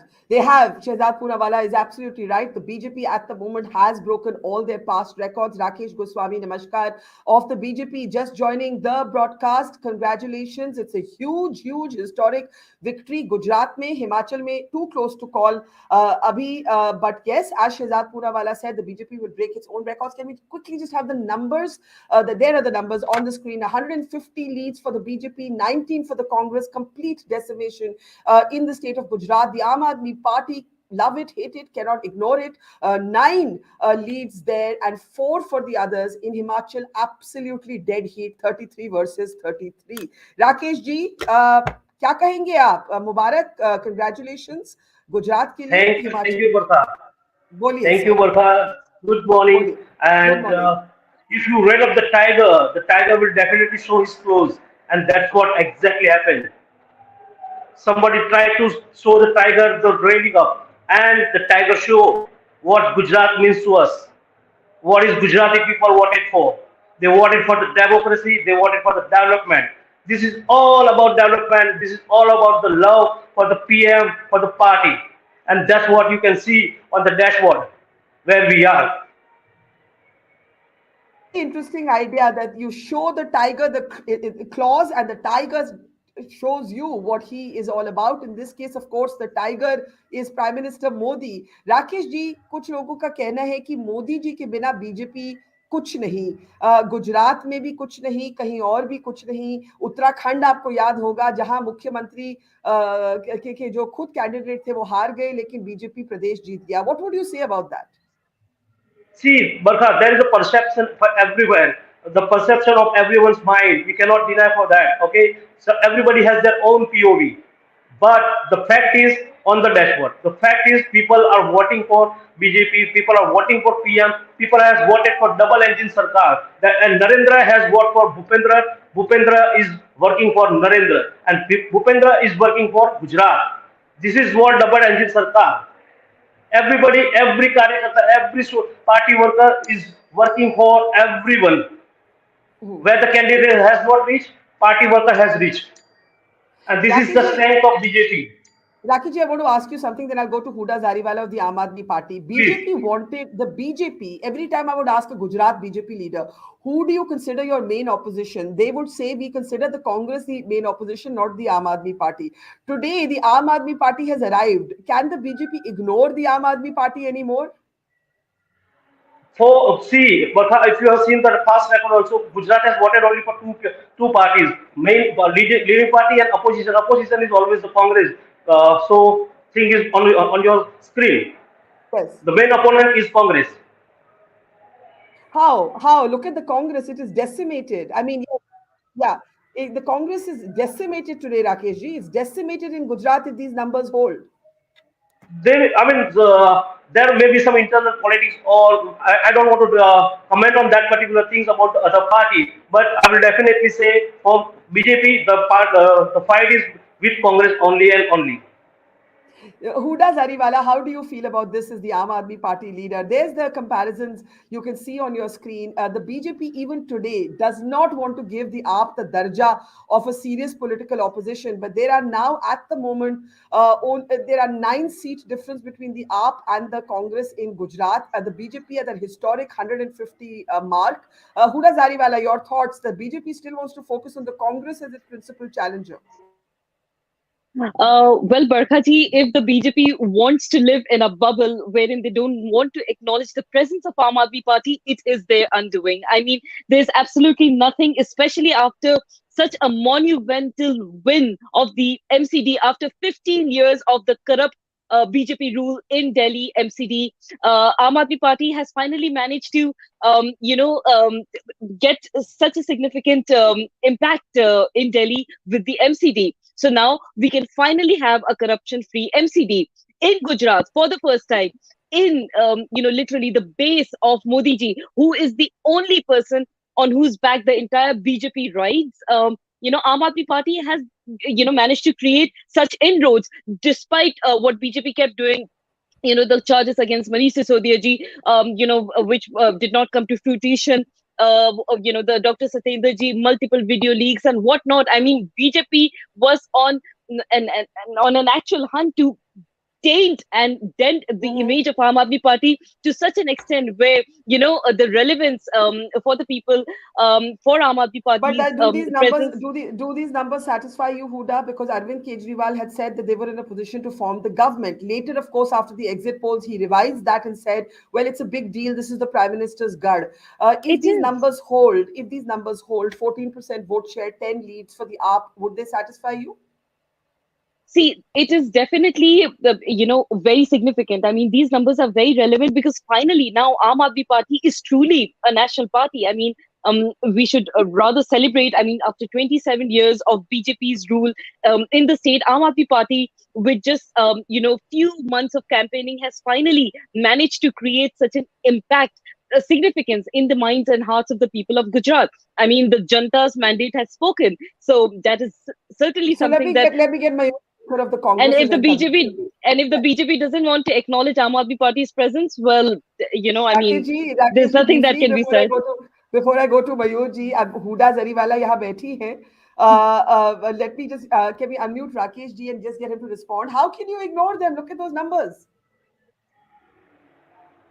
Rakesh?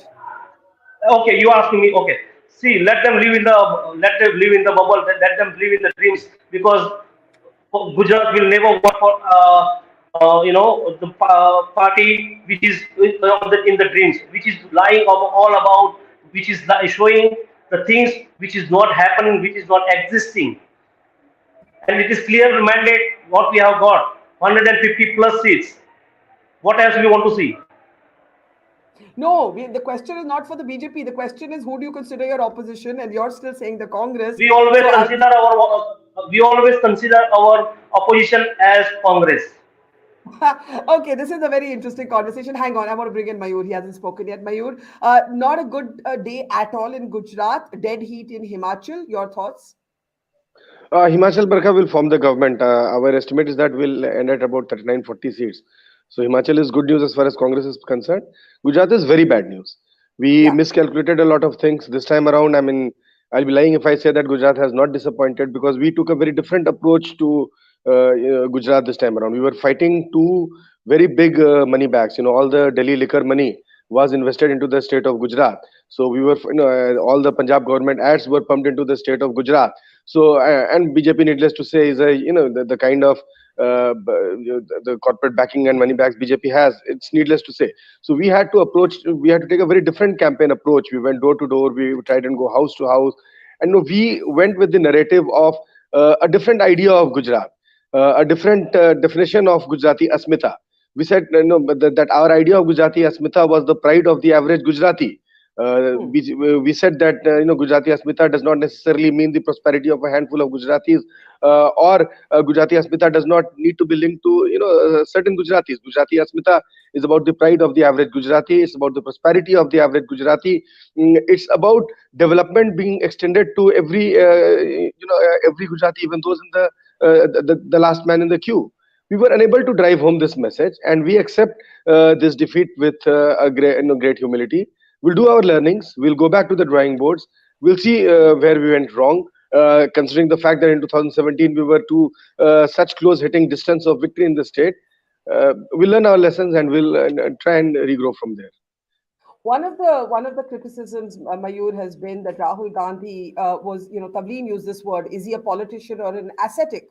And that while the Bharat Jodo Yatra has helped create a kind of goodwill, a feel-good sort of storytelling around him, what matters if you're in politics is elections, is power. And that's the question that, in a way, Tavleen and others will raise. The efficacy of the Bharat Jodo Yatra now will be called into question. How do you respond to that, Mayur?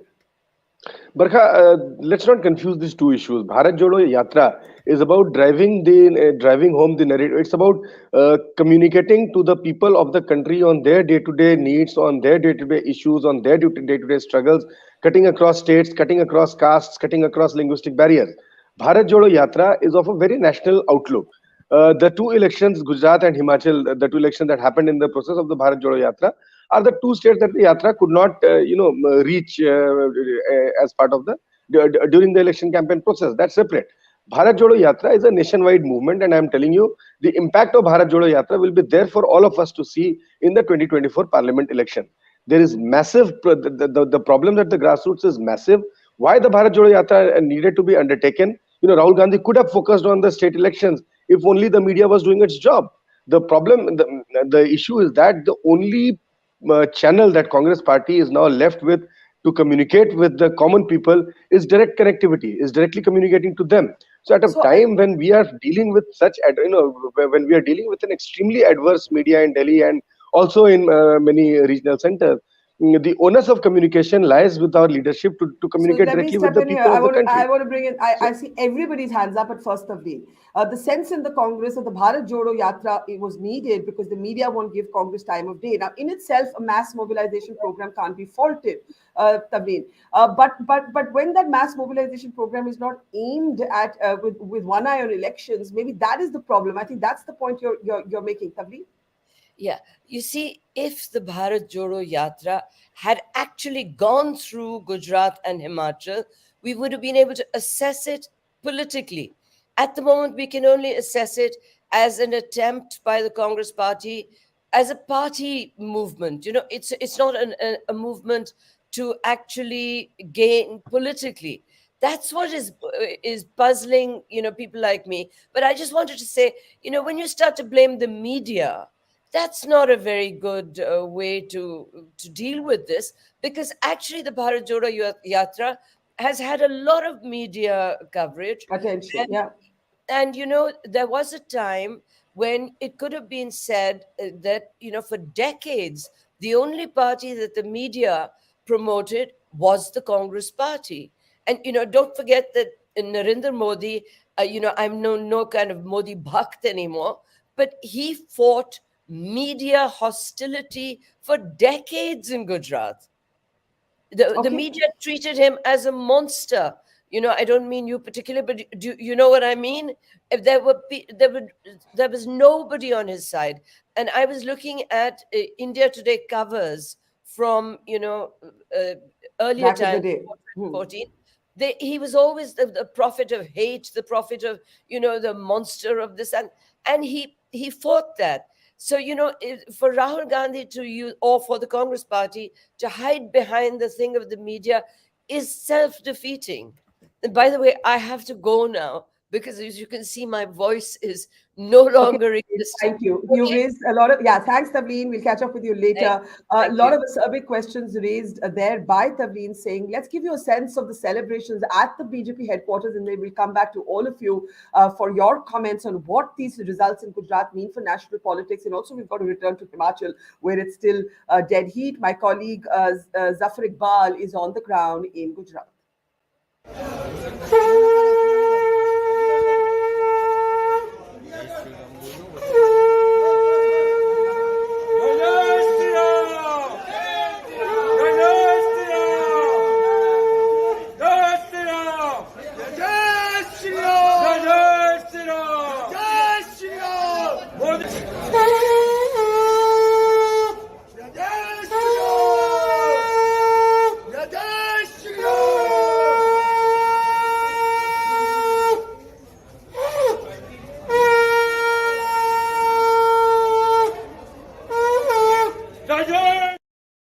Okay, so chants of Jai Shri Ram at the BJP headquarters, and it is history in the making. Varun, you've got your hand up. Varun, go ahead and then Huda. Yeah, Varun. Two things. Firstly, an advice to a very senior politician from the BJP, that you don't decide. A politician or political party doesn't decide who their opposition is. It is the Janta, and the Janta has clearly voted. And you may live in any bubble, but it is clear that the Aam Aadmi Party is a rising force, and it has to be seen as an opposition. Do not repeat the mistakes that was made in Delhi. Secondly, the most laziest excuse that anyone can give ever is blame the media, or blame, or say that we are fighting, we are on two parallel paths. In politics there are no parallel paths. In politics everything has to meet. You have to decide. Congress has to decide whether it wants to just lead a yatra or whether it wants to win elections. And to win elections, you have to be in that state, you have to speak, you have to visit, you have to be seen, you have to be visible. Those who do not, those who want to. Rahul Gandhi has made a clear statement that he is not that Rahul Gandhi who wants to get involved into elections and all. Then please let him go. Get someone who wants to get involved. I do not understand what is this fantasy of Congress leaders with the Gandhis when they themselves do not want to be there. You have Mr. Kharge, and you do not want to promote Kharge just because it will lead into more rebellion, it will lead into more camps in there. But right now, to be honest, Aam Aadmi Party in Gujarat has to be seen as the opposition. And as I said earlier, the leader of opposition chair that is the fight that I can see. The CM is from BJP. The CM will be repeated, and CM and sorry to say, those people who cannot remember names from Gujarat, they need to go back in Google era, and you cannot be coming up with such lame excuses. There are many top leaders in BJP in Gujarat. So to disagree there with both the BJP and the Congress. Let me start with Rakesh. Sorry, Huda, I know you've been waiting, but I want Rakesh ji to respond to Varun Singh's point that you cannot ignore, you cannot put blinders on your eyes and say, "Hum nahi pehchante Aam Aadmi Party ko." Varun Singh making the point, people will decide. It's a rising force. It's proven itself. Himachal, yes, it abandoned the fight, and there it's dead heat. But Gujarat, by the way, the BJP is at a historic 153 leads. I just want to say that. So Rakesh ji, great going, but the Aam Aadmi Party is leading in 9 seats, and the Congress. Can I switch to Gujarat, please, as Rakesh ji responds? Go ahead, Rakesh ji. Let the full result comes, and they will see where the other party is there and where the Congress is there. And 2 days before, both the parties, those who are claiming it as the opposition, they are going to Gathbandhan with Congress. What is their call on that? They are trying to call them as the opposition, and in the first election, they are trying to do the Gathbandhan with the Congress. They don't have the confidence on them. So I am not commenting on that party, but definitely this is a triumphant win for us. They have crossed the historical 149 records of Madhusri Solanki, and we are going to break that also. Okay, Huda, you've been wanting to speak for a while. Huda, then Mayur, and then I want to go to Karthik for the numbers. Huda, go ahead. Huda. Yes. So, it is very saddening that BJP yet again fails to acknowledge, the hard work, the genuine work that is being done by the Aam Aadmi Party. I mean, it is not a joke to create this kind of history for the very first time, with full-fledged campaigning and everything of the Aam Aadmi Party to completely discredit the party's presence. I mean, at the end of the day, it is the Aam Aadmi Party that has given people the Delhi development model, the model of education and health and all the things that matter to the people, whereas the BJP has been involved in blatant corruption. Yes, the candidate in Morbi may be leading, but then that certainly does not discredit the fact that rampant corruption is still ongoing in Gujarat. I mean, the BJP is a party of a select few, the Punjapati, the likes of Ambanis and Adanis. I mean, that's where the entire BJP wealth is concentrated. So can the BJP really questions have also been raised about how the Aam Aadmi Party funded its campaign, Huda. So,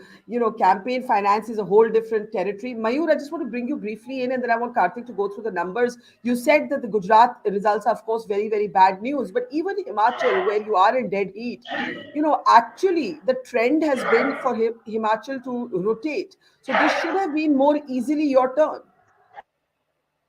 Mayur? No, Barkha, like I said, Himachal, just wait and watch. Himachal will be comfortably 39-40.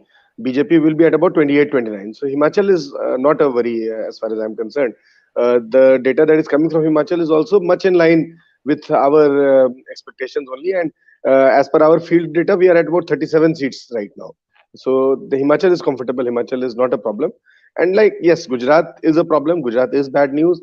Gujarat is bad news on both the fronts as far as we are concerned, because the emergence of Aam Aadmi Party also we have to check. We have to communicate more clearly as to what emergence of Aam Aadmi Party means. That Aam Aadmi Party will, in the eventual motive of Aam Aadmi Party is that it is hand in gloves with BJP, and the ultimate motive is to ensure that Congress doesn't win. Aam Aadmi Party is not here to win itself. The primary objective of Aam Aadmi Party in a state like Gujarat is to ensure that Congress doesn't win, and BJP enjoys a comfortable run in the places that BJP is. Okay. Sorry. I just want to introduce and welcome Dr. Arun Kaushik, political analyst, author to the program. Good to see you, Arun. If you have just joined us, it is a historic best ever performance by the BJP in Gujarat, and it is the arrival of the Aam Aadmi Party, not just officially as a national party, but also as a serious political sort of voice there in Gujarat. The Aam Aadmi Party now slightly down in seats. It's now leading in 7 seats, but taking a vote share of over 13%. The Congress leading in only 19. And of course, whether the others even picked up, the Owaisi party and the others, the MIM picked up anything significant, we'll ask Karthik to explain to us. Aarti Jairat is also with us. Good morning, Aarti. It's good to see you. Dead heat in Himachal still. You can't hear us? Hi, Aarti. Can you hear us?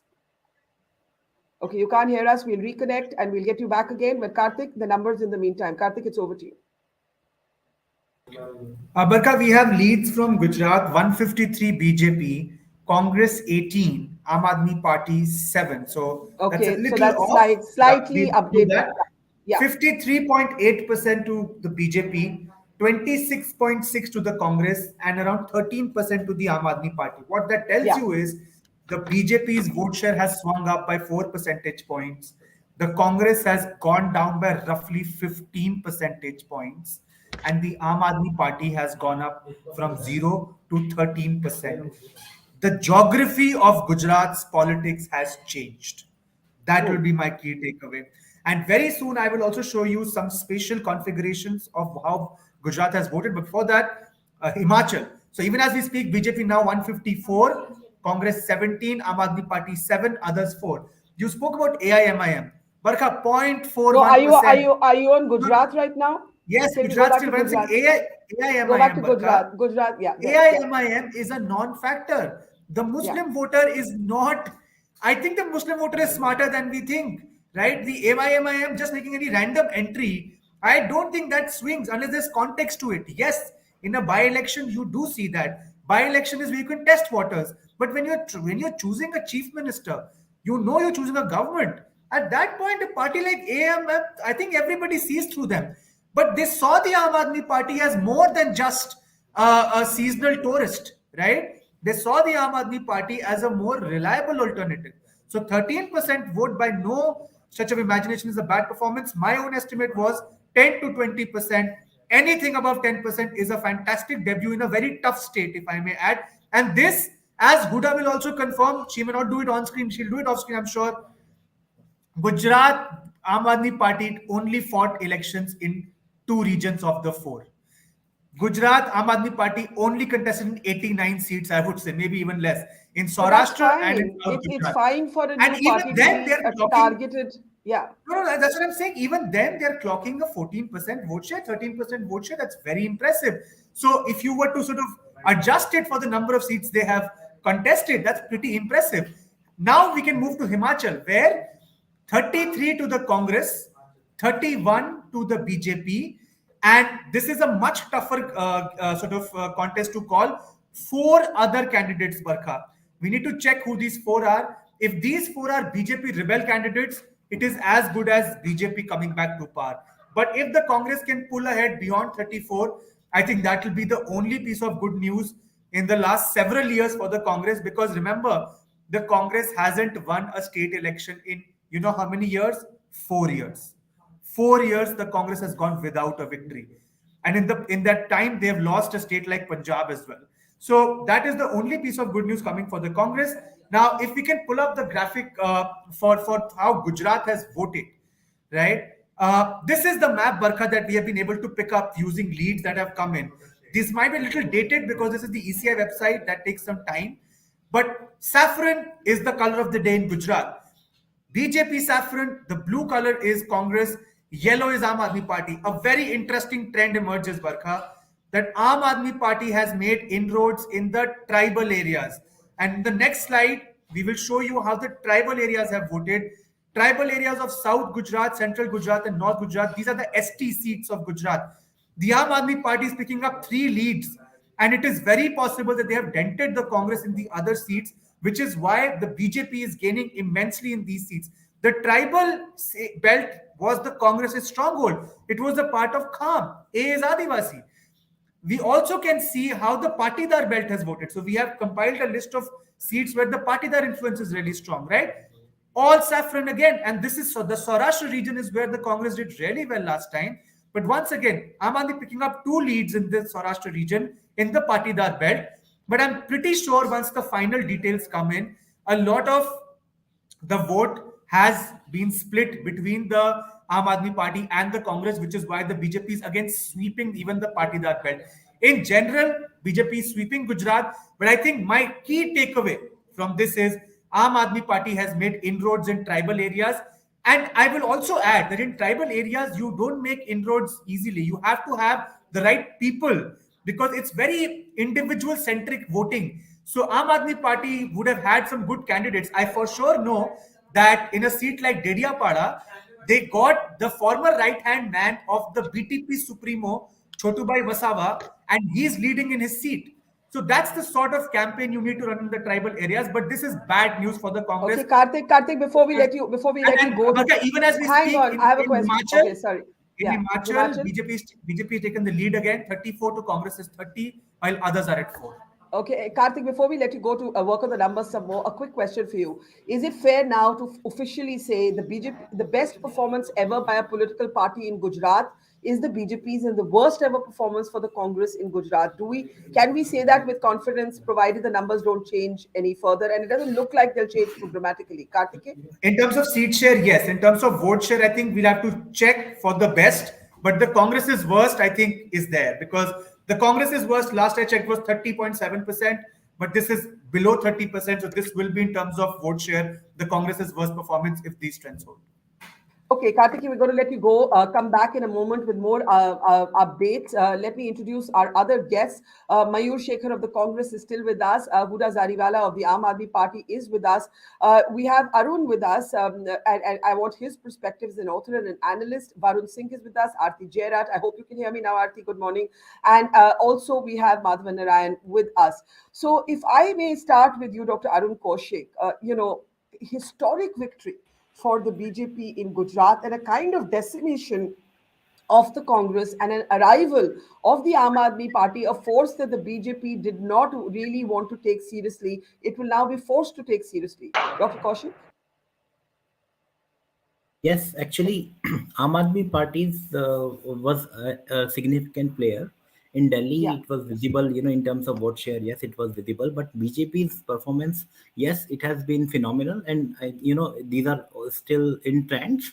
So I will expect that in terms of seat share as well as in vote share, BJP is particularly looking like the best ever performance. Yeah, in it's Gujarat. 156 now, Arun. It's 156 now. So actually, the AAP's numbers have gone down a bit. So have the Congress is at 16. The Congress is at 16. And the BJP is at 156. So it's certainly breached the Madhav Singh Solanki In terms of the seats, yes, record. but yeah. So I think if it goes beyond 55, so Karthike was checking it. I have checked.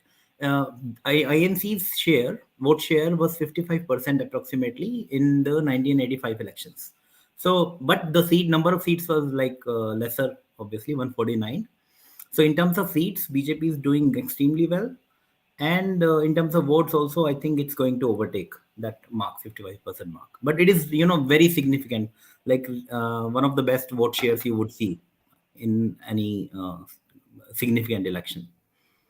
Okay, and what is that one reason that you would attribute to Arun before I open this up? I think so. I work on political issues, election issues. Recently, we worked on a book called "Who Moved My Vote," in which, yeah. So one of the points, particularly here, was that vote share versus seat share debate. So in BJP's Gujarat in 2017 elections, the difference between vote share and seat share, if you take an index called Gallagher Disproportionality Index, which shows the difference between these two, it was the lowest in Gujarat history. And I would say that I have not seen, so I have seen all the elections, assembly elections since 1967. I think 2017 was the lowest vote share seat share difference in terms of BJP's win, and BJP has been continuously doing better in terms of votes as well as seats. So I think this is the reason why it is coming out so prominently. The election is not just fair by proportionality index; it is also reflected. So it is not just seats number; it is also the votes number. And it's not just the first person who wins the seats and votes for this party; it is for everyone. So that's why this difference. And I think Patidar vote, another point I wanted to make, Patidar vote, because Hardik is now part of BJP. So possibly that's why this votes share swing might have happened. Okay, I want to just open this up now for our panel. Aarti, Madhavan, let's bring you in for first comments. Like I said, a historic, we use the word historic quite easily in media, but this is truly historic. We're actually looking at history. They've breached the Solanki record, Aarti, in Gujarat. The Congress is wiped out. The AAP is at 6. It was at 9. earlier. And I just want your first thoughts, because now, as I was just discussing with Mayur Shekhar of the Congress, people are going to question the Bharat Jodo Yatra, which didn't even go through Gujarat. Aarti Jarat, your thoughts? Can we unmute Aarti? Yeah, there. Aarti, can you hear me? Aarti, can you hear me? Okay, Aarti can't hear me. Let me take the same question to Madhavan. Madhavan, good morning. Go ahead. Good morning, Barkha, and I want to begin by shamelessly quoting analyst Daniel Francis. I just heard him on the other channel. It's an incredible quote. He said the Congress was standing in the elections in Gujarat, not fighting it. So I think between standing and fighting, you can see the numbers up there. But it is no doubt that statistically, in terms of seats, there's a historic victory comparable only to the left's stronghold over Bengal for decades. But I do want to point out that this is Mr. Narendra Modi's home ground against a very sprightly startup called Aam Aadmi Party, which is cut into it. And I heard a Kartikeya just before we came in. I came in discussing pretty much everything I wanted to say, including the significant fact that Aam Aadmi Party has made an inroads into the tribal belt, because AAP, you must remember, it's an urban-based party, and I was almost cynical about its performance in rural areas. And but the vote share it's gained is roughly along what I tweeted day before so far, 12.9%. But I think the takeaway is that Mr. Modi is extremely hardworking to the point where he leaves absolutely pulls no stops, even where he can sort of take things for granted. And in that, both his party's energy and machine, as well as the divide between Aam Aadmi Party and Congress, has benefited BJP. So while it is significant, we cannot overestimate the seat importance of the BJP, because some of it is thanks to Congress and Aam Aadmi Party in a state of disarray in terms of not having a coalition, but fighting, cutting into each other, and all sorts of things happening there. I wish we could discuss issues more. We can probably do that later as. But Madhavan, as the election becomes absolutely clear, we will come to the issues or the X factors. But we are looking. Let's acknowledge the two big stories of the day. The two big stories of the day is the power of the Modi brand. There is just no ambivalence or question of it. Literally, is able to override, even as some of the local journalists from Gujarat were saying, a very faction-ridden BJP in Gujarat to deliver this kind of result. And the arrival of the Aam Aadmi Party. The third story, of course, is the decimation of the Congress in Gujarat. And they desperately need that win in Himachal to not have this day end in complete despair for them. I want to actually bring in everybody now to comment. But first, just an update on the numbers. In Gujarat, 156 for the BJP. That is, look at that vote share. Early in the morning, it looked like the BJP vote share may decline. It's actually significantly up, which means that the BJP has bettered not only its own performance, but that of any party in Gujarat. The Aam Aadmi Party is hovering about 13% of the vote share and leading in 6, and the Congress is down to 16 seats. Rakesh ji is still with us. Rakesh ji, इस पे अगर आप कुछ बोलना चाहें कि कांग्रेस, आप कह रहे थे कांग्रेस देखिएगा हमारी मेन ऑपोजिशन निकलेगी, हिमाचल में तो डेड हीट चल रहा है, गुजरात के बारे में आप क्या बोलेंगे? अरे राकेश जी का सिग्नल ही चला गया. So नहीं, there he is. Oh, I lost him just there. Varun, you want to come in there, Varun?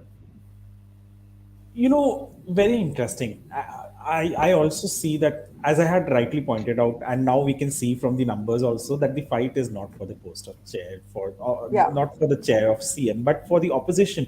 Whether the BJP, which is known to be very shrewd, will it even give Congress the chance to become the leader of opposition with these numbers, because they wouldn't have the number required to be LOP.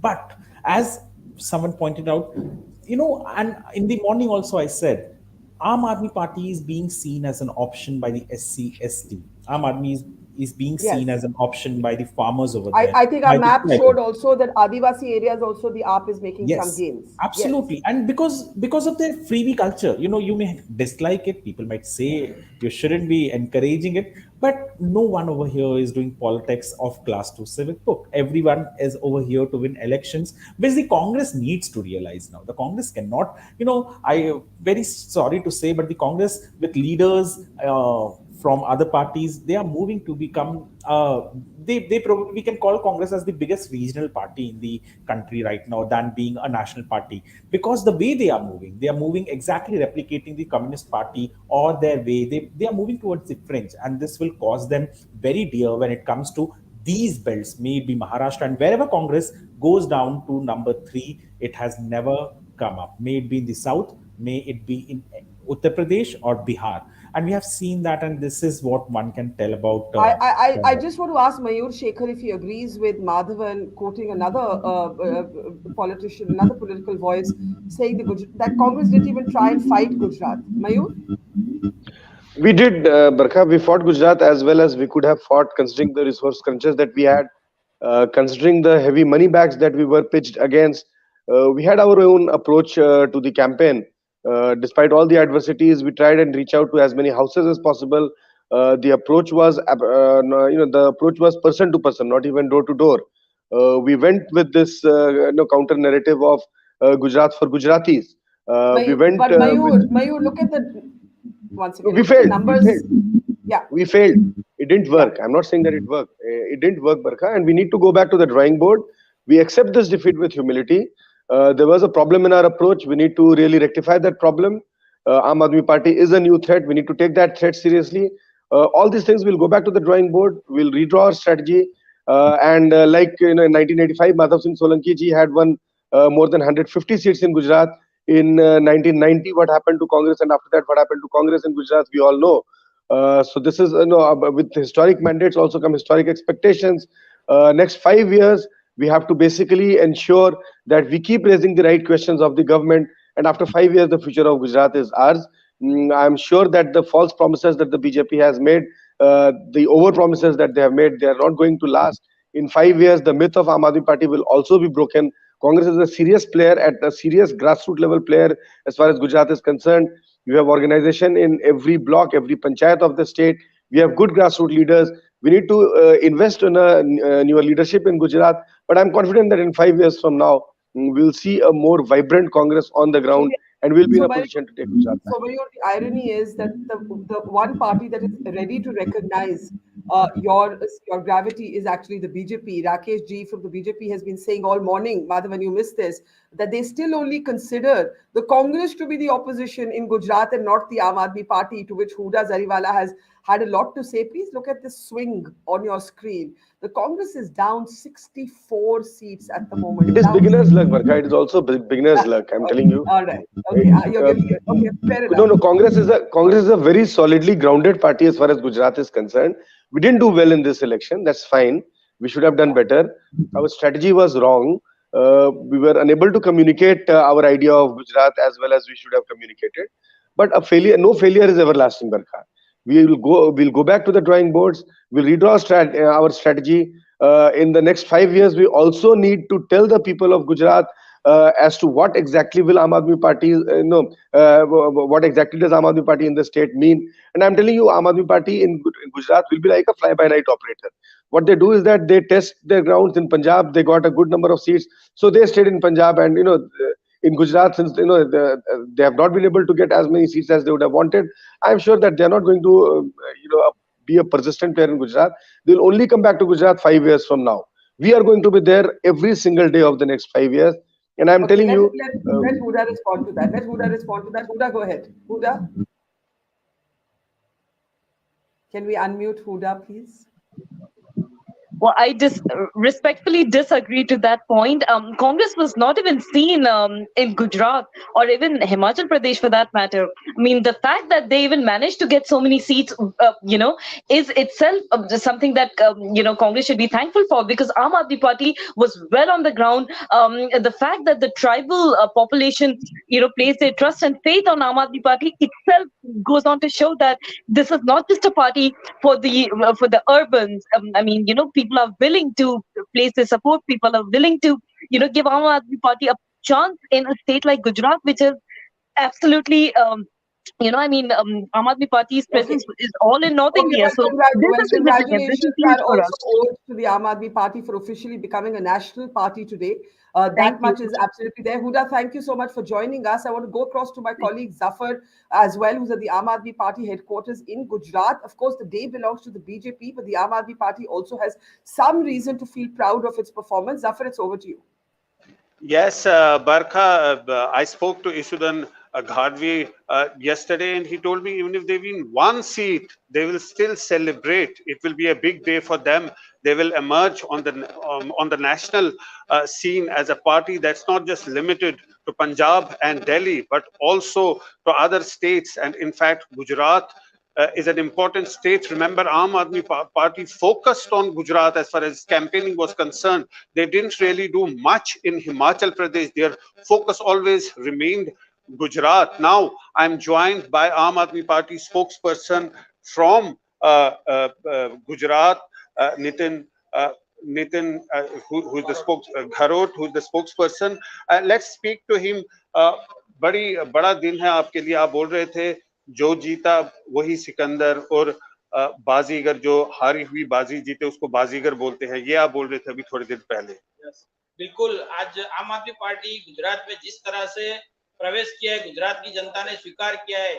6 महीने पहले तक गुजरात में अंदर BJP और कांग्रेस ये बोलती थी कि गुजरात में कभी तीसरी पार्टी चली नहीं है. आज आम आदमी पार्टी ने गुजरात के अंदर 15% से ज्यादा वोट शेयर हासिल किया है. अभी काउंटिंग भी चालू है, और जहां सेकंड नंबर पे दिख रही है भाजपा के बाद.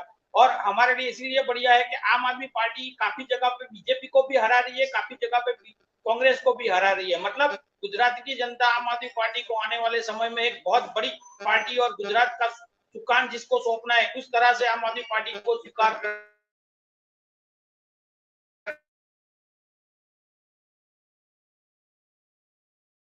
The AAP's ambitions there are quite evident. Thank you, Zafar. I want to bring in Madhavan and Aarti. I'm really hoping you can hear me. Let me just first check if Aarti can hear me.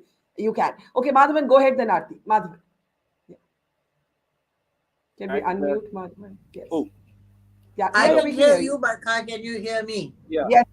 Welcome both. Madhavan, go ahead. Yeah. Yeah. I think the point to note are two things. One is that vote banks as a concept may be overrated by the Congress, because I saw somebody saying that Aam Aadmi Party is having a beginner's luck, and I have no doubt that it's part of it is beginner's luck, because people like to give people an idea, and that itself is a very significant thing from the point of view of the electorate, because India has been culturally democratized now to a point where people are very alert and aware on issues as well as individuals as well as ideologies. Congress is leaning on its own past, using what I call love as an ideology. That's what the Bharat Jodo Yatra is all about. Love is not an ideology. There is a lot of insecurity associated with issues on national security and definition of Indianness that the BJP has successfully appropriated. And it's the Aam Aadmi Party that is more sensitive to this. Although that basically means not easily getting Muslim votes, as the MCD elections in Delhi showed. Congress still remains a favored party for the Muslims, but other vote banks are melting. I want to use the glacier as a metaphor for this. Vote banks tend to melt like glaciers. They don't vanish overnight, they don't break up overnight, but the tribal vote bank is melting, the Dalit vote bank is melting, and this melting has resulted in a transfer of votes from Congress to partially to BJP in the upper reaches, and to Aam Aadmi Party in the lower reaches of what I call the social pyramid. And I also want to make a point that Patidars are an upwardly mobile community, much like the Kurmis and Yadavs of UP and Bihar, and they will always be driven by ambition and not just by identity and needs. And All parties are trying to address that, but this is a very fickle vote bank in which anybody who feeds the ambition does well, and that's probably explains how Alpesh Thakur and all the other Patida leaders, except for Jignesh Mevani, who's standing there like Casablanca on a sinking ship. You find that other vote banks are shifting because of individual ambitions, and BJP knows this game. Aam Aadmi Party is playing this game carefully. Congress is like an old zamindar, but that Sharad Pawar likened it to. They just can't let go of their So I love the line. I love your line today. Love is not an ideology, and it reminds me of Rahul Gandhi's yatra. I think we have those pictures somewhere. He's walking into Gujarat and he's blowing kisses at the supporters, even as he walks by the BJP headquarters. Now, Arvind Kejriwal also said, "I love you" to Delhi. So all of this is good as long as you can actually grab power, and that's the point, Aarti. Aarti, good morning. Gujarat, the BJP there crossing 150, breaching the Madhav Singh Solanki record. AAP leading in 8, Congress 19. Decimation for the Congress. Himachal, can we just flip to Himachal for just a second? If we can flip to Himachal for just a second, the BJP is inched ahead, but it's neck and neck. It's 33 and 31. The Congress is still asserting that it will grab the advantage in the last mile. But remember, if the BJP takes this, and even the fact, Aarti, that has put up this fight bucks Himachal's capacity, or rather pattern, for rotating governments. So terrible, actually, morning for the Congress, and the arrival of the AAP, and of course the Modi factor, Teflon, stronger than ever before. Aarti? Yeah, absolutely, Barkha. And if we look ahead, at 2024, which is, I think, what we would need to do, because we're just about a year and a half away from those big elections. And, next year, in all the states that are going to polls, it's going to be a face-off between the Congress and the BJP. And if the Congress is going to collapse, and, today, I mean, the Congress is really the only so-called national challenger to the BJP.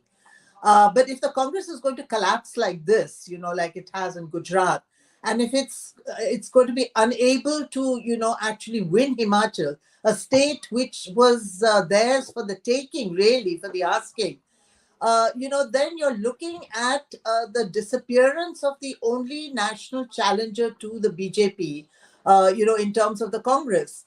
So basically, in 2024, it will be a series of smaller parties fighting the BJP, which gives the BJP a huge advantage on a national level. And, with Modi as the towering, sort of figure, the towering national figure. So, I think it's something that the Congress needs to worry about, that it's just disappearing as a national challenger and is not even a regional challenger anymore. At least Mamta Banerjee, Arvind Kejriwal, Stalin, KCR in Telangana, they can all say that we are regional challengers to the BJP. But, what is the Congress? It's not even a national challenger. It's not a regional challenger. It's no challenger at all. So, a Bharat Jodo Yatra, frankly, I have been, really racking my brains to understand the motive for this Bharat Jodo Yatra, because, to de-link it from elections, for a political party to de-link it from elections makes no sense at all. After all, politics is all about power, right? If you want to make a difference, you have to be in power so that you can make that difference. And if you are not going to be wanting to win elections, then you're not a political party. Then you're just an NGO or an activist or a lobbyist or, something like that. So, I mean, I think, the Congress has something to seriously worry about over the next 1.5 years as we go in to the run-up to 2024. Yeah, and I think the question, Aarti, you've raised is the existential one for the Congress. Is the Congress a political party or an NGO? Dr. Kaushik, do you want to come in? You've spoken a bit about the BJP's performance, but if you could speak a little bit about the fight for the opposition space. Karthik, give me a second. Let me get Dr. Arun Kaushik in. Arun, go ahead.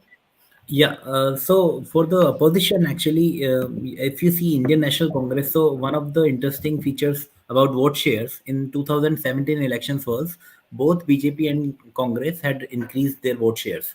So which actually means like almost 90, more than 90% of the vote share was into these two parties. So other parties are, really small in that sense. Today's numbers, I think what Kartikeya is updating, because I just had a class before this. So I think it is closer to that level only. So vote share has been pretty, so swing from Congress to, this is what our best guess. Maybe Congress voters have gone to Aam Aadmi Party, and I think there is no other significant party in that sense. So Yeah. their performance is not up to mark. Yes. Absolutely, absolutely. Madhavan, let me just bring you right in and then I'll ask Karthik to take us through all the latest numbers. Madhavan, go ahead. Yeah, I think I want to make a point on the Himachal election, which is to say that it's great to see Congress doing well, but that's partly because I've covered Himachal assembly elections on the ground before, and there's a difference between the hills and the relatively lower reaches of Himachal. The lower reaches have a huge amount of Punjabis or non-Sikh Punjabis who are usually committed a lot to BJP increasingly these days, and that is holding well for BJP. Whereas the old hill tribes, there is a certain upper reaches versus lower reaches divide in Himachal that seems to be still holding as an old idea, which is what giving Congress the rebound effect in an anti-incumbency vote, alongside the fact that the Aam Aadmi Party has not put lots of energy into it. So Congress can take this anti-incumbency for granted in certain pockets, such as Kerala or Himachal, but substantially it is, given its royal style of functioning, I would call it the royal challenger, with apologies to the eponymous whiskey brand. But I think it's something that they need to also reinvent the ideology and calibrate it to something that Aam Aadmi Party seem to be doing. We might joke about Kejriwal asking for Ganesha photos on currency notes. Somewhere down the line, it takes the edge of this whole appeasement rhetoric that the BJP likes to throw at secular parties. So these are nuanced positions in which there is no alternative but to reinvent yourself. The Congress is going back to its old formula of Garibi Hatao plus secularism, which is a 50-year-old. It is like you and me trying to work on a typewriter right now, Barkha, just because we started our careers with one. It doesn't work like that. Or to give you another analogy, there was a time when if somebody asked me, Madhavan, will you be on TikTok? Will you be on Instagram? And I would say, me never. I'm a serious journalist. I'll never go on TikTok and Instagram, right? Today you would be stupid if you did not embrace every platform that there is, while remaining, of course, true to what you believe to be your core values, but also adapting to the time. And I think that's the point that you're making about the Congress. I will ask Mayur to respond to that in just a moment, but I want to say, Kartikeya, I want you to take us through the latest numbers. But at the moment, the BJP has fallen just one below that Madhav Singh Solanki reference point that it uses is 150. Nothing to take away from its dramatic win and its best ever performance, but just saying. Kartikeya, over to you. So, Barkha, I think they're tied right now with Madhav Singh Solanki's record. To be honest, 149 is exactly what they got back then, and that's where the BJP is. But in terms of vote share, we were discussing vote shares a while back. So, BJP at this point 53.7, Congress 26.5, Aam Aadmi Party 12.9%. Barkha, I think before these elections, the general sense was the BJP will win more seats with a fall in vote share. That has not happened. The BJP has actually improved its vote share over the 49% it got. And this is a graphic we just made to look at how the vote shares of the two major parties have evolved over time in Gujarat. And as you can see, the Congress's crash, this crash today will be its worst performance. The current vote share of the BJP and the one recorded in 85, as Arun was mentioning, essentially is neck and neck right now. So at the end, when the dust settles, we'll know essentially whether they've been able to surpass them or not. But look at the Congress, and it's just been declining. There's a period after the 90s where the vote share is sort of flat, but this is a terrible decline. And the Aam Aadmi party clocking 13%, the BJP improving its performance. This is no surprise that you can have only so many votes. In Himachal, the situation is the BJP leading on 34, Congress 31, others 3. Now, last we checked, Barkha, there were 4 independents. And the names, when we compiled them, we found that of the four, three are, so there is Hiteshwar Singh from Banjar, there is Hoshiar Singh from Dehra, KL Thakur from Nalagarh, who incidentally is contesting against a turncoat who's come from the Congress into the BJP, who's trailing, and the official original BJP candidate KL Thakur is leading. So these are three of the independents of the four. When the leads were four for independents, now it's just three. We need to check who these three are. But of the four, three were BJP turncoats, which if you could just add to the BJP tally, gives them a comfortable majority. Now, there is this divide in terms of Upper Himachal and Lower Himachal, as was mentioned, I think by Madhavan. Well, I'll add to that. It seems like Congress has made some inroads in places like Una and Bilaspur in Lower Himachal. BJP is picking up some seats in places like Sirmaur and Shimla. So not very sure how this is going to end up, right? So we'll have to wait, because as of now, again, it's neck and neck, BJP 34, Congress 31. But these leads have stabilized for some time now. So if this is how it's going to be, then it's going to be a loss for the Congress once again.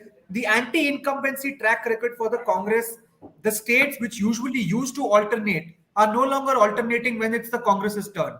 Kerala did not turn, Uttarakhand did not turn, Goa did not turn, and now it seems it's possible that Himachal may not turn.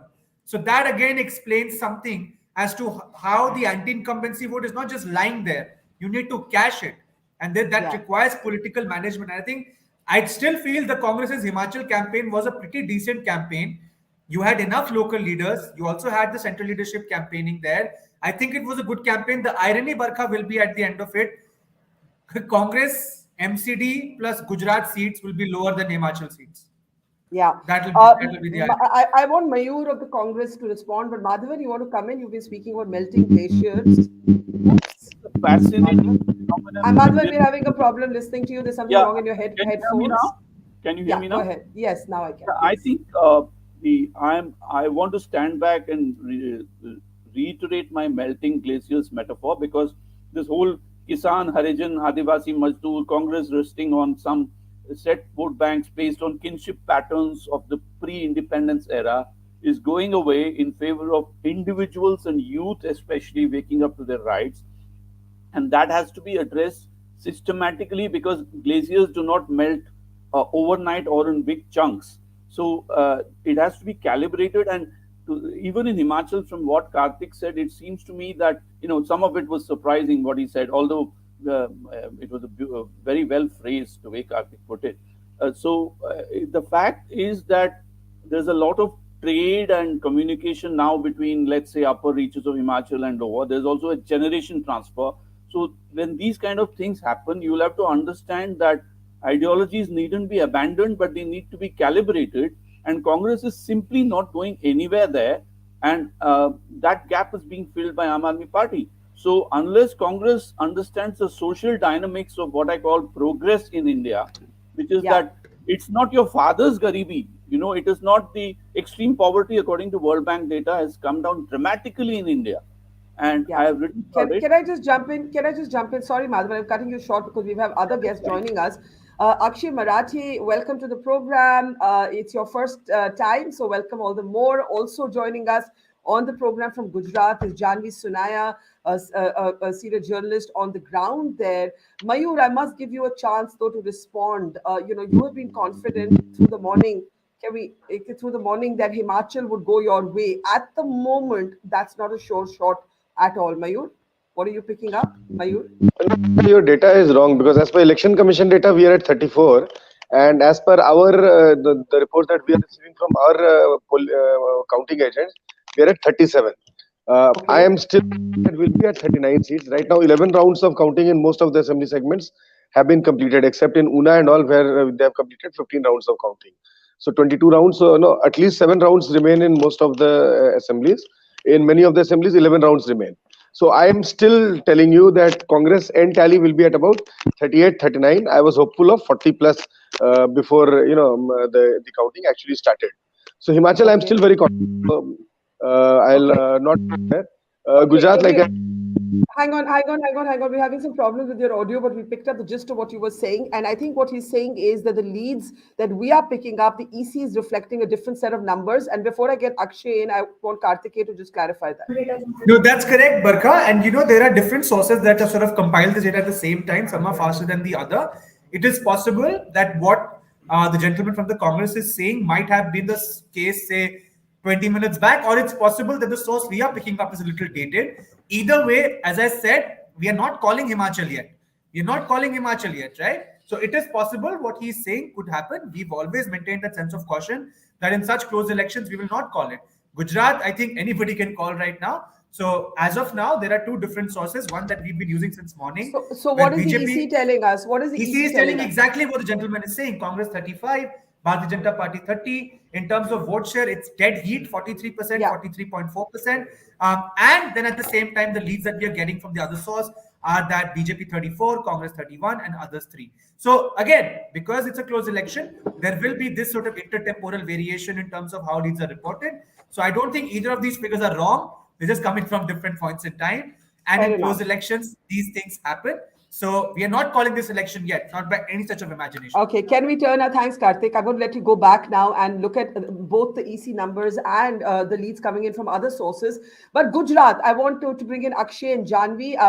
Akshay, I think we've been saying all day that while the win, the history, the moment, of course, belongs to the BJP, the Aam Aadmi Party, leading in 7, taking almost 13% of the vote share. I've been saying, love it, hate it, you can no longer ignore it. And the Congress in particular has to stand up and take notice because the Congress is leading only in 18 seats. Is this something that, of course, congratulations, you're officially a national party now, but are these numbers, if they were to end up somewhere here, something that makes you happy? Because, in the campaign, of course, Mr. Kejriwal said, hey, we may even form the government. It's nothing like that, but it's a great debut. It's a great debut, and it reminds me of Kanshi Ramji ki, pehli wali ladne ke liye, then ladne ke liye, and then jeetne ke liye. So go ahead, Akshay. No, that's bang on, Barkha. And before I actually begin responding, thank you for having me on your show. This is my first time, and I'm looking forward to the discussion. But you hit the nail on the head. This is a big, momentous day for the Aam Aadmi Party. I have been with the party since its inception in 2012. Even in our dreams, we did not imagine that within 10 years, we will become a nationally recognized party by 2022. When we began this year in January, we were hoping to win Punjab and do well in Goa, but Gujarat was not even on the horizon. And within a span of 6 months, from April, when Mr. Arvind Kejriwal started going to Gujarat on a regular basis, our vote share climbed dramatically, went up to 25-30%, as many opinion pollsters, exit pollsters have also acknowledged. Eventually, of course, the vote share has come down lower than what we were hoping to get. But despite all of that, I think it's a very big day because this is the state that is traditionally seen as the gud of the Bharatiya Janata Party, Mr. Modi and Mr. Amit Shah. I want to give you a couple examples, Barkha. One is that of Surat, which is the the Lok Sabha seat of the state president of the BJP, Mr. C.R. Patil. In Surat, Aam Aadmi Party candidates are performing phenomenally well. We may not have come close to winning a seat there yet, but we have got more than 40% votes. So just think about it, that in the heart of the BJP stronghold of Surat, if AAP has made such a big mark, then it has become a state party of Gujarat and it is here to stay. We will build on this foundation. We are not going anywhere. We are going to work hard for the next 5 years. Gujarat needs an alternative, as do many other states in India. But since we are focused on Gujarat, I can tell you that in the last 27 years, if BJP has kept on winning and expanding its sphere of influence, it is because there has been no alternative that the Congress has presented to the people of Gujarat. And that is what the Aam Aadmi Party is doing today. And we are thrilled that we have been able to breach the fortress of the Bharatiya Janata Party. Absolutely no mean feat. But actually, I have one more question before I go to Janvi. In Delhi, where you are just fresh from a win in the municipal corporation, the Congress definitely stood between you and a bigger win. And in Gujarat, in a way, you have done something similar to the Congress. I mean, the Congress had no hope of a win, but obviously, the Congress now has two threats: the BJP and the Aam Aadmi Party. In the end, though, that means advantage Modi. Is that how you look at it? I mean, how do you see the Congress? Fascinatingly, the BJP through the campaign kept saying the Congress is our main opposition, not the Aam Aadmi Party. And even this morning, its spokespeople kept saying that in some ways they would rather have the Congress as an opposition than you guys. Why do you think that is? Because there is a very convenient partnership between the BJP and the Congress in Gujarat, especially more so than any other state in the country. There are a lot of rumors that Gujarati journalists share, and you must have heard in the rumor mills that the Congress leadership in Gujarat has been in cahoots with the Bharatiya Janata Party. They have allowed the BJP to have a walkover, not even present a fight on behalf of the people of Gujarat, and that's why the BJP actually really prefers that they would fight the Congress and not the Aam Aadmi Party. Aam Aadmi Party has shown that once it builds a foothold in a state, it has the wherewithal, not just in terms of resources. Resources come to any party that tries to put up a fight, but we have the wherewithal in terms of building a narrative, a winning narrative that the people of a state like Gujarat have clearly shown an interest in. And let me give you an example. A lot of the traditional lenses of politics in India have been focused on caste, religion, community, etc. But if you look at the seat of Isudan Gadvi, the chief ministerial face of the Aam Aadmi Party in Gujarat, all of the political pundits would have told you that he's a Gadvi. He comes from a smaller, so to say, OBC caste compared to the Ahir community, which dominates that seat. Today, he's leading comfortably in that seat. What that tells you is that the AAP is building a new kind of voter in India, which sees beyond caste and community and is building a class coalition of some sorts, where it says that, look, you have been cheated by the establishment of this country. We are providing you an alternative in the form of basic services, whether it's education, health, power, water, it might be anything, depending on which state you're in. But that is what the AAP today represents. Forget the binaries of BJP, Congress are fine. We can go into those discussions. Can I ask you one question before I open this up? Is the Aam Aadmi Party post ideology? When we ask, this question is asked of you repeatedly, that you're a variation of the BJP, you're a softer version of their Hindutva, you're personality centric, like what Modi is to the BJP, Arvind is to the AAP. That you are actually a smart appropriation of the BJP, welded with a certain kind of middle class energy and welfareism.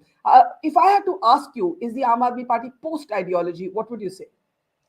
Barkha, this is a very good question. I have spent a lot of time thinking about it because it really baffles me when a lot of political pundits say that AAP has no ideology or has no clear ideology. But the fact is that, unfortunately, in India, and I'm weighing my words here, being very careful, in India, we have often seen ideology from the prism of religion. We have seen that one party favors A religion, another party favors B religion, and that has become the fulcrum of how to define ideology. But if you look at the Western world, if you look at Western democracies, ideology is a lot about what kind of economic model do you see for your country. And of course, there is a social angle to it. There is no denying that. But when it comes to the Aam Aadmi Party, what we are saying is that this country is in a serious economic crisis.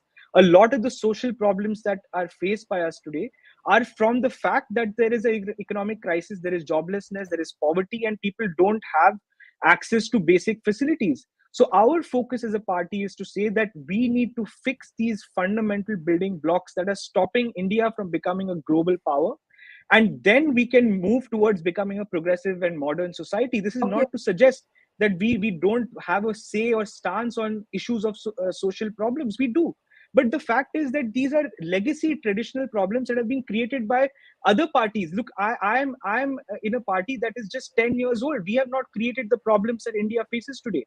But we are constantly asked to take stands on historical problems that we have frankly no business or interest in kind of getting involved in. We want to look at the future.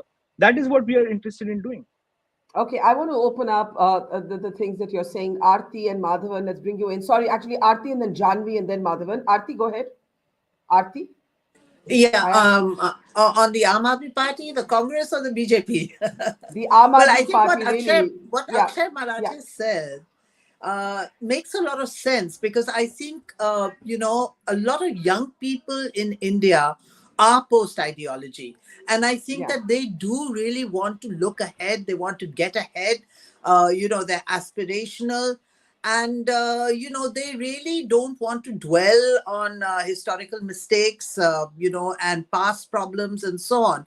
So in that sense, I think Aam Aadmi Party is offering some sense of hope for the future. And, I think that there is a yearning. And if I go back to the 2014 elections, where Modi first appeared on the national stage and then proceeded to win the first ever majority government for the BJP, he too presented that kind of an image of a modern, progressive leader who would take India into the 21st century and,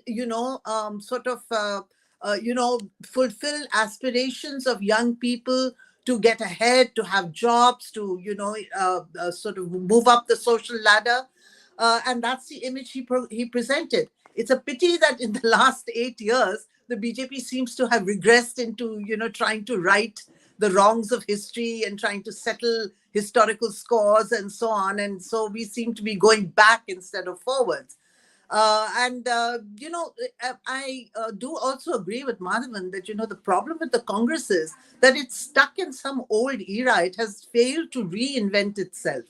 Indira Gandhi did reinvent the Congress when she split it in 69 and then won that 71, that victory. She reinvented the Congress. I think Rajiv Gandhi also did reinvent the Congress. He gave it a much more modern look with computerization and his national water mission and so on. Sonia Gandhi also, to her credit, reinvented the Congress because she made the Congress into a coalition leader. Experimented with a coalition, which the Congress had never, ever done. It is Rahul really who has failed to give the Congress a new look. And, every party has to reinvent itself to keep itself in the game. You have to keep refurbishing. You have to keep changing. You have to bring in new ideas and fresh ideas. And the other thing which I feel the Congress lacks is the hunger in its belly to win. Anybody who can say that power is a cup of poison and one should not drink from it, anybody who can just walk away from responsibility because you lost an election, it means you don't have the hunger to, stay the course and win. Look at the way Aam Aadmi Party and the BJP campaign in elections. They throw in everything, including the bathtub. And, and that's what really makes them the fighter parties that they are. So, this is a new kind of India. And, we have, as you yourself said, access to all kinds of social media platforms, which should be used. And of course, there is nothing to beat the old-fashioned I was talking about myself. I was saying it's like being a middle-aged journalist who says I'm too serious to look at TikTok or I'm too serious to be on Twitter. That's actually what the Congress Party is doing. It's refusing to change with an India that's changing. And that's changing, absolutely. Absolutely. Although I think that there is no substitute for People Connect, which is what Rahul is trying to do through Padyatra, but that People Connect must have an aim, it must have a focus, it must have a goal. And ultimately, for a political party, the goal is to win an election and come to power so that you can, go ahead with whatever your aims and purposes are to better the lives of people. Thanks, Aarti. We're going to let you go now. I know you're in the middle of many programs, as is everybody here. We appreciate your time. I want to just bring in Janvi quickly and then go back to Akshay and Madhavan. And I hope Varun is still with us. Yes, he is. Here's the question for you, Janvi. You're the reporter on the ground. Does this surprise you or is this in keeping with what you expected? Janvi? When it comes to BJP, I think it didn't come as a surprise. Only the fact that BJP has broken the record of 1985, where Madhav C. Solanki got like 149 seats in Gujarat. The celebrations at BJP's headquarters, Kamalam, has already begun. But there are a few things here. Definitely, Aam Aadmi Party securing second place in 20 seats.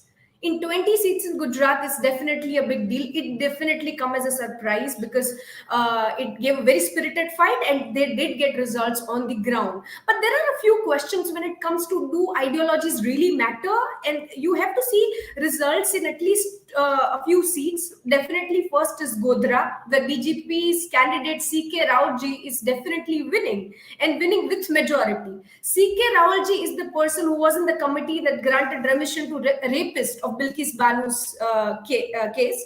So in this he's winning. Second tragedy that took place in Gujarat was the Morbi bridge collapse, and all three seats of Morbi, Bharatiya Janata Party is winning with majority. So this definitely reflects that whenever there is a tragedy or something going wrong, like BJP wins with majority.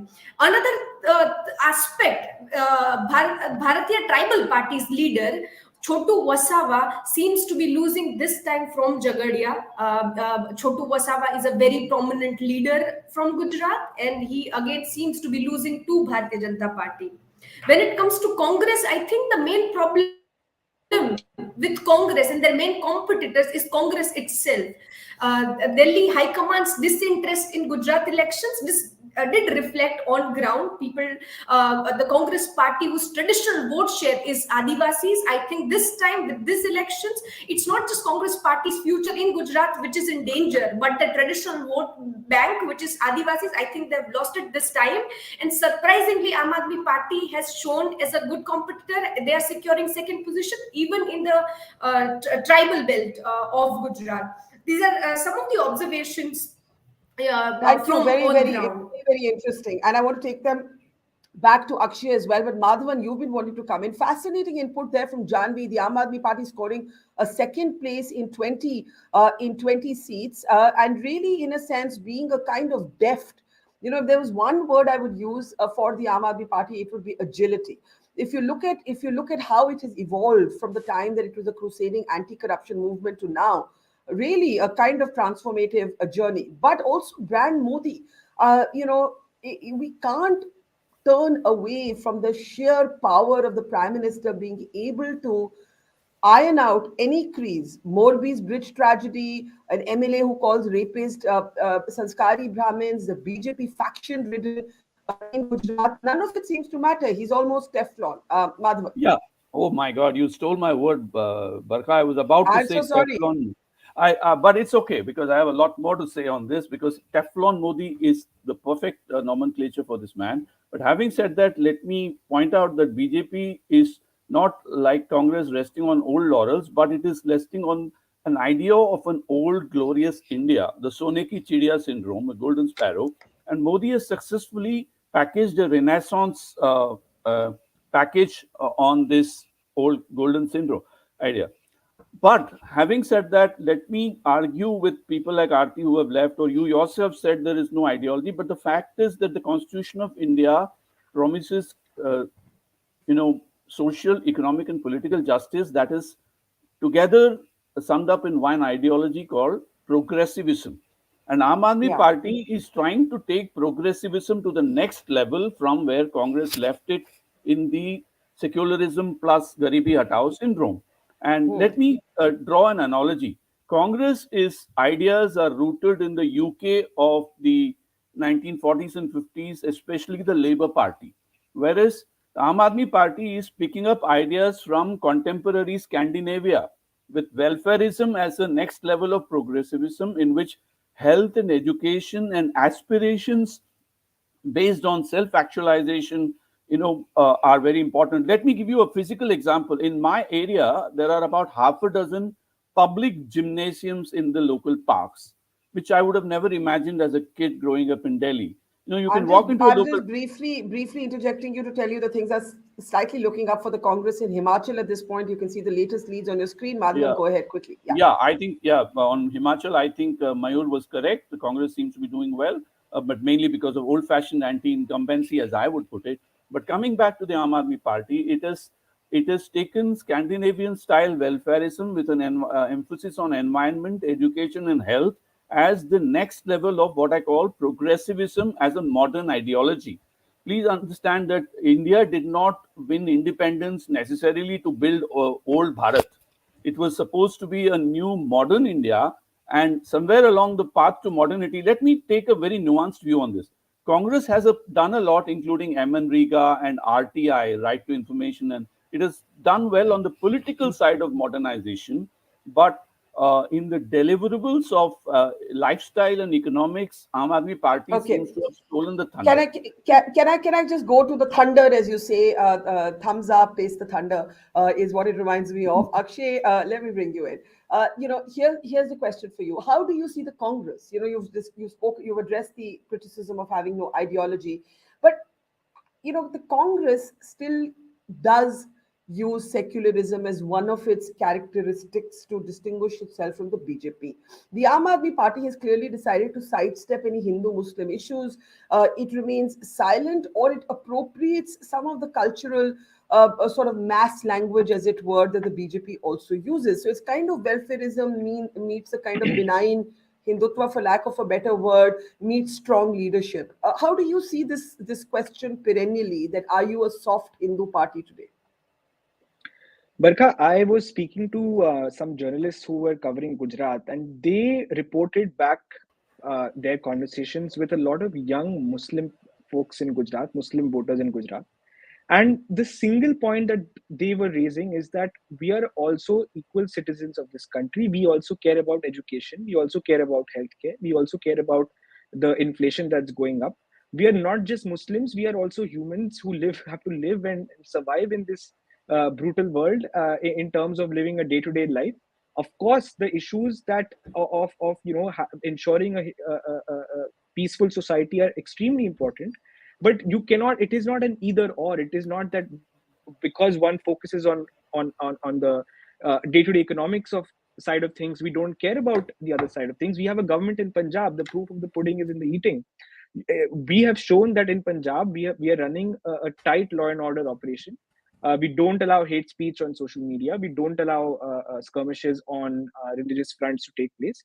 In Delhi, where we are running the government for the last 8 years, I cannot think of even one step that Mr. Kejriwal has taken that has been in favor for example, of you one were religion or accused another. of not speaking up when the bulldozer demolitions happened. There has been that sort of criticism, Akshay, of just sidestepping anything that could be polarizing.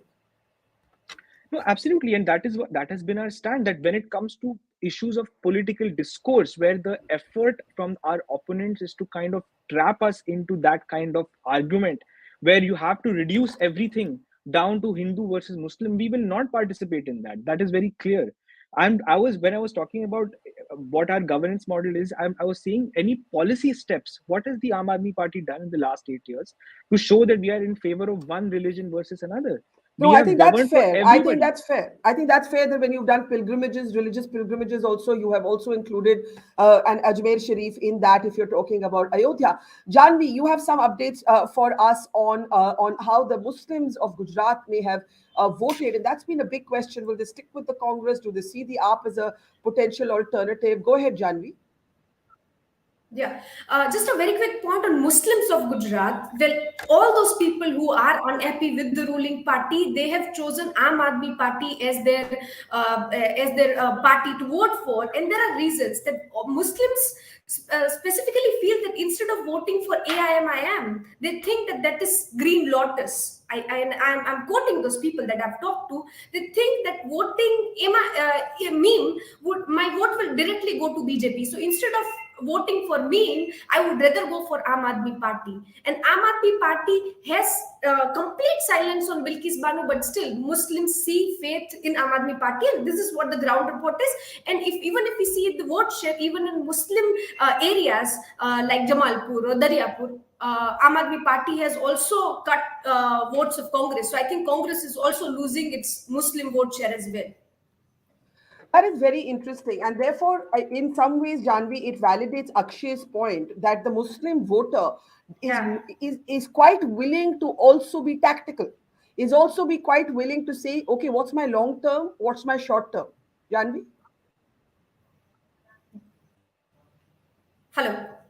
Yeah, Jan. Yes, I think I would definitely agree with Akshay. I think that as a reporter who has worked on ground, I think the Muslim voter was really confused on which party is using us as a vote bank and which party is genuinely interested in our well-being. But I think that when it comes to their own Muslim party meme, I don't think that the Muslim voters are really inclined towards meme. I think they are choosing AAP as their alternative. And if Aam Aadmi Party is consistent in Gujarat, is definitely the next election is definitely going to give a different level of fight, and Muslims are going to vote for AAP. Okay, I want a quick update on numbers from Karthik. We've had some very interesting input from Janvi, the AAPs coming second in 20 of the seats, picking up a sizable section of the Muslim vote. Thanks, Janvi, for those leads. Karthik, if you want to just add to some of that, go ahead, Karthik. It's over to you. So, Barkha, we are compiling the Gujarat numbers, and Janvi's inputs are very, I think we are also getting the same trends, but we're going to compile and present them very soon. But Himachal is where the main story for the Congress lies right now, leading on 37 seats. BJP now down to 28. This seems to be good for the Congress, and it seems, at least on Himachal, the Election Commission website was, after all, ahead of the source that we were tracking. So things have turned for the better for Congress. The Election Commission website showing 37 to 27 and 3 leads for independents, whereas the source that we are tracking is showing 37 to 28 of the BJP with 3 for the others. So either way, Congress leading in terms of vote share, neck and neck, 43.2% for the Congress and 43.4% for the BJP. But if I can just ask for the slide that we have prepared on Himachal as to where these leads are coming from. We've been waiting, so these over time things have changed, but this gives you a large trend of what's happening in Himachal, right?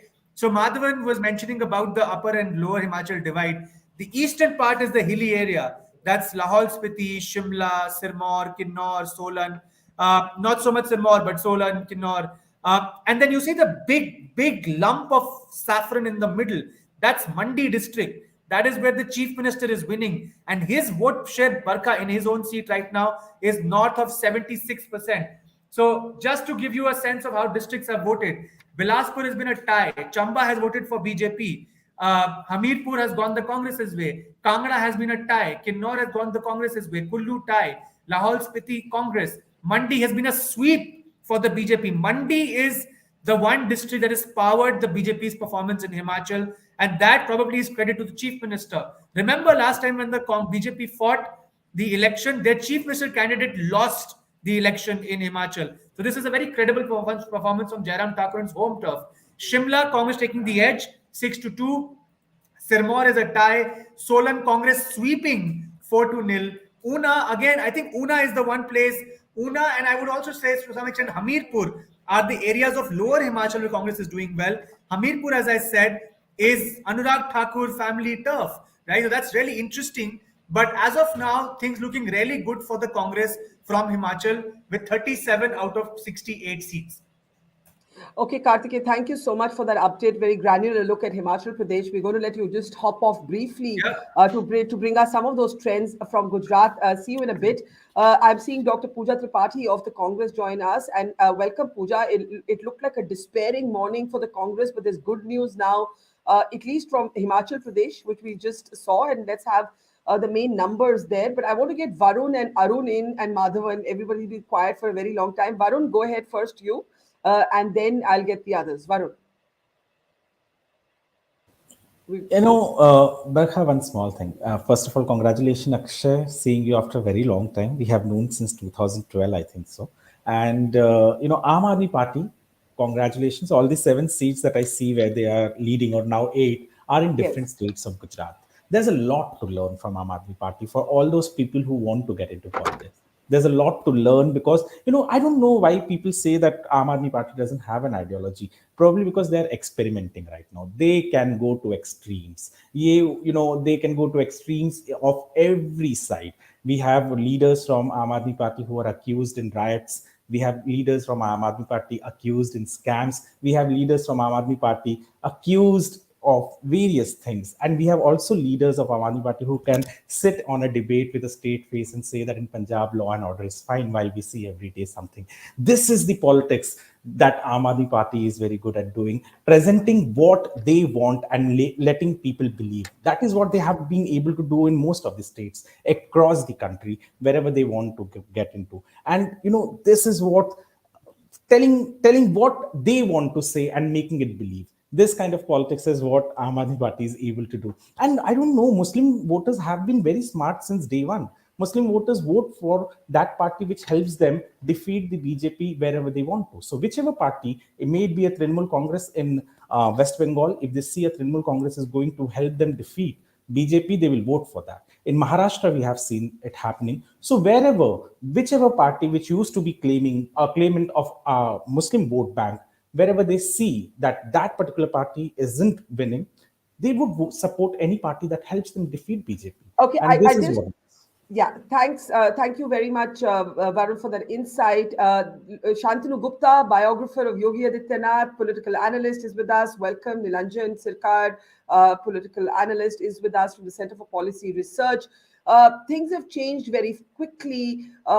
I just want to say that Himachal is now a state where the Congress finally has some good news after it looked like a neck and neck fight. But Gujarat, the BJP has made history. It has most likely breached the Madhav Singh Solanki record when the numbers finally add up, which means it will be the best ever performance by a political party in Gujarat. A brand Modi remains virtually a kind of invincible brand, but within that you have the Aam Aadmi Party arriving now formally as a national party, a force that cannot be ignored. Himachal, however, that gap is widening between the BJP and the Congress, 38 to the Congress in the lead. Okay, Madhavan, you had a point or two to make. So quickly, first with Madhavan, then Akshay, and then I'll bring in Shantanu and Nilanjan. Madhavan, go ahead. I wanted to say something on Varun. I think what Varun said about Aam Aadmi Party. I think it is true that they are experimenting, and part of it is cosmetic because they know that in order to win, you have to play with some of the tides that are out there. But on other aspects, I must say that some of the accusations faced by Aam Aadmi Party leaders are after they emerged in power in Delhi, in which case an accusation, as a journalist will tell you, is not, a conviction, and therefore words like a scam and scandals are just being slapped, especially with CBI and Enforcement Directorate and charge sheets being treated as equivalent of the judiciary. The jury is literally still out on those issues. But it is true that Aam Aadmi Party has successfully, I mean, including Akshay himself, Akshay is only one of the several spokespersons of the party with some of the clearest minds I have known in politics in decades of watching. Therefore, they know what they are talking about. And it is true that they do a lot of good spin doctoring on some of the issues. But it is equally true that they are very good at ground level delivery on some of the issues, which is what keeps them in the running. So you can say a lot of things similar about BJP and Aam Aadmi Party, which is that they both know the art of the possible called politics increasingly, except that Aam Aadmi Party is tilting towards the modern model of progressivism, whereas the BJP is going towards the Renaissance model of reinventing old Bharat instead of inventing a new India. And Congress is getting squeezed in the middle, and that is what they really have to think about. Okay, can I just bring in briefly Akshay and then Shantanu and Nilanjan who've just joined us. Akshay, what is the trajectory that the Aam Aadmi Party sees for itself now that you are officially a national party? Some of that very agile, sort of some would say ideological ambivalence or ambiguity or experimentalism may no longer be a luxury that you can afford. Do you think something will have to shift for the Aam Aadmi Party as well going forward? Because like I said, you're now officially national. No, undoubtedly, Barkha. I think with every election, what Aam Aadmi Party has shown that it has the ability to learn from both mistakes and successes. We have failed spectacularly in the past in some cases, and we have emerged victorious 5 years later in Punjab, for example. And similarly in Gujarat, we are hoping that we can actually work in the next 5 years on our whatever was lacking. We'll work towards improving that, and we'll keep building on the foundations of what we have achieved in Gujarat. But to answer your wider question about where does AAP go from here, I think the best case for Aam Aadmi Party to be made is in states that have seen a legacy duopoly, which is that there are two parties that have been tried multiple times over and over, and both parties have a certain sense of fatigue among the people. They feel that these parties have failed them multiple times, and that can't describe Gujarat, right? Gujarat doesn't fit that theory. Gujarat is BJP is making history there. I think Gujarat also fits that theory because in Gujarat, the reason that the BJP does so well is because there is no alternative to the BJP. So even if people are upset with the BJP, and this is something that has repeatedly come up, whether you look at C-voter surveys or CSDS surveys, the anti-incumbency is not absent. It is very much there. It is just that people don't think of voting anybody outside of the BJP because they don't see any worthy candidate. But that's what Aam Aadmi Party is trying to fill. And I think to answer very specifically, there is the Karnataka election that's coming up. There is the Rajasthan, Chhattisgarh, Madhya Pradesh elections that are coming up. And we are expecting to fight in all of these states effectively. Of course, we will be better in some, worse in others. But we will put our front foot forward. So here's my question. I want to go to Shantanu in a second, but Janvi, you had one sentence to make about the Modi factor, that almost nothing else matters. Janvi, very quickly, and then Shantanu. Janvi? Yeah, just want to say about like why BJP is winning Gujarat. It's not about like Gujarat doesn't have an option. It's about like the only thing matters when people are going to vote is Narendra Modi, and people don't vote here for the candidate. Many a times people don't even know who the candidate is. Forget candidate. People don't even know who the chief minister is. Chief ministers keep on changing, but here it's about sentiments. Gujarat votes on sentiments, and here the only sentiment that matters is Narendra Modi. Yeah, the only sentiment that matters is Narendra Modi. Is my perfect cue to go to Shantanu. Amazing result for the BJP, 154 at the moment. The seats are going down a little bit, up and down. Sorry, this is Himachal. Can we go back to Gujarat for a second, please? That shifted too quickly for me. Shantanu, go ahead. Big takeaways. I think multiple takeaways.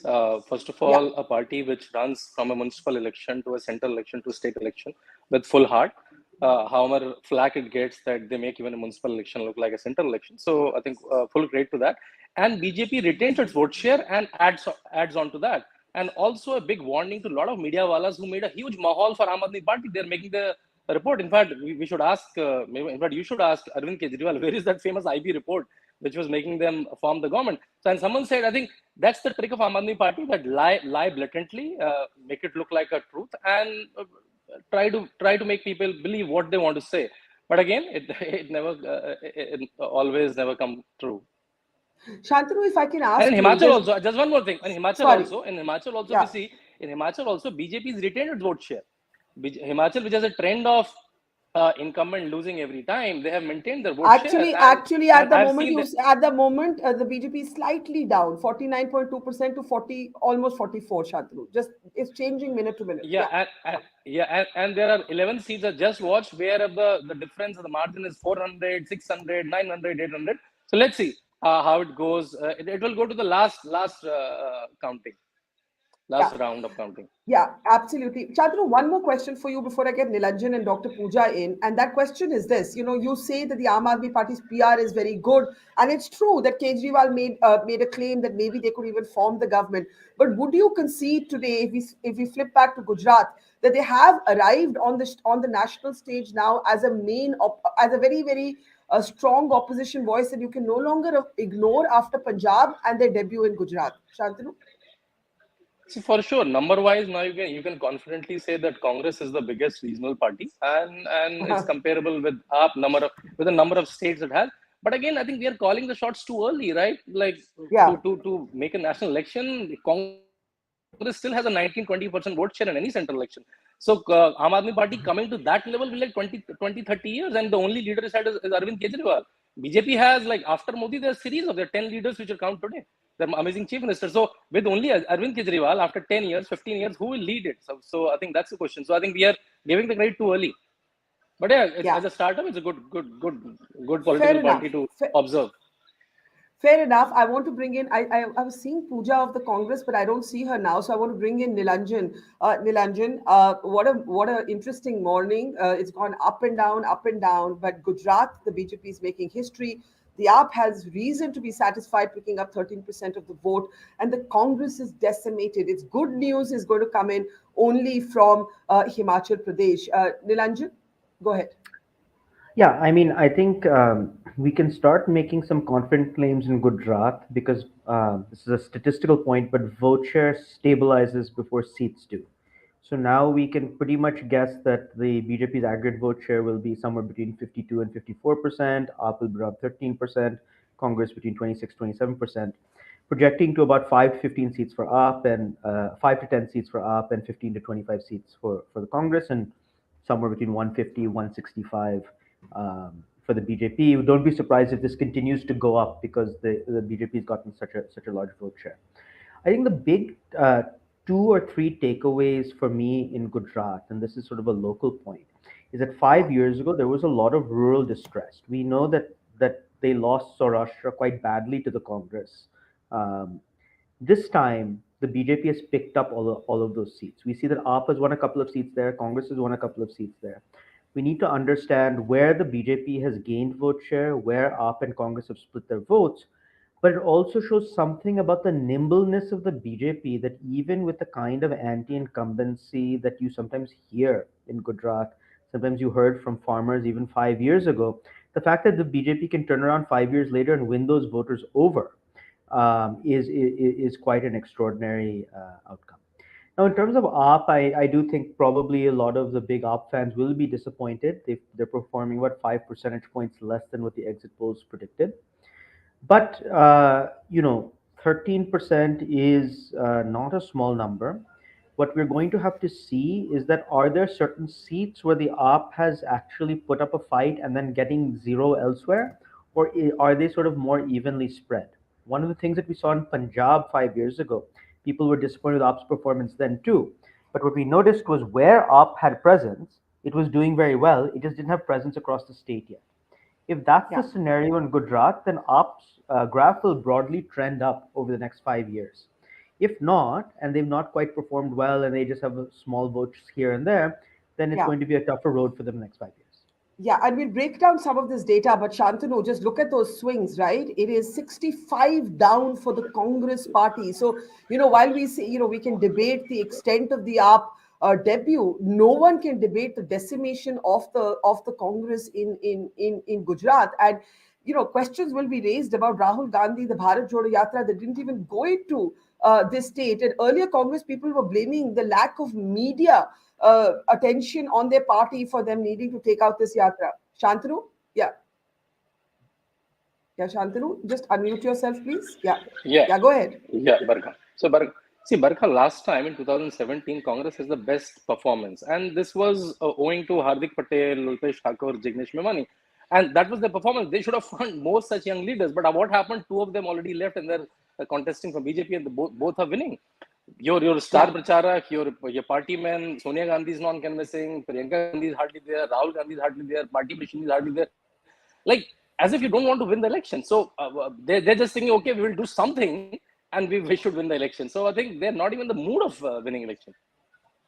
Yeah, I want to bring in Dr. Pooja Tripathi of the Congress. While you have some good news from Himachal Pradesh, and we're still waiting for those final numbers to emerge, Pooja, you are going to have to face the criticism that the Congress, as Madhavan said, and Madhavan, I'm coming to you right after that, didn't even fight this election. You didn't even try. Where were your leaders? Who was your face? Where was the noise? It was almost like you decided to give a walkover to the BJP and the Aam Aadmi Party. Pooja? Barkha, I'll strongly disagree on the fact that Congress didn't fight this election, didn't have the zeal to fight, and we gave a walkover. We changed the strategy a bit because we were fighting against the brand Modi, the invincible brand Modi, and we tweaked our strategy. We went grassroots. We went. Our campaign was silent. We went boot to boot. We went villages to villages, and we did all those Khat Pai Panchayat. We did Parivartan Sankalp Yatra, but I agree that it didn't click with the voters. Our performance is really disappointing in Gujarat. We are down by 65 seats. It didn't click with voters, and now we have to retweak our strategy. We have to devise, we have to do some organizational changes, and we have to take on BJP head on aggressively. A silent campaign won't the high visible campaign that BJP led in Gujarat, and today I'll accept that. Okay, let me actually hang on, Pooja. Let me actually take your point to Akshay. I want to bring in Akshay on. Sorry, Madhavan, I know you wanted to make a point and you had to leave, and I'll come to Akshay right after that. Madhavan, the big picture is what is the future of the Congress party? Now, if the Congress takes Himachal, the Congress is going to argue that it's not all terrible. We took that state, we put up a good fight, Priyanka Gandhi campaign there. But the fact is that this should not have been a close fight, because going by Himachal's pattern, this should have been an easy rotation and easy revolving door syndrome. Madhavan? Melting. Yeah, hello. Sorry. Yeah, go ahead. Kartikeya put it well, and it tallies very well with my melting glaciers hypothesis, which is that old vote banks are melting, and whoever converts this into penalty corners into goals, to use a World Cup football metaphor, does well. And Aam Aadmi Party is better at it. And the fact that it is absent in Himachal has helped the Congress. So Congress cannot rest on its laurels anymore. But let me also point out, in response to Shantanu, saying there is a difference between bluster and lies in politics. Bluster is something every party has. Every party says it will win, and then the result shows that nobody alone wins. So in BJP has lost its bluster in Himachal, and the Congress has lost its bluster, and Aam Aadmi Party has also lost its bluster in Gujarat. No. Barkha. So, I'm not talking about the bluster. I'm talking about the IB report. You can't put IB like IB this, report right? is part of the bluster. Yeah, I have IB report is. I have an IB report. So you're quoting agency. Yeah, you can say I have my internal survey, but I have access to IB report. Wow, I think this is going too far. Yeah, maybe it is going too far, but I count it in the bluster and not in the. There is a limit to which, yeah. You can give them olive rope. You can give them olive rope. That's your prerogative. No. I'm saying quoting IB report which never existed. Okay, can I ask you this? I'll ask Akshay that, but can I ask you I think I'll leave now. Thank you so Yeah, much. thanks, Madhavan. A pleasure. And let me ask Shantanu that before I ask Akshay. The BJP through the campaign kept saying the Congress is our main opposition. And even this morning, Shantanu, after this result, they kept saying, no, hamare liye to Congress hai opposition. Why do you think the BJP is so reluctant to take the Aam Aadmi Party seriously? And can it afford to ignore it given Punjab, Delhi Municipal Corporation, and now the debut in Gujarat? Shantanu. See, what messaging you give on the TV, that can be a messaging, okay? Maybe I want to I want people to see Congress my opposition so that Aam Aadmi Party should not become big. That can be part of a strategy, sure. Right? But again, I'm coming against saying, okay, I have access to IB report. I'm saying that's, I think, Arvind Kejriwal taking the politics to a very different level. Okay. Akshay Marathi of the Aam Aadmi Party, I want you to respond. Certainly, Mr. Kejriwal did make claims through the campaign that the AAP was in a position to form the government. He said so to me on record in an interview. When you look at those six seats, can we put up the latest Gujarat figure? There is a big gap, and I'm not taking away from the fact that, it's a feat what you've achieved becoming a national party in 10 years, but the claim that was made, is that just the bluster of an election campaign? Did you actually hope for something else that didn't come true? How would you describe it, Akshay? Barkha, let me be candid. I think about 2 months ago or somewhere around September, October, there was a genuine moment during the Gujarat election where the Aam Aadmi Party's vote share was actually crossing 30%. And this is not something that I am claiming merely from an internal survey. It is something that yesterday on India Today, Axis My India's Pradeep Gupta admitted on live television that just 2.5 months ago, the Aam Aadmi Party was at a very, very high vote share, coming a close second to the Bharatiya Janata Party. And that is the point at which I think the BJP realized that if AAP is allowed to continue to gain at the pace that it was gaining at that point, it would be very, very tough for them to contain us. And that's when, if you remember, the Prime Minister addressed a rally in Gujarat where he said, the Congress is doing this silent campaign and we should not take the Congress lightly. Congress is very active in the rural parts of Gujarat. And that's when the Congress picked up from the Prime Minister and used it for their own narrative that, look, even the Prime Minister is saying we are active, and kind of gave some level of confidence to their voters that, oh, we are still in the race. Look, the Prime Minister also is saying we are still in the race. So I think that is definitely, and I'm being very candid here, there is no point in posturing anymore. But at that point is when a lot of the intending AAP voters, people who intended to vote for Aam Aadmi Party, may have felt confused that if the Prime Minister is identifying the Congress Party as their main rival, perhaps we should continue to vote for the Congress. And the second part of the story, Barkha, is when the BJP in Gujarat decided to boycott Aam Aadmi Party in all TV debates. I'm sure you have heard of this. But in the last 2 months, wherever the AAP was present in a TV debate, the BJP refused to show up. So overnight, the Aam Aadmi Party, which was a mainstay on these media discourses and debates, disappeared from the narrative. And I we think suffered. Shantanu wanted to respond to that, and then Nilanjan. Shantanu, go ahead. Yeah, Shantanu. Shantanu? Yeah. See, normally, to my understanding, voters make their mind 3-4 months in advance, and there can be a 2 to 3% swing. But it's very hard to believe that Aam Aadmi Party was sitting at a 30% vote share 2 months back, and they dropped 18% last 2 months just because of this 2-3 things that BJP has played. And in hindsight, there are logic that we can create, but again, I don't think anybody will buy that. Janvi, you had an update for us. Sorry, Nilanjan, just give me a second. On the extent of the decimation of the Congress in Gujarat, coming number 4 in some places. Janvi, do go ahead. Those are, of course, BJP celebrations. Yeah. Janvi.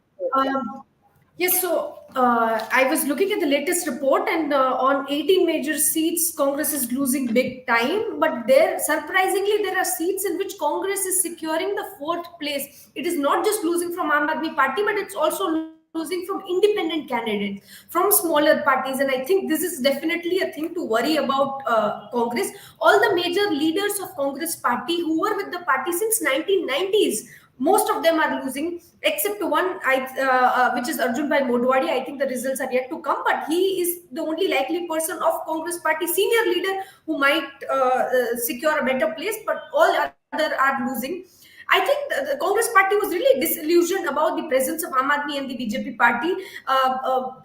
Congress is in charge, Gujarat in charge. Raghu Sharma wrote on paper that Aam Aadmi party will get just 0 seats. It will not open its account in Gujarat. So I think that when the party is very disillusioned about a very heavy competitor, I think this is what we see, which is like securing 4th place in some seats. That's astounding. I mean, the Congress at number 4 in some places in Gujarat is really astounding. Nilanjan, that's the kind of granularity we're soon going to get into as more sort of numbers become available. Janvi was earlier making the point that many Muslim voters have actually sided with the Aam Aadmi Party. So this whole emphasis that media does on ideology, that media does in confronting, for example, the Aam Aadmi Party on its soft Hindutva, the voter is quite prepared to be practical. I think that's the point that's being made again and again. Nilanjan. Yeah, I think that's right. I mean, what we hear, not just what I directly observed, but everybody has said that Congress had a very weak campaign. They were not, you could not see them in many parts of on the ground. And Aam Aadmi Party obviously had a high voltage campaign, even if they wanted a higher vote share. Now, just simply being able to project yourself as somebody who is serious about being in the opposition, nobody actually genuinely believed, other than, what politicians have to claim publicly, that anything other than a BJP win was on the cards, especially with Congress and AAP splitting the vote. And I think the average voter knew that. So the way that I think about a voter who is voting against the BJP this time in Gujarat is trying to think a little bit about, who do I want to be in the opposition, right? Who is going to take the opposition forward? And despite the Aam Aadmi Party only getting about 13 percentage points, you can see that if the Congress stays this weak, it's possible a lot of people defect to the Aam Aadmi Party, both among its politicians and among its support base. I mean, it's exactly the kind of thing that we've seen in Delhi and in Punjab. And it'll be a big change if that happens, because Gujarat is a traditionally BJP Congress state, right? It'll be the first state where that has happened. And if that happens, then I think you'll start seeing AAP breaking into many other places. Exactly, that was going to be my last question to Akshay. Akshay, Arvind Kejriwal holds no portfolio in Delhi. He's the chief minister without a portfolio. And there's a sense now that he will concentrate on building the party nationally, that there are going to be other states. You mentioned briefly Karnataka and Rajasthan. Nilanjan makes the interesting point that you could see the breaking apart of the Congress in states like Gujarat with its leaders, then moving towards the AAP if they can't to the BJP. What's next for the AAP, according to you, Akshay? Barkha, like I said earlier, I think what has been established in the last 10 years is that if you look at the 2014 election, where we spread ourselves really thin and got just 4 seats nationally, one of the big drawbacks and concerns that voters had with Aam Aadmi Party was they did not know what we stood for, what we offered to them. But in these 10 years, what Arvind Kejriwal has established and kind of sunk into the minds of people is that there is a governance model associated to Arvind Kejriwal. It's not just that there is a new party and it's different from the old parties. It's also that there is a positive agenda, a vision for the country that he brings along with him. And I think that is what the Aam Aadmi Party is going to look to capitalize in the time to come. That as we are able to show and prove our chops when it comes to governance, the politics will happen. I think the politics is always secondary. It's about proving to people that they can have something to be hopeful for, something to be optimistic about. And I think Arvind Kejriwal has figured that out. He has the ability to make people hopeful and optimistic. I think that is the key of his success, and we will see that play out in the next few elections coming up over the course of the next 2 years. Well, Akshay, thank you. That's been fascinating to have you. We're going to continue our conversation. My colleague Zafar Iqbal is on the ground. He's also talking to Aam Aadmi Party leaders. This is a big day for the BJP, but the AAP is determined now to build its opposition space on ground in Gujarat. Let's listen in. And Akshay, thanks. आदमी party यहाँ पे एक गुजरात में चुनाव लड़के रुझान से पता चलता है कि कुछ सीटें हासिल कर रही है। एक बड़ी बात है आम आदमी पार्टी के लिए। हाँ, बड़ी बात तो है ना। आम आदमी पार्टी का एक बेस तो बन गया गुजरात में। इसके लिए हमको खुशी है कि आम आदमी पार्टी मुझे लगता है कि विपक्ष में बैठेगी और 10 साल में इतना ग्रोथ करना कोई बड़ी बात नहीं है गुजरात के लिए। तो मुझे बहुत खुशी है कि भी आम आदमी का एक बेस बन जाएगा गुजरात में। तो आम आदमी पार्टी जिस तरह से गारंटी कार्ड और जो दिल्ली मॉडल की बात यहाँ पे गुजरात में कर रही है, आपको लगता है कि वो यहाँ पे चल सकता है? क्योंकि गुजरात के हालात अलग है। नहीं, चल सकता है, क्यों नहीं चल सकता। गुजरात में अभी वो विपक्ष में बैठ के भी जो काम करना है, कम से कम जितने धारासभ्य विन हो गए, जीते गए, वो तो अपने एरिया में वो काम करेंगे। तो उसको देख के सबको पता चलेगा कि आम आदमी ने जो बोला था वो कम से कम जो जीता हुआ उम्मीदवार उनके एरिया में तो ये काम करेंगे। मोहल्ला क्लिनिक है, जो भी है, स्कूल बनाना, वो करेंगे। आप बताइए क्या कहना है आज आपको? हम इसुदन घरवी से भी बात कर रहे थे, वो बता रहे थे हमें कि अगर हम एक सीट भी निकालेंगे तब भी हम जश्न मनाएंगे। बिल्कुल, गुजरात के अंदर जब 27 सीटें सूरत में आई ना, तो 27 कॉर्पोरेटर ने वो काम करके दिखाया ना, जनता को पता चला कि कॉर्पोरेटर क्या काम करता है। अभी जो अगर एक भी सीट आती है बोल रहे हैं, अब तो 10 से 12 सीट पे जा रहे हैं। हमारा एमएलए, उसको क्या काम करना है, जनता को एमएलए जाके बीच में क्या काम करता है ना, वो दिखाएंगे। और जिस तरह से दिल्ली में काम कर रहे हैं ना, उस तरह से काम कर पाएगा।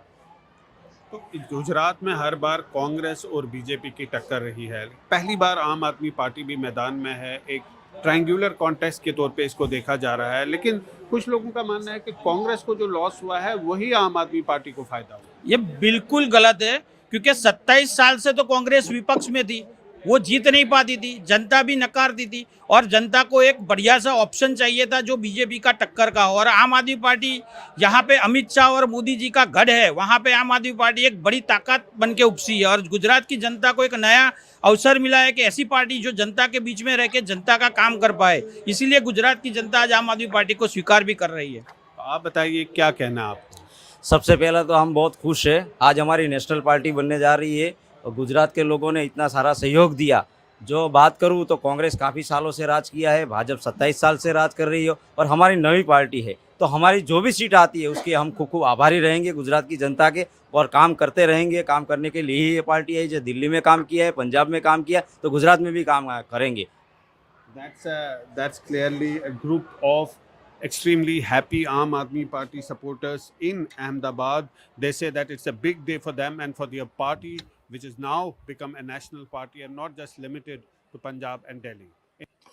Okay, thanks, Zafar. Nilanjan, one of the things that's going to come up again and again is the Aam Aadmi Party and the Congress cannibalizing each other's sort of vote base. And, one of the comments, I was just seeing the comments coming in on the live stream, and one of the audience comments said, if the AAP and the Congress were only to fight together. Now, basically, the Congress cut into the scale of the AAP victory in the Delhi Municipal Corporation, and clearly the AAP has severely damaged the Congress Of course, we'll have to wait and see because the BJP has improved so dramatically that some of the Congress voters have obviously gone to the BJP. But some, look at the vote share, 13% obviously means that the major dent to the Congress is from AAP. And Janvi's been making that point repeatedly as well. What does this actually tell us? What is the pointer for 2024? Does it mean that till everybody who's taking on Modi gets together, Modi remains invincible? Or does that trope not apply because arithmetic Gatbandhans in the past haven't worked either? Yeah, I agree with this point that, arithmetic Gatbandhans don't work unless they have some kind of larger either social unity based on caste calculations and so forth, or ideological unity. And I don't think AAP and Congress have that. So I think it would have been very difficult as a Gatbandhan.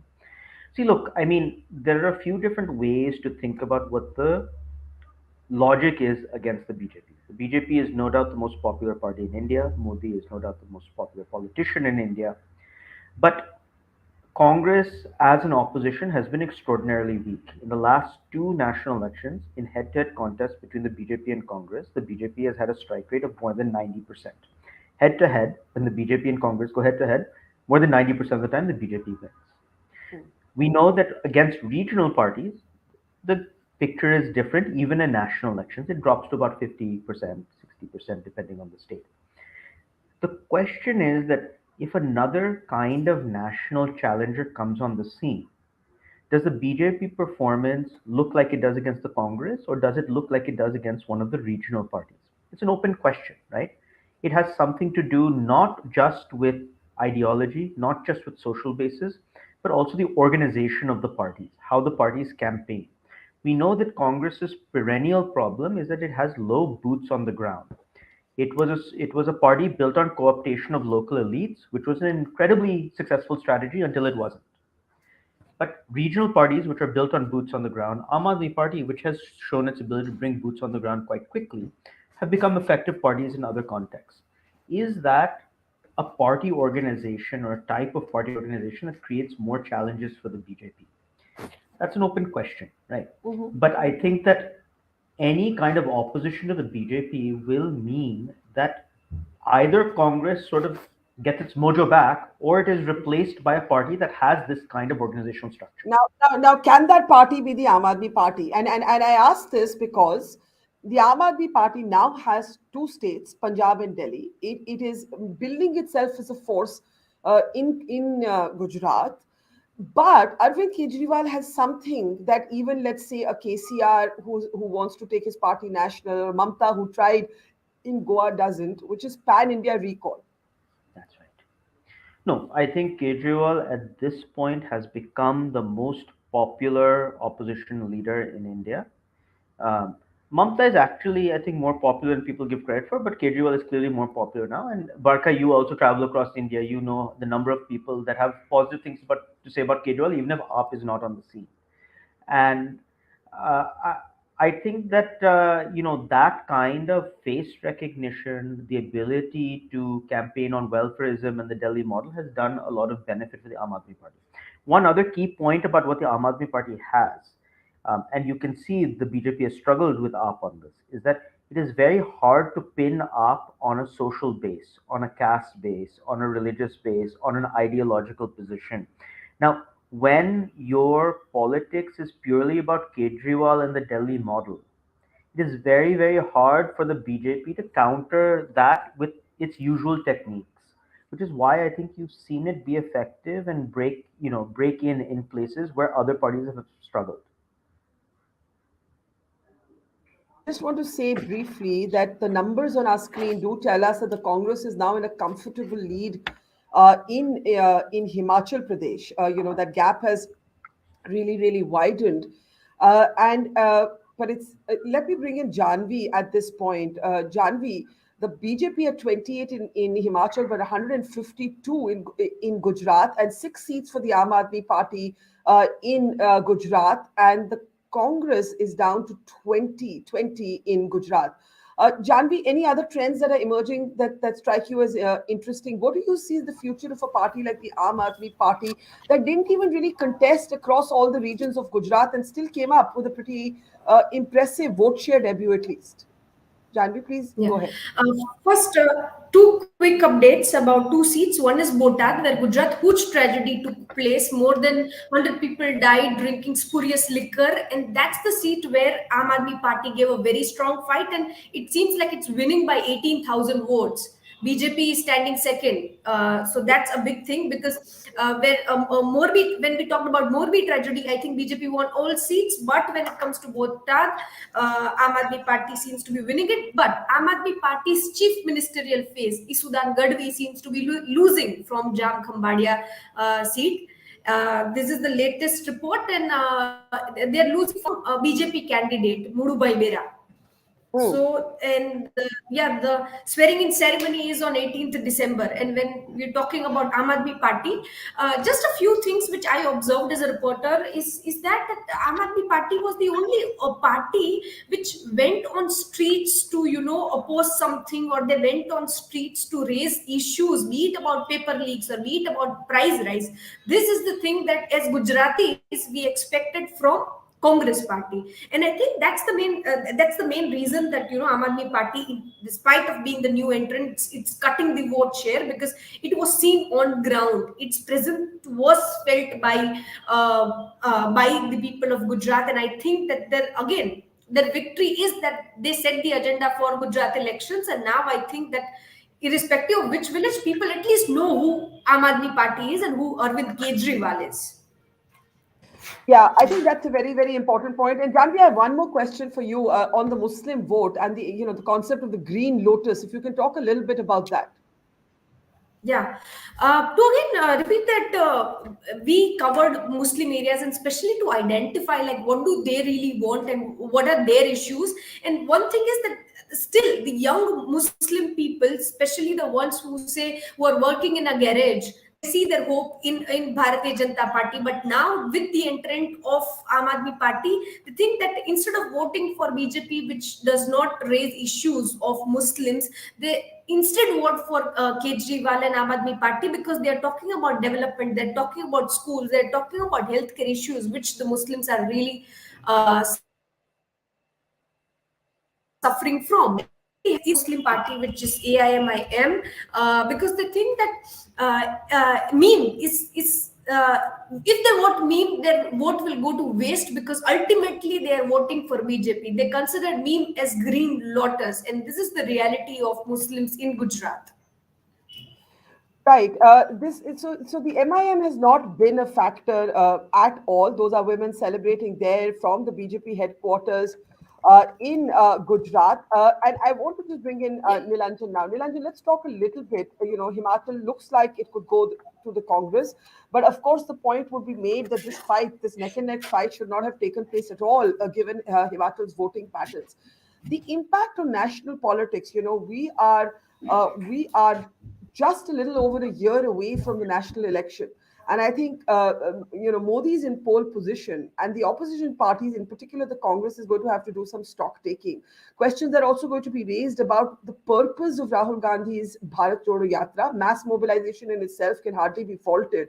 But if not welded with electoral politics, where does it go? I mean, someone on the program earlier was asking, is the Congress an NGO? Is Rahul Gandhi an ascetic? And one Congress leader told me, oh, he's trying to be the JP Narayan of his party. And that was a kind of grand, overworthy analogy, I thought. But Nilanjan, what do you think? So look, I mean, obviously the Congress's star has been dimming. It's not a recent phenomenon. I think we're seeing the impact of a dominant BJP come on the scene over the last 5-6 years, but actually the crumbling has been happening since the early 90s, right? If you just sort of look at the trends. I mean, I think a path of rejuvenation for the Congress party looks difficult. As I said, in head-to-head contests against the BJP at the national level, if Congress wants to be a national party, Congress simply does not perform well, and nothing we have seen over the last several years suggests that it'll do any better than losing more than 90% of the seats in a head-to-head fight against the BJP. Take Himachal Pradesh. We know that the state elections has its own flavor, it has local factors, but it is a state that 69%, almost 70% of the state voted for Modi in 2019, right? It's hard to imagine that state is going to turn towards the Congress, just to give an example, right? It's hard to imagine that much of the Hindi heartland will turn against turn against BJP, will turn against the BJP in 2024. So these are places where the Congress and the BJP go head-to-head as national parties, and the Congress party does not do particularly well. Now, in terms of the Bharat Jodo Yatra, I'm actually, I see it as a positive development for the Congress party, perhaps not electorally, but it is an understanding that when we think about voice or when we think about narrative, the BJP has so suffused the media space and the parliamentary space, right, because of elections and so, that one of the ways, to get out an opposition voice, the farmers' protest showed this, the CAA protests do this, is to genuinely work outside of the formal electoral system. Does that yield electoral dividends? No. I think even the farmers showed that, right? But does it create an alternate narrative that people can engage with? Yes. Unfortunately, Congress is in the business of winning elections, and I'm not sure that this helps them do that. Yeah, I think that's really the point. And I want just Karthik to join now and take us through some of the trends that we are seeing. Oh, there's Karthik. Karthik, go ahead. Let's take an overview of Gujarat. Let's first look at Himachal. We haven't looked at Himachal closely enough at all with the Congress. We've been seeing devastation for the Congress all morning. Go ahead, Karthik. Karthik, go ahead. Yeah, so as of now, Barkha, there are clear trends coming in from Himachal predicting that indeed it seems it will be a Congress government. 38 seats in a house of 68 should be a decent, comfortable majority, although with the BJP's tricks, you don't know. But I think at least as of now, Himachal seems to be going the Congress's way. I think we'll be in a position to call it very soon.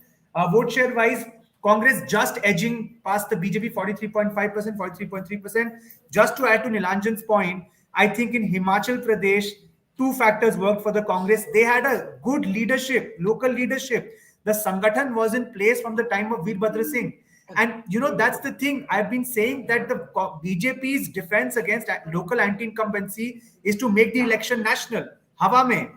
If you have a local leader who can pull that election down to localized issues with credibility, that's where the BJP faces a challenge. You saw it in Bengal, you saw it in Delhi. I will also bet you will see this in Chhattisgarh when Bhupesh Baghel is up against the BJP. Again, a local leader with his fingers on the pulse on the ground. So I think that's an interesting theme with Congress doing well. Last we checked, Barkha, we need to also clarify, there were as many as 8 different narrow margin seats in Himachal. The way we are defining them is any margin with less than 1,000 votes as the separating margin. This was around 15 minutes back. Karthik, let me just, sorry, interrupt you. I'm seeing celebrations at the BJP headquarters. Let's open the mic and see if we can talk to Pardeep Singh ji at all. Pardeep Singh ji, congratulations. Hello. Hanji Pardeep Singh ji, namaskar, congratulations. Thank you. Modi ji की जीत है. मोदी जी आज बड़ा brand है party से ज्यादा. ये किसकी जीत है? ये आज किसकी जीत है?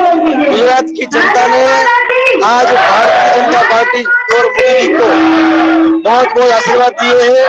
आज गुजरात की जनता ने सारे रिकॉर्ड तोड़ दिए. भाजपा को सबसे ज्यादा सीट भी दी और भाजपा को सबसे ज्यादा वोट शेयर भी दिया.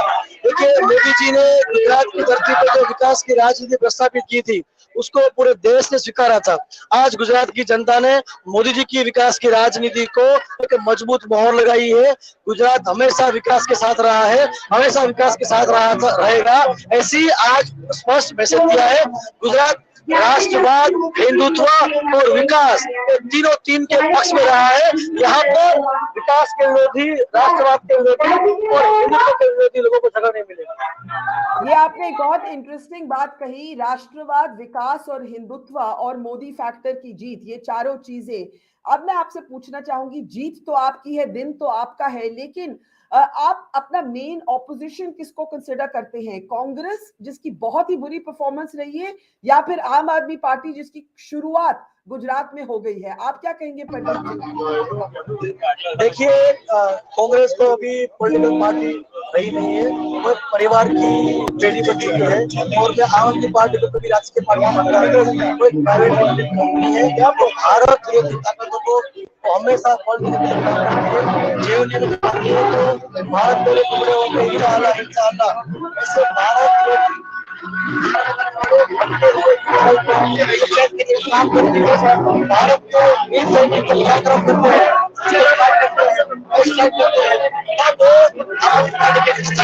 उनके पराक्रम पर सवाल उठाए हुए हैं। ऐसे देशविरोधी लोगों को गुजरात में कभी जगह नहीं मिलेगी, उनको करारा जवाब दिया है, गुजरात की जनता ने दिया है। Thank you, Pradeep ji. Thank you, thank you. Congratulations. From what I could tell in all that noise, he said some very important things. He said this is a win of Modi, of course, but Hindutva, Rashtravad, and Vikas, development, nationalism, and Hindutva. He also said Congress to party ab rahi nahi, and he used the word Deshdrohi. I could pick up only every four words in that very noisy BJP, which is of course engulfed right now by Vande Mataram chants. And I think I just want to bring in Lavanya on that. And Karthik, you can tell us when you have more numbers ready. Lavanya, some good news in Himachal, a decimation in Gujarat. Your thoughts, Lavanya?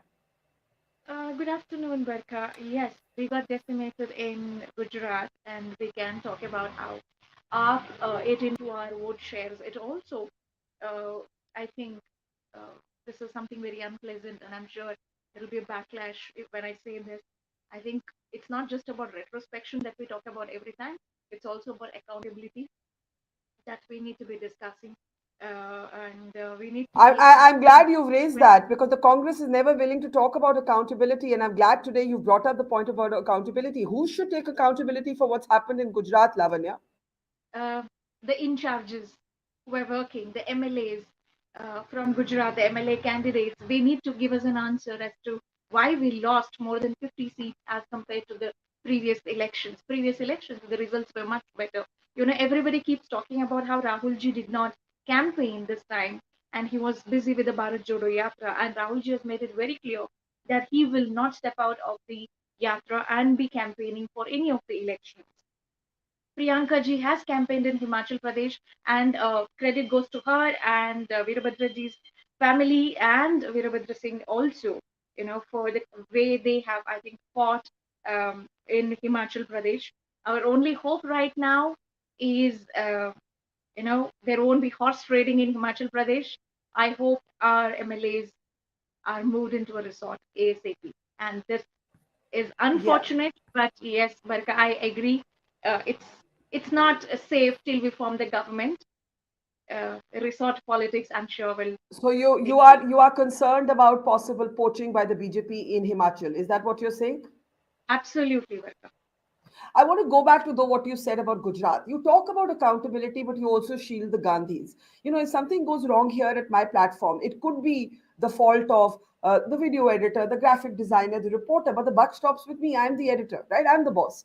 The buck stops with me. When you shield the Gandhis and you talk about accountability, isn't there a paradox, Lavan? Absolutely not. Because see, last time during the elections, Mr. Gandhi campaigned in Gujarat extensively. We got 70 odd seats, and this time Mr. Gandhi has not campaigned, and I think clear difference can be seen in the number of seats in Gujarat. So everyone who says he's not a vote puller for Congress is wrong.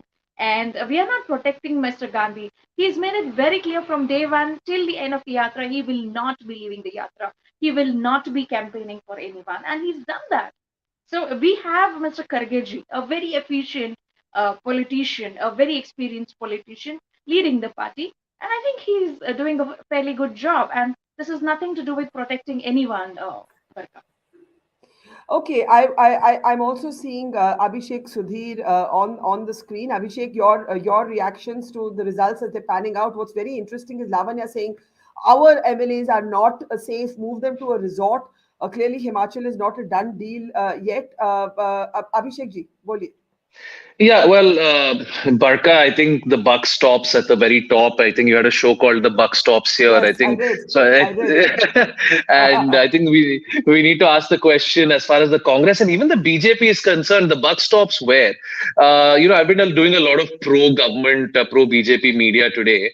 They're asking some very tough questions of all the BJP spokespersons as to the failure in Himachal, a rebellion of 30%, I think, in the party and all of that. But, none of them will actually question Modi ji. I think there's an old saying, success has many parents. It's used to be success has many. But what should they question Modi ji for? What should they question? That's exactly right. So you see, the thing is, if the buck stops with Modi ji, right, he has to take credit for all the successes and and he has to own the failures. It's the same with Rahul Gandhi, Priyanka Gandhi. It's the same with Arvind Kejriwal. As far as Arvind Kejriwal is concerned, there's no deflection of blame, either in Gujarat or Himachal Pradesh. Basically, the Aam Aadmi Party, and this whole thing about, I'm very glad that Lavanya didn't really go into this whole Aam Aadmi Party is the B team, and I'm quite sick of hearing that, because nobody is entitled to their vote share. The vote share is not some inheritance that your forefathers have passed down to you. Everybody is entitled to come and get your votes, right? It's as simple as that. Everybody is free to contest elections, right? So what my bigger picture, the way I see it, the Aam Aadmi Party has done a fabulous job in Gujarat. It's made an entry 12.7% from 0.1%. That's a 1200% increase, in vote share, which is unbelievable. It's a great showing. Of course, Himachal is just 1%, but Satyendra Jain was supposed to be sort of the face of the campaign. The party was stretched thin on resources. This is my reading as a neutral observer. What I would say is that, the MCD elections were also scheduled at the same time as the Gujarat elections. I think the Aam Aadmi Party's performance today is going to get overshadowed by this sort of record-breaking victory of the BJP. But I think credit should be given to the Aam Aadmi Party. And I would say to the opposition voter today, that the victory in Himachal should not give them any false hope that the Congress can actually mount any sort of serious or credible challenge to Narendra Modi in 2024. I happen to know Kharge ji on a very personal level. I have grown up across the street from him in Bangalore.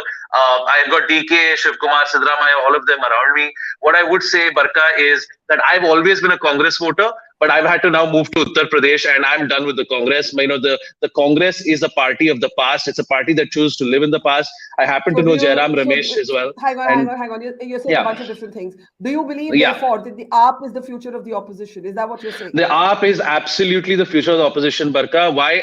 I will tell you, I am a disenchanted Congress voter. As a Bangalorean, I had no option but to vote for the Congress, because I would never vote for the BJP in a million years. Today, the AAP has emerged as an alternative. I will concede that the Congress is the principal challenger to the BJP in Karnataka. As things stand, maybe a better performance by AAP in Gujarat would have enthused the Kannadiga to go out and maybe even vote for AAP. Maybe that might not happen. But quick point, Barkha, AAP is the future. The reason I say that is now the Aam Aadmi Party, when it forms the government, it always forms the government with a clear majority, and getting them out of government, good luck to the BJP trying to get the Aam Aadmi Party out of the MCD or the Delhi government. That's all I would say on that, basically. Okay. That's a lot that you have said, and Janvi said a very interesting video. But Lavanya, very quick response from you. Lavanya, yes?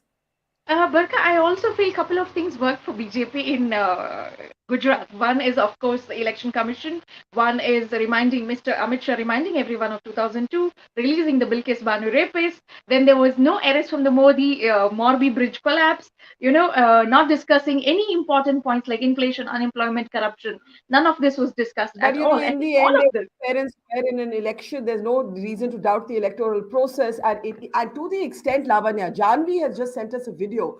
And I'm going to play those pictures. There's a lot of talk about the Muslim vote. And these are Muslim residents of Gujarat, Janvi. Thank you for this video. Janvi, I want you to talk a little bit about this video. Janvi, go ahead. You need to unmute yourself, please. Janvi.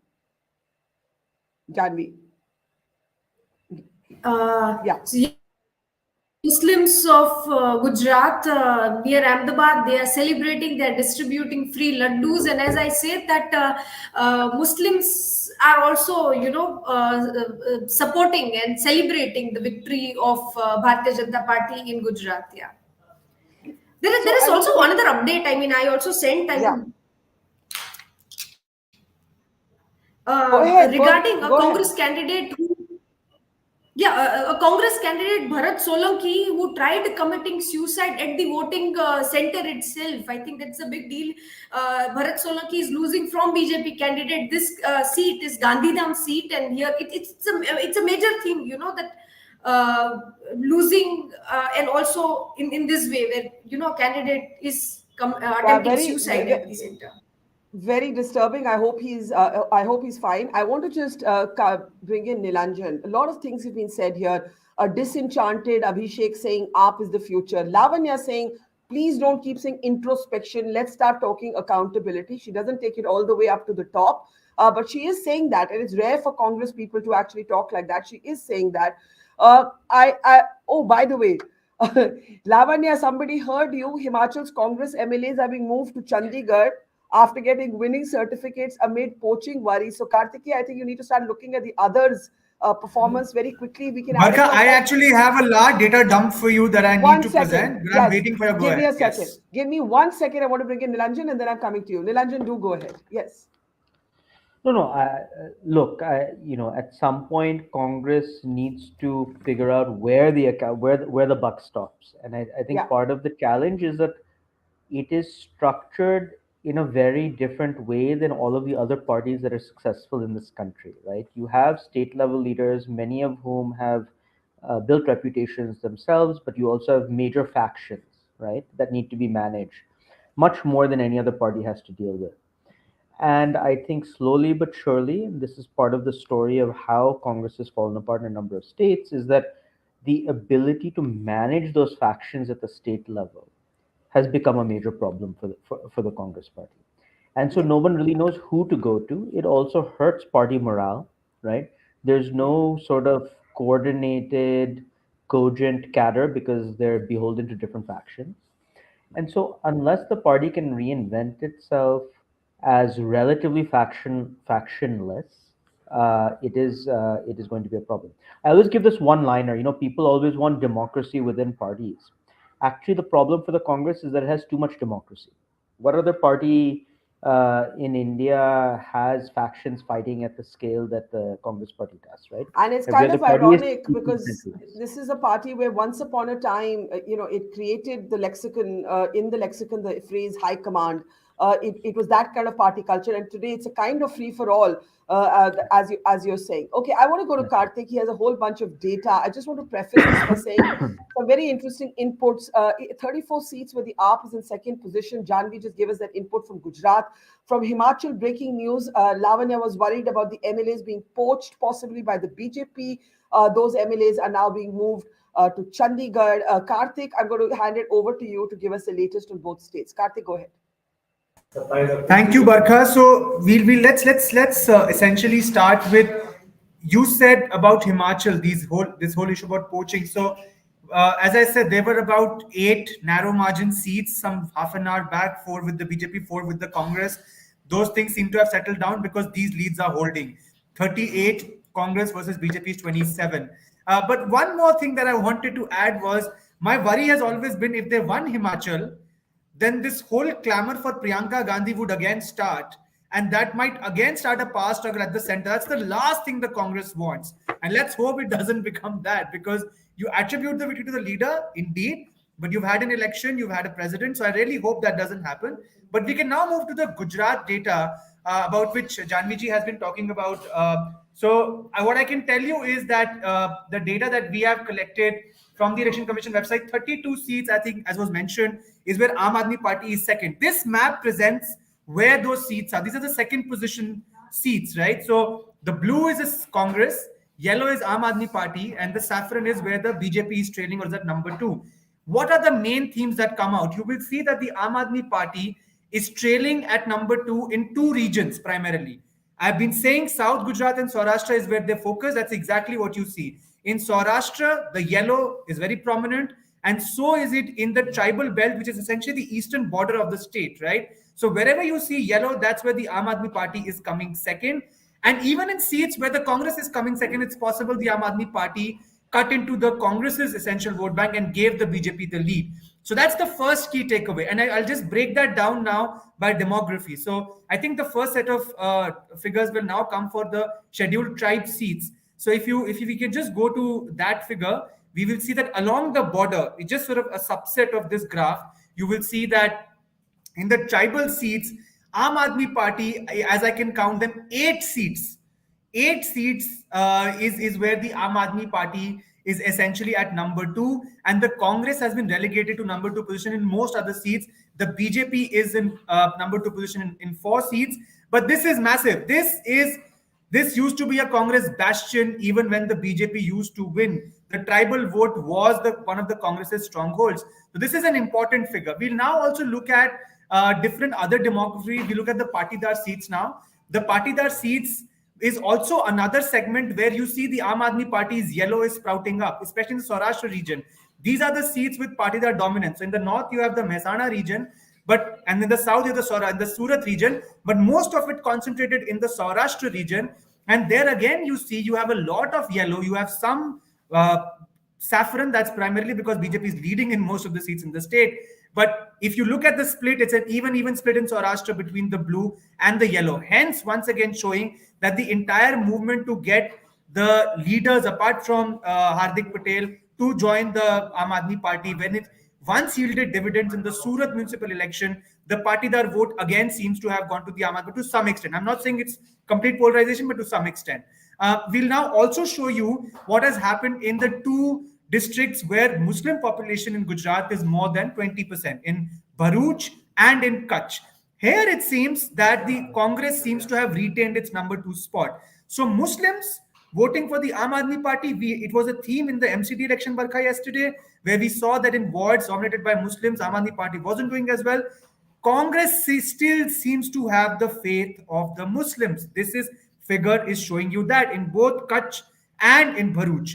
So that is again an interesting takeaway that the Aam Aadmi Party sort of will want to ponder about. We'll also now show you seats where OBCs, I think that's the next graph that's going to come up, where OBCs, the Thakurs, the Kohlis, the Anjana Chaudharys, those seats where, those are the ones who you can swing things either way. And here again, it seems the Congress has retained its hold, although it's number 2. So not a lot of yellow again on this map. So these are the OBC dominated seats where again the Aam Aadmi Party has come second in 3 seats, but most of the seats, other seats where the BJP has won, the Congress has come number 2. So remember the Kham formation where K was Kshatriya Thakur, OBCs in Gujarat around 40 to 50%, and 2 of the major chunks are the Thakur vote and the Kohli vote. The Kohli vote in the Saurashtra region and the fishermen vote along the districts which are adjoining the sea, and the Thakur vote in the north, the Kshatriya Thakur. That seems to have stuck with the Congress to some extent. I think we have one more, which is the SC seats. So scheduled caste, the Dalit seats, we'll see which are reserved. Here again, we see in the Saurashtra region, it seems, the BJP was able to catch the imagination of the SC community. It is possible that this might be because counter-polarization. If, for example, you thought that the SC vote was going to the Congress, the other castes might have swung the Aam Aadmi Party's way or whichever way you can think about it. But it seems an interesting pattern that in other seats, in other parts of the state where you have SC seats, the Congress has retained its second position. But in the Saurashtra belt, in the SC reserve seats, Aam Aadmi Party coming second in as many as 3 different seats. I think that these are really insightful. So if I were to give you a bottom line, I would say that the Patidars, the tribals, they were successfully wooed by the Aam Aadmi Party, primarily because that was the geographical region where the Aam Aadmi Party focused. I have one quick question for you. In the seats, the 34 or 32 seats where the AAP was in second or is in second position, how narrow or big are the margins? Barkha, that will require some more sort of data compilation. The problem with this process is that you have to compile data on the go. So far, we're just capturing the leads.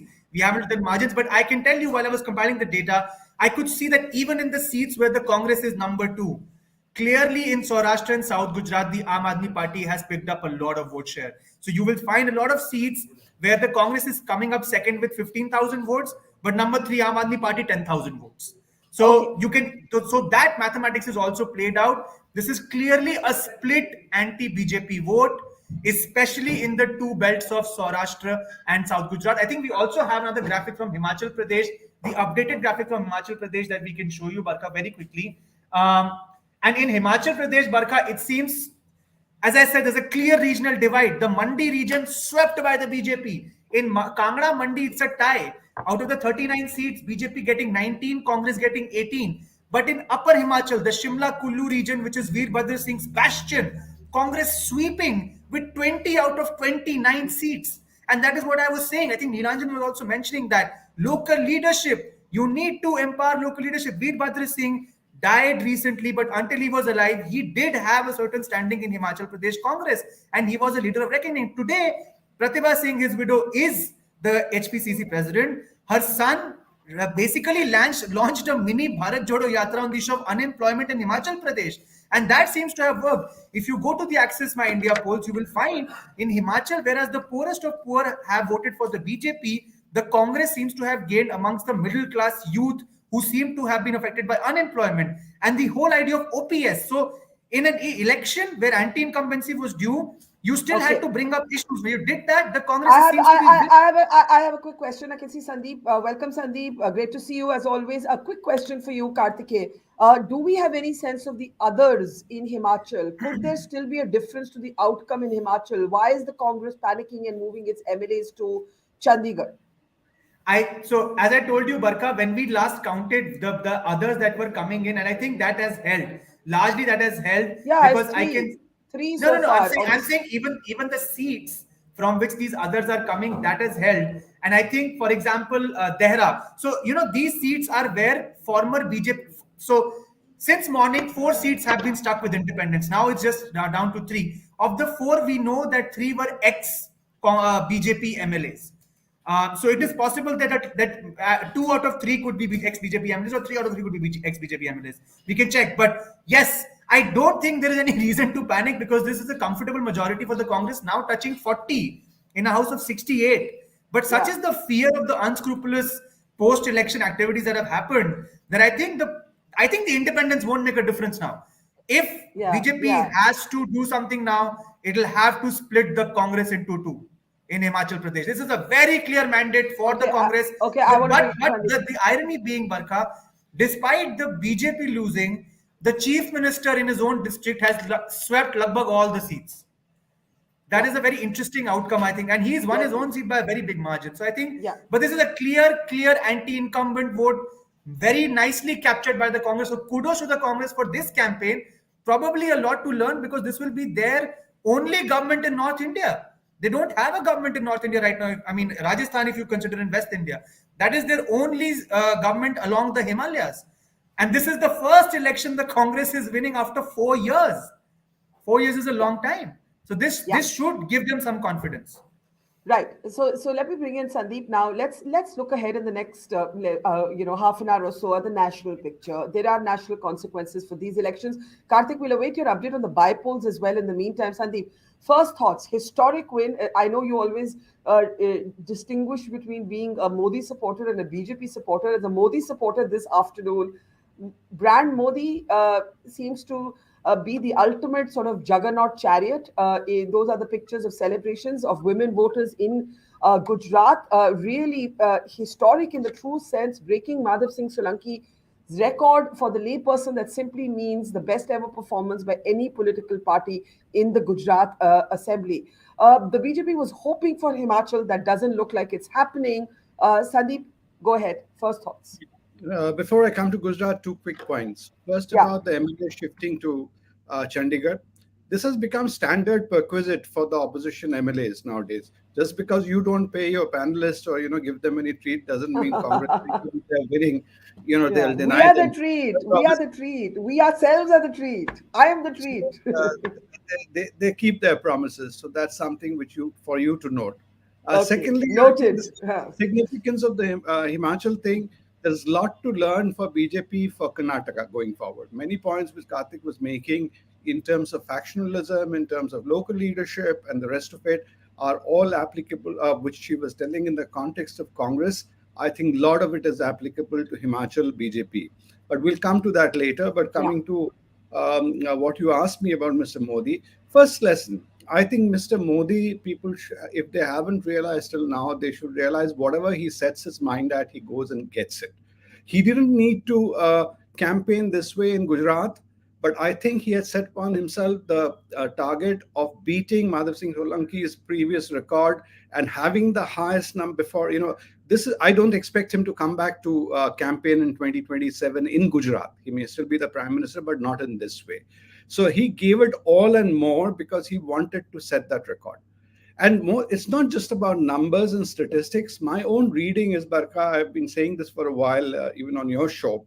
I think just like Mr. Modi changed gears after 2012 to the national stage after being the chief minister for 3 terms, He is now going to change gears after this to put himself on a global platform. With G20 happening, you will not see him really getting embroiled in local politics as much. This was kind But of can the his. BJP afford that? Because the BJP is No, still he very will. dependent on the Modi factor. But he will do it from a different level, Barkha. He'll do it from a different level, not just as a prime minister. He will then get into the Vishwaguru mode and everything else. So therefore, this was setting the stage for that. That is very, very important.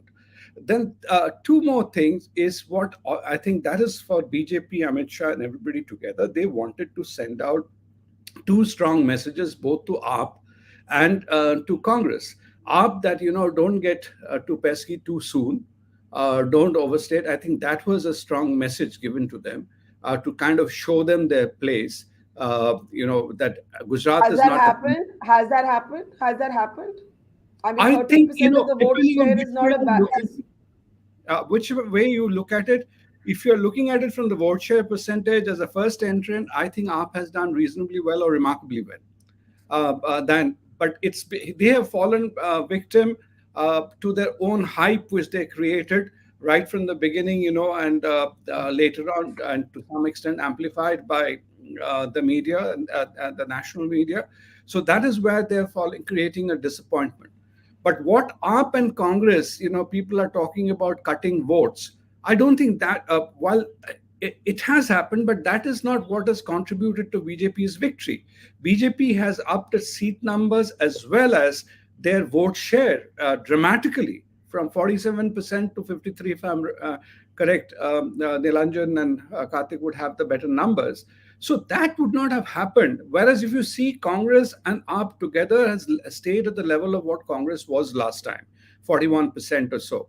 But BJP having increased, that is a remarkable point. And I think it's not the Modi factor, as we say. Gujaratis may have a lot of things to complain. There is anti-incumbency on the ground. There are complaints of corruption at the lower levels and all that. But they still feel if anybody can fix it for us, it's Narendra Modi, and they see him taking action, whether it be it in changing a chief minister, be it in dropping 30 candidates. I want to pick up this idea of the AAP having been shown its place. After Delhi and this debut, Sandeep, and I want to take that to Abhishek in a second. Why do you say this is a result where AAP has been shown its place?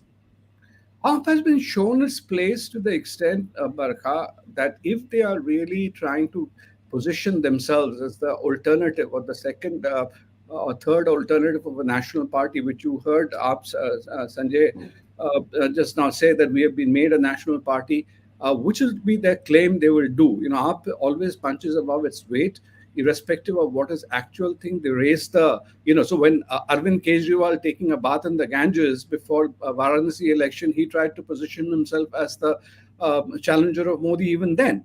So they try to push themselves there. So that's where they're, I think, Modi and Shah has told them, hold your horses. Don't think tomorrow in 2024 you're going to be anywhere close to challenging us.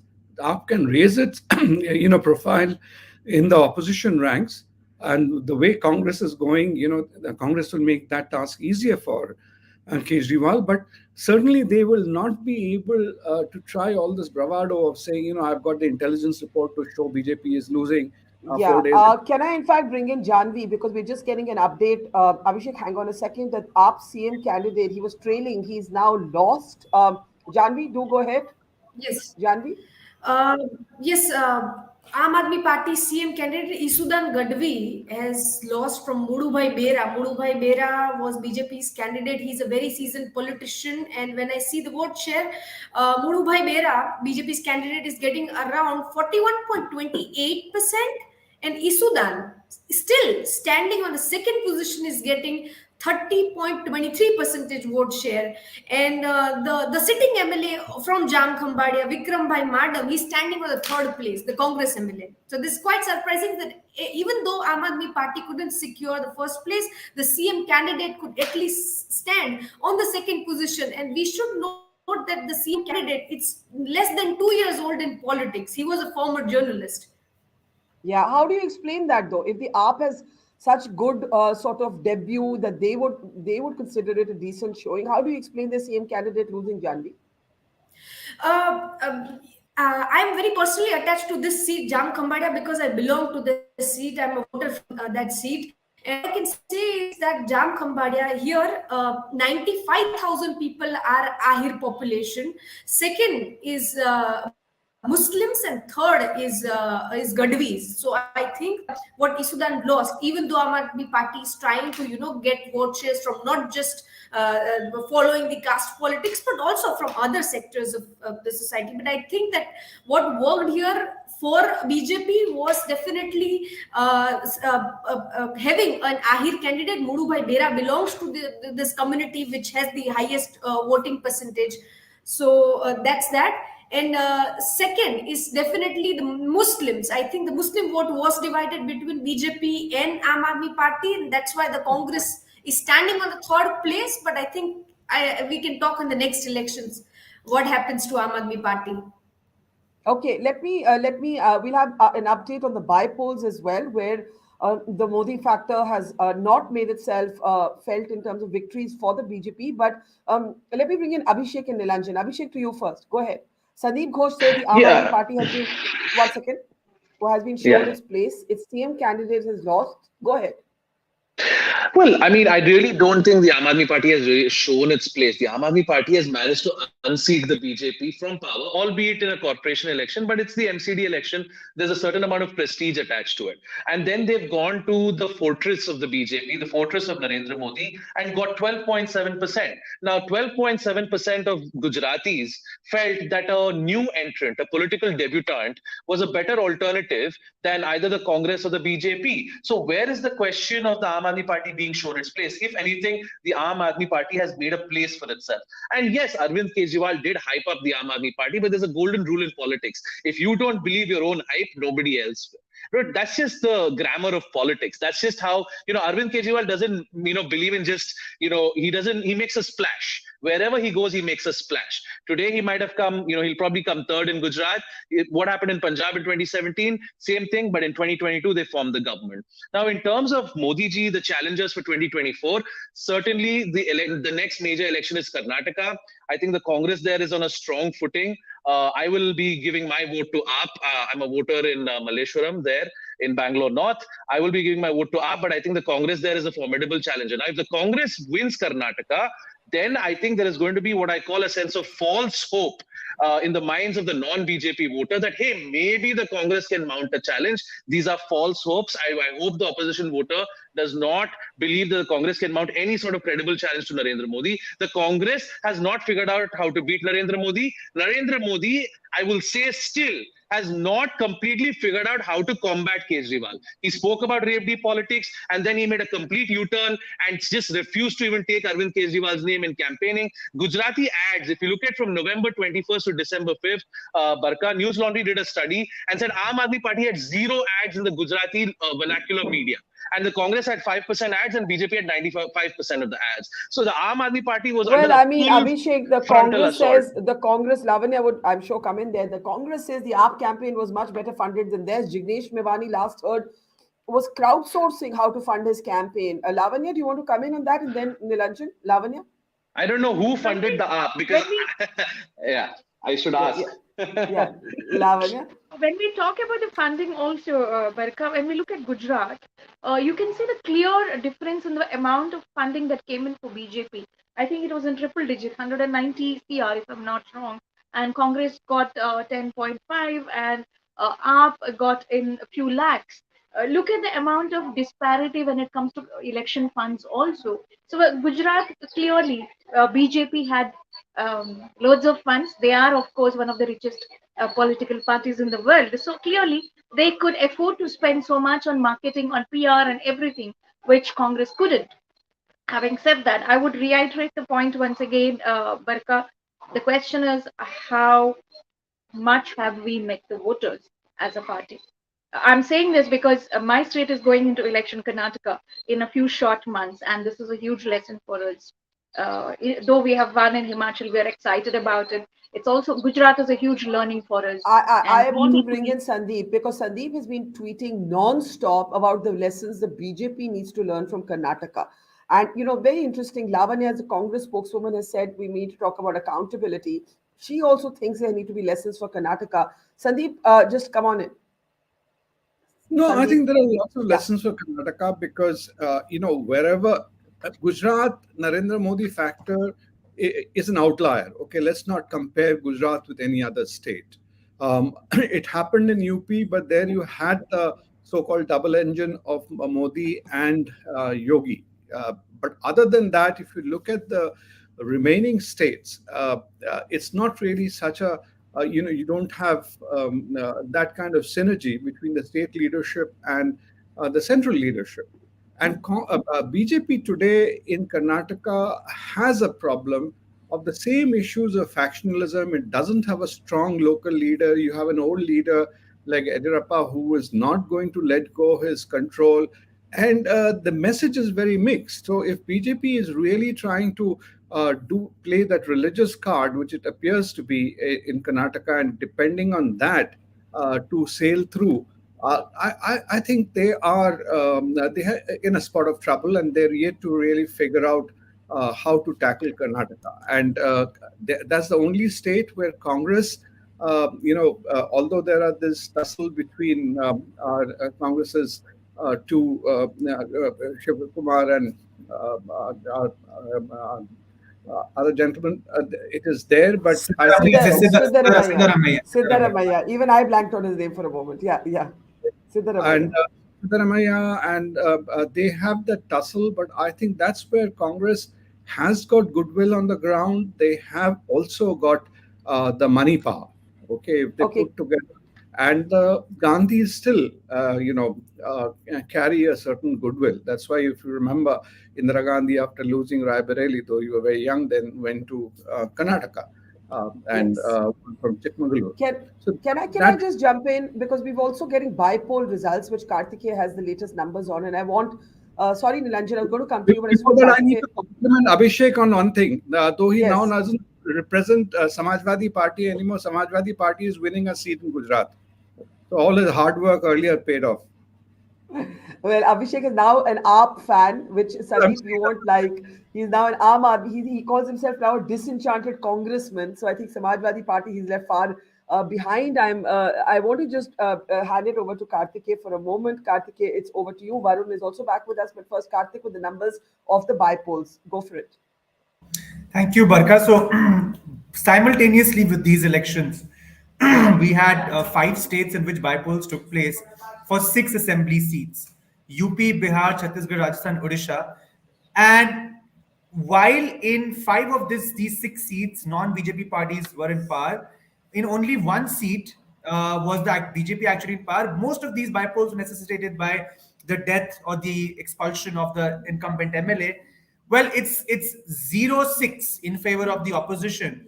But once again, the health warning is that 5 seats were held by the opposition. Only 1 seat was held by the BJP of these 6. But that 1 seat of Katauli in Uttar Pradesh also seems to be going the way of the Mahagathbandhan, which, as we are calling it in UP, is RLD and Samajwadi Party. In Bihar, the fight is tight, but JDU pulling ahead of BJP just slightly. Chhattisgarh, I have been mentioning, Barkha, Bhupesh Baghel is the Congress leader to look out for. And he is again ensured a victory in the bi-polls for the Congress. Rajasthan, again, Congress is winning. And Odisha, BJD is retaining its seat. So it's 6-0 against the BJP. This is not a defeat for the BJP as much as the opposition. As much as the opposition has held its ground, basically. It has, right? And it has won one seat in Katauli. But Barkha, may I just add? The message from these elections is, for the BJP currently, the only thing working is brand Modi. Brand Modi. You look at Himachal, you look at these bi-polls where the local machinery of the party is put to test. And then you have a Gujarat where the situation is exactly the opposite, where they are slamming the opposition hands down. So brand Modi currently is the BJP's USP. I know it's been repeated ad nauseum, but I think it needs to be underscored on a day when the BJP seems to be breaking the record of Madhav Singh Solanki set in 1985. So that I think would be the key takeaway for me. I must also add, Barkha, that I really hope the Congress should just take heart from this victory and not get complacent, because that would be the worst possible implication of this victory. It's a hard fought victory. It's come after a very long time. They need to seek inspiration, not develop complacency after this victory in Himachal. This should augur well for the Congress. This should pave way for future successes. Should not give them gloating rights for the next 2 years and then again start losing elections. I really hope that happens for the Congress. Otherwise, this victory would do them more harm than benefit. Okay, Janvi has an update, Karthik, which you may want to add to. Jignesh Mevani is still trailing by a little over 1,000 votes. Janvi, do you want to quickly add to that? Janvi? Yes. Yes, so this time, earlier Jignesh Mevani won as an independent candidate, then he joined Congress, and then from all Congress's central ministers, two leaders like Kumar, everyone came to Jignesh Mevani's constituency, Vadgam, and they campaigned for Jignesh Mevani. But this time it seems like it's going to be difficult for Jignesh Mevani because Madibhai Jethabhai Waghela from Bharatiya Janata Party has got 46.71% vote share, and he is ahead of Jignesh Mevani. It's going to be a tough fight. And this time, Meme Party has also has its candidate, and they have also into cutting votes of Congress of Jignesh Mevani, and that's another reason that Barkha, I can actually. Sorry. Yeah, Karthik. I was just saying I can add to that because if you look at the margin is very narrow right now. 38,000 votes for Waghela, BJP candidate, and 36,900. So it's just a margin of roughly 1,100 votes. But as was being mentioned by Janvi, the key role played here by the Aam Aadmi Party with 2,700 votes and 1,300 votes by the AIMIM, a combined vote bank of 4,000 votes. If you add that to Jignesh Mevani would have won the election. But I would still say that, counting is still going on, I would say. And then we probably be in a better position to call this. But as of now, he's definitely trailing. Yes, that's correct. Yeah, that's a very important point about the vote cutting by both the Aam Aadmi Party and the MIM. Just let me get last comments from Abhishek and then Nilanjan, and we'll go across to the BJP headquarters in Gujarat. Abhishek, last thoughts? Yeah. 30 seconds? Yeah. Well, Barkha, I firmly blame you for turning me into a liberal and watching. And I'm a liberal in search of a home. I can't bring myself to join the BJP or vote for the BJP. So I will just be floating around in the media till this liberal can find a home. But for now, my money and my hopes are on Arvind Kejriwal. I think he is the future. Hopefully, it's a Kejriwal versus maybe not a Modi, but maybe Yogi. You never know. Kejriwal versus Yogi is an interesting battle. Let's see how things go. All right. So, thanks, Abhishek. I don't know whether I should take the credit or the responsibility for turning you into a liberal. I don't even know how I would self-identify anymore. These nomenclatures have so many different meanings depending on who's using them and in what context. Thanks, Abhishek. Karthik, you have an update? Then I want to go to Nilanjan. No, just on Jignesh Mevani's seat. So round 9 has been completed. So interesting is until round 8, he was trailing by roughly 2,500 votes. But in round 9, that gap has narrowed down to roughly 1,100 votes. So one might still be interested in seeing how round-wise counting has implications. As we discussed yesterday, it depends on the voter's profile.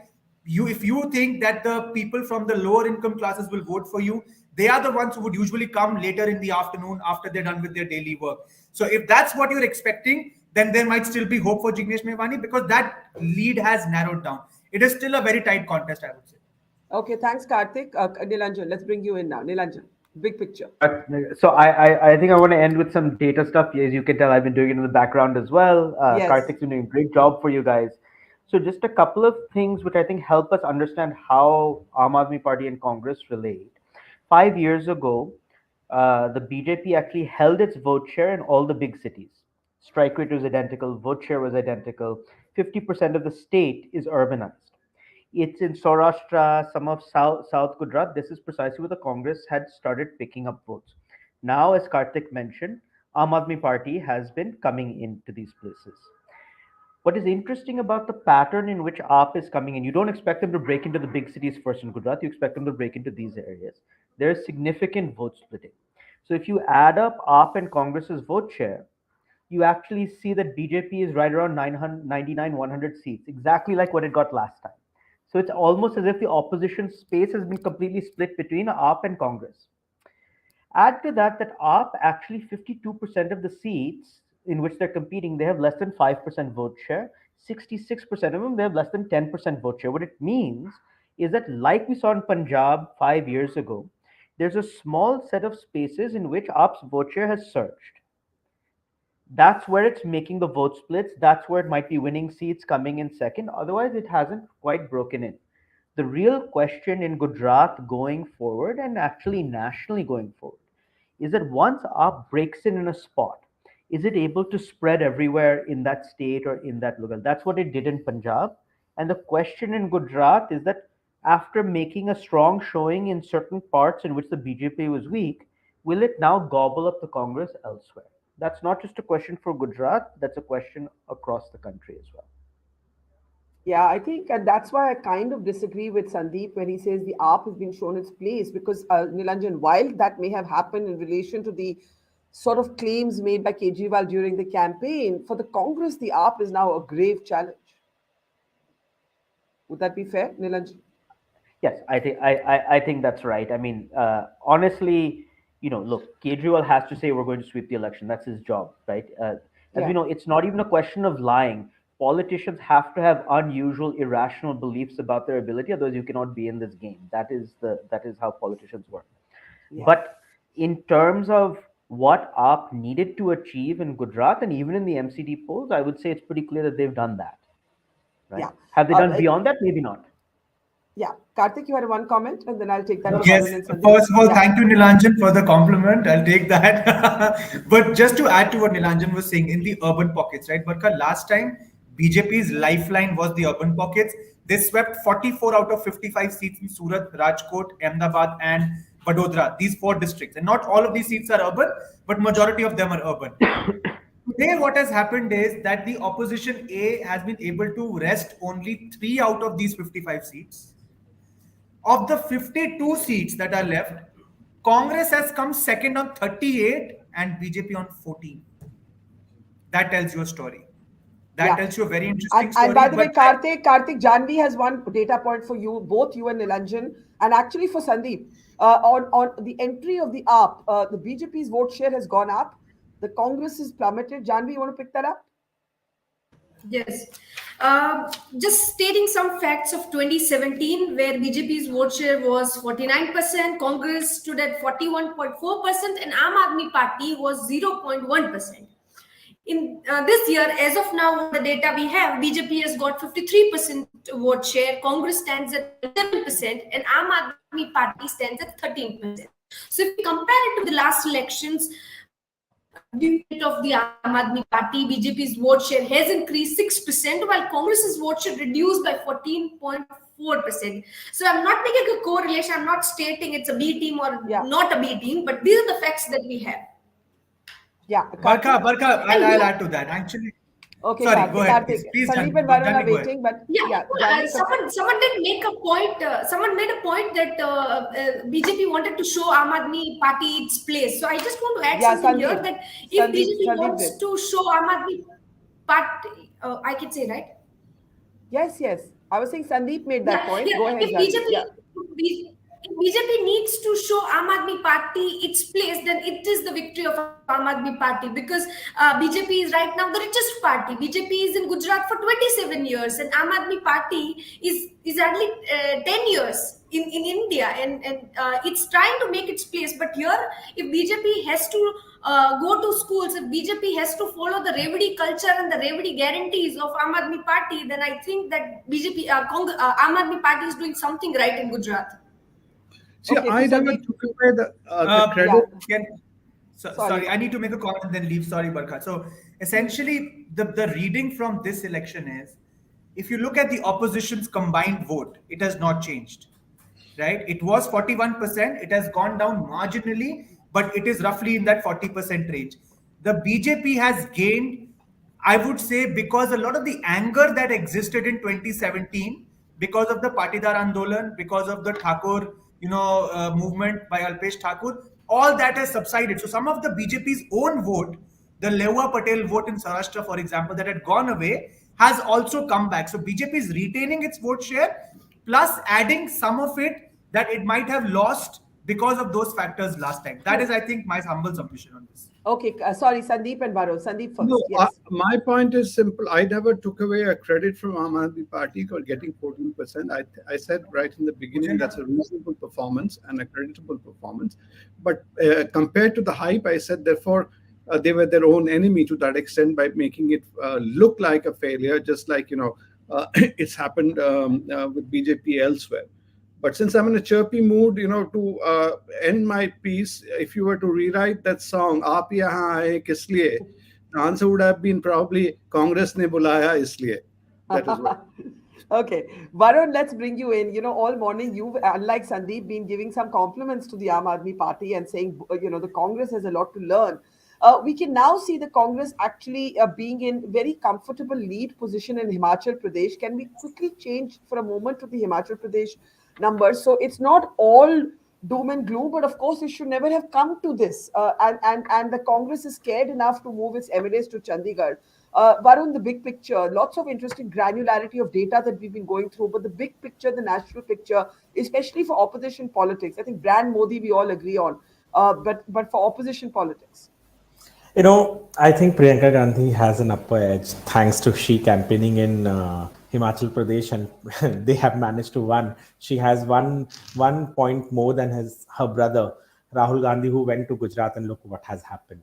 And it is funny. I don't know. I was at some other panel, and over there it was being said why they are being moved, because they are scared that the BJP might get the MLAs at any point of time. And the reason behind it is because, as I had earlier pointed out in your show, that there are many Congress leaders who are aspirants for the chief minister post. And that is one loophole, just one leader that the BJP might be looking at, who, along with 5 or 6 MLAs, would want to just shift from Congress and come to BJP. Probably the Congress has learned a bitter lesson from Goa and other states where they had faced this, and could be one of the reasons why they are moving out their leaders. But ironically, I don't think the Congress was or the High Command was expecting that they would be winning Himachal Pradesh or would have such a high number over there, because none of the leaders were in Himachal Pradesh, none of their observers were in Himachal Pradesh. Now they are moving over there. Bhupesh Baghel, he's still not in Himachal Pradesh. He would be going there. From there, they would be moving to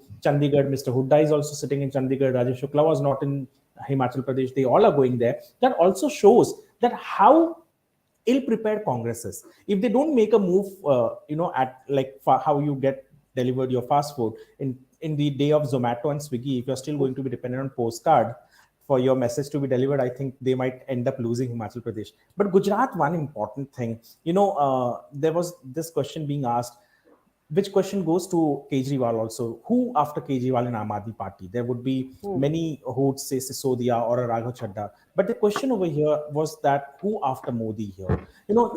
All the constituencies that Devendra Fadnavis, all the 9 constituencies that he took rallies in Gujarat, they have won. All the constituencies, barring 1 or 2 that Mr. Yogi Adityanath took rallies, they have won. So they have a line of leaders who would be taking care after Modi. And as I said earlier, also, it's not only Modi. If you don't have a state leader, I don't think so you would be winning. An accidental CM has led to a collapse in Himachal Pradesh, not only Modi Karishma.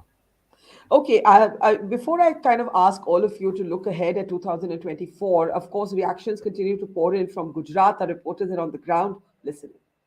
It is going to be the historical win for Gujarat BJP, and the people of Gujarat state has given us one more time blessings of all the votes and this many seats, and they have shown one more time the trust on BJP Gujarat, Modi ji and Bharatiya Janata Party Karyakarta. So we are we want to tell them thank you.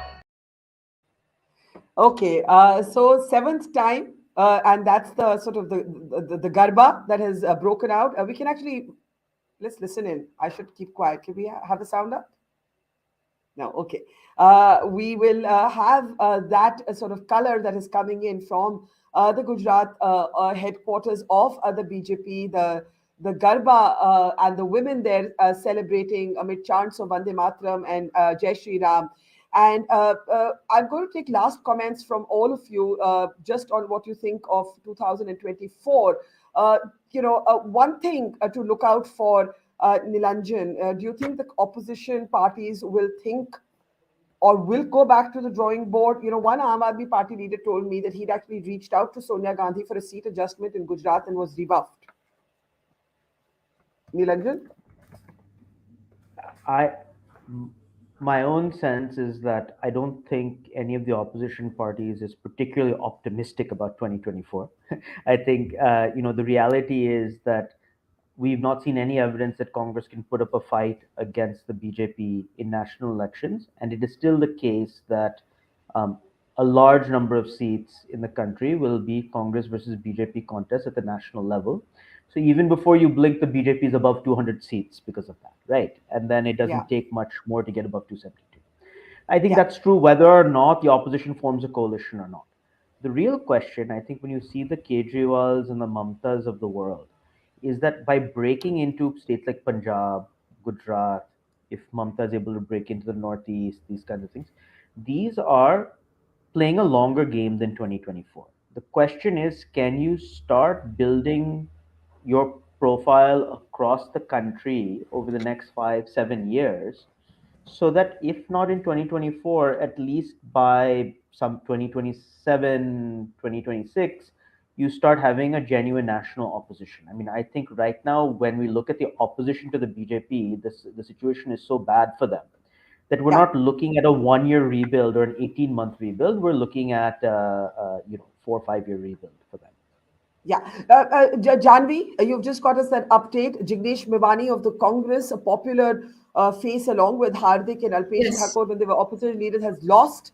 And let us remember the margins were very narrow here. And indeed, if the MIM and the AAP had not existed, Mr. Mevani would have won his seat. Janvi? Janvi? Yes, yes. Yes, again, what I said that it was tough for the Congress because of Aam Aadmi Party and AIMIM, which cut the vote share of Congress, and definitely also the fact that BJP also this time had a very strong contestant from the Vadgam seat, and that's why it was difficult for Jignesh Mevani. Yes, and Okay. a quick mention about Yeah. this seat of Amreli, where BJP is coming back to power after 20 years, and very senior Congress leader Paresh Dhanani, who is also very popular, has lost this time. And one of the reasons is also that Paresh Dhanani's driver Ravi Dhanani was contesting this time, and he's also helped in cutting the vote share of Paresh Dhanani. Right. I can see Sandeep on the phone. Sandeep, let me just have a last thought of yours before we let you go and say thank you to you. Sandeep, looking ahead at 24 2024, and the assembly elections before that, of course, Karnataka and Rajasthan. Yeah. yeah, first of all, 2024, I think, BJP's main challenge will be from itself. It has to overcome some of the anti-incumbencies which it has in different states. Say, for example, can it repeat its numbers in West Bengal? Just to take one example, that is there. As far as the opposition goes, I see it very difficult for them to cobble together an alliance for two reasons. One is Congress is not going to give up its prima donna position till 24 unless it faces another drubbing. It will, from all its posturing, it still thinks it is the main party. Though a lot has changed, they keep talking about 180 seats where they have a one-to-one fight. What they forget is much has changed in 2019, where they may not be having that position. And Arvind Kejriwal, most importantly, I don't think he is going to dilute his identity by aligning with anybody else. He's carving a niche for himself. And he, as just now Nilanjan has said, I personally feel he's playing for the longer term. He's younger of the lot. Others, to use again my favorite term, are kind of close to past sell by date. So he will play longer and he will stay the course. So therefore, BJP has to see whether it can repeat this last time's performance, working against its own anti-incumbency. All right, Varun, quick 30-seconder to you when we take a break in this segment. Varun? Okay. Karnataka, difficult for BJP. Madhya Pradesh, BJP is winning. Rajasthan, BJP is winning. 2024, BJP is winning. Modi will be asked PM once again. Aam Aadmi Party, with this, and after this election, I can tell you one thing, politics will not be the same that it was earlier. Rahul Gandhi, I think, needs to rethink whether he wants to go back to active politics or remain a saint or whatever he is trying to be. All right. Varun makes it sound so simple. Varun, Sandeep, Nilanjan, and Janvi, it's been a pleasure having you with us. Thank you so much for all your insights. We're going to let you actually pause, get some lunch. If you have just joined us, here is what it looks like, a history-making, record-breaking win for the BJP in the state of Gujarat, bettering Madhav Singh Solanki's record, a debut, impressive arrival of the Aam Aadmi Party, and a decimation for the Congress party. But in Himachal Pradesh, the Congress does have a reason to feel better. It is in a comfortable lead, but it's taking no chances at all. It has moved its MLAs to Chandigarh just in case there is a danger of poaching. Now we're going to, in the next half an hour, let me bring up our guest in this segment, our friend, our favorite psephologist, Yashwant Deshmukh, if we can bring him up now. There he is. Hi, Yashwant. It's been a long and tiring day for you, but I can think of nobody better. I remember even the last election, you did such a good session with us on why Modi keeps winning elections. What is brand Modi? And today we're hoping to once again make sense of this segment. And while you are the numbers person, just for our audience who has just joined us, who may just be tuning in to check the latest numbers, I'm just going to do a very, very broad macro view and then hand it over to you. So first, can we bring up Gujarat? If we can bring up Gujarat, as I said, we have a record-breaking performance. There it is, 154 in the lead for the BJP, 5 for the Aam Aadmi Party, 20 for the Congress, and 3 others. The Congress has been moving up and down a bit, and these are still not final results. So you could still see the AAP fluctuating between 5 to 7, the Congress between 18 and 20. But when we bring up the swings graphic later, we will see the real switch from 2017. Look at the Congress down from 77 to 20. Look at the BJP, 99 up to 154, almost touching 53% of the vote share. Now, if we switch to Himachal for just a moment, the Congress is a wipeout, but actually in Himachal Pradesh, the Congress has held its own despite an impressive fight from the BJP, because remember, Himachal has a pattern of revolving door syndrome, which means an alternate BJP and Congress government. The BJP did put up a fight. The Congress has held its own, but it's taking no chances. It's moving its MLAs to Chandigarh. Even as we speak, it's worried about poaching. Yashwant Deshmukh, pleasure to have you with us. I want you to tell our audience your top 3 takeaways from the verdict today.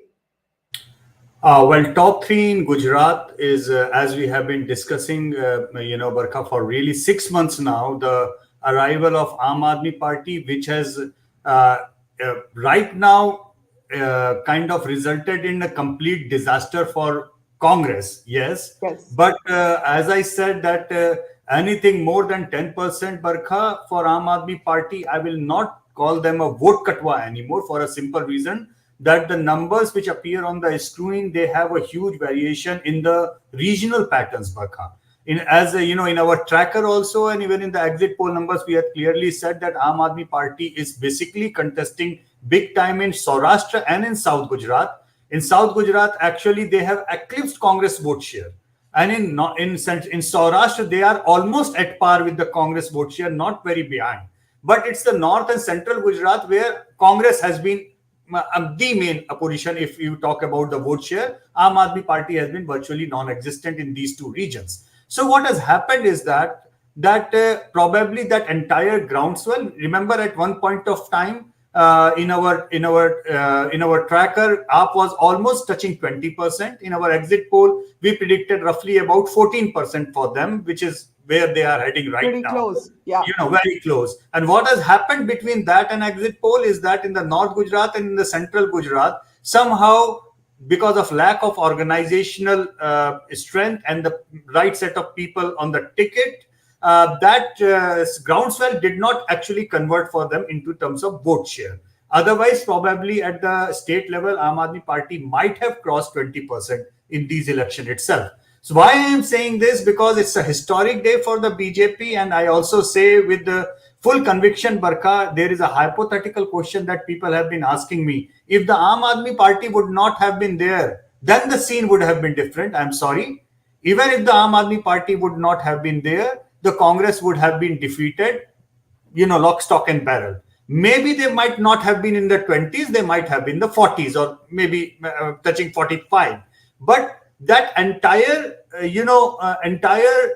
show 5 years back where they touched 77 seats in Gujarat, Barkha, that came largely from the Saurashtra equation and certain section of South where the Patidar Andolan was taking place, and that is where the BJP was actually fighting the biggest trouble at their hand, because Patidars were their core voter base as far as Gujarat was concerned, against the Congress caste combination of Kham for the last 30 years. And losing Patidars was where BJP was having problems. And Saurashtra is where the Congress got the majority of their seats coming way. And once that Andolan was fettered away, once that, it was like that Congress is no more having the Patidar support, the BJP was already back to where it in the 120s, where it is normally.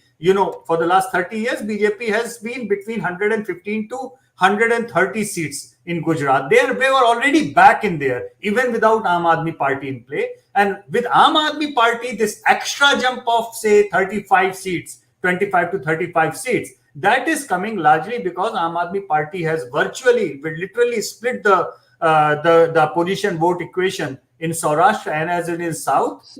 In the other two regions, they haven't been able to do so.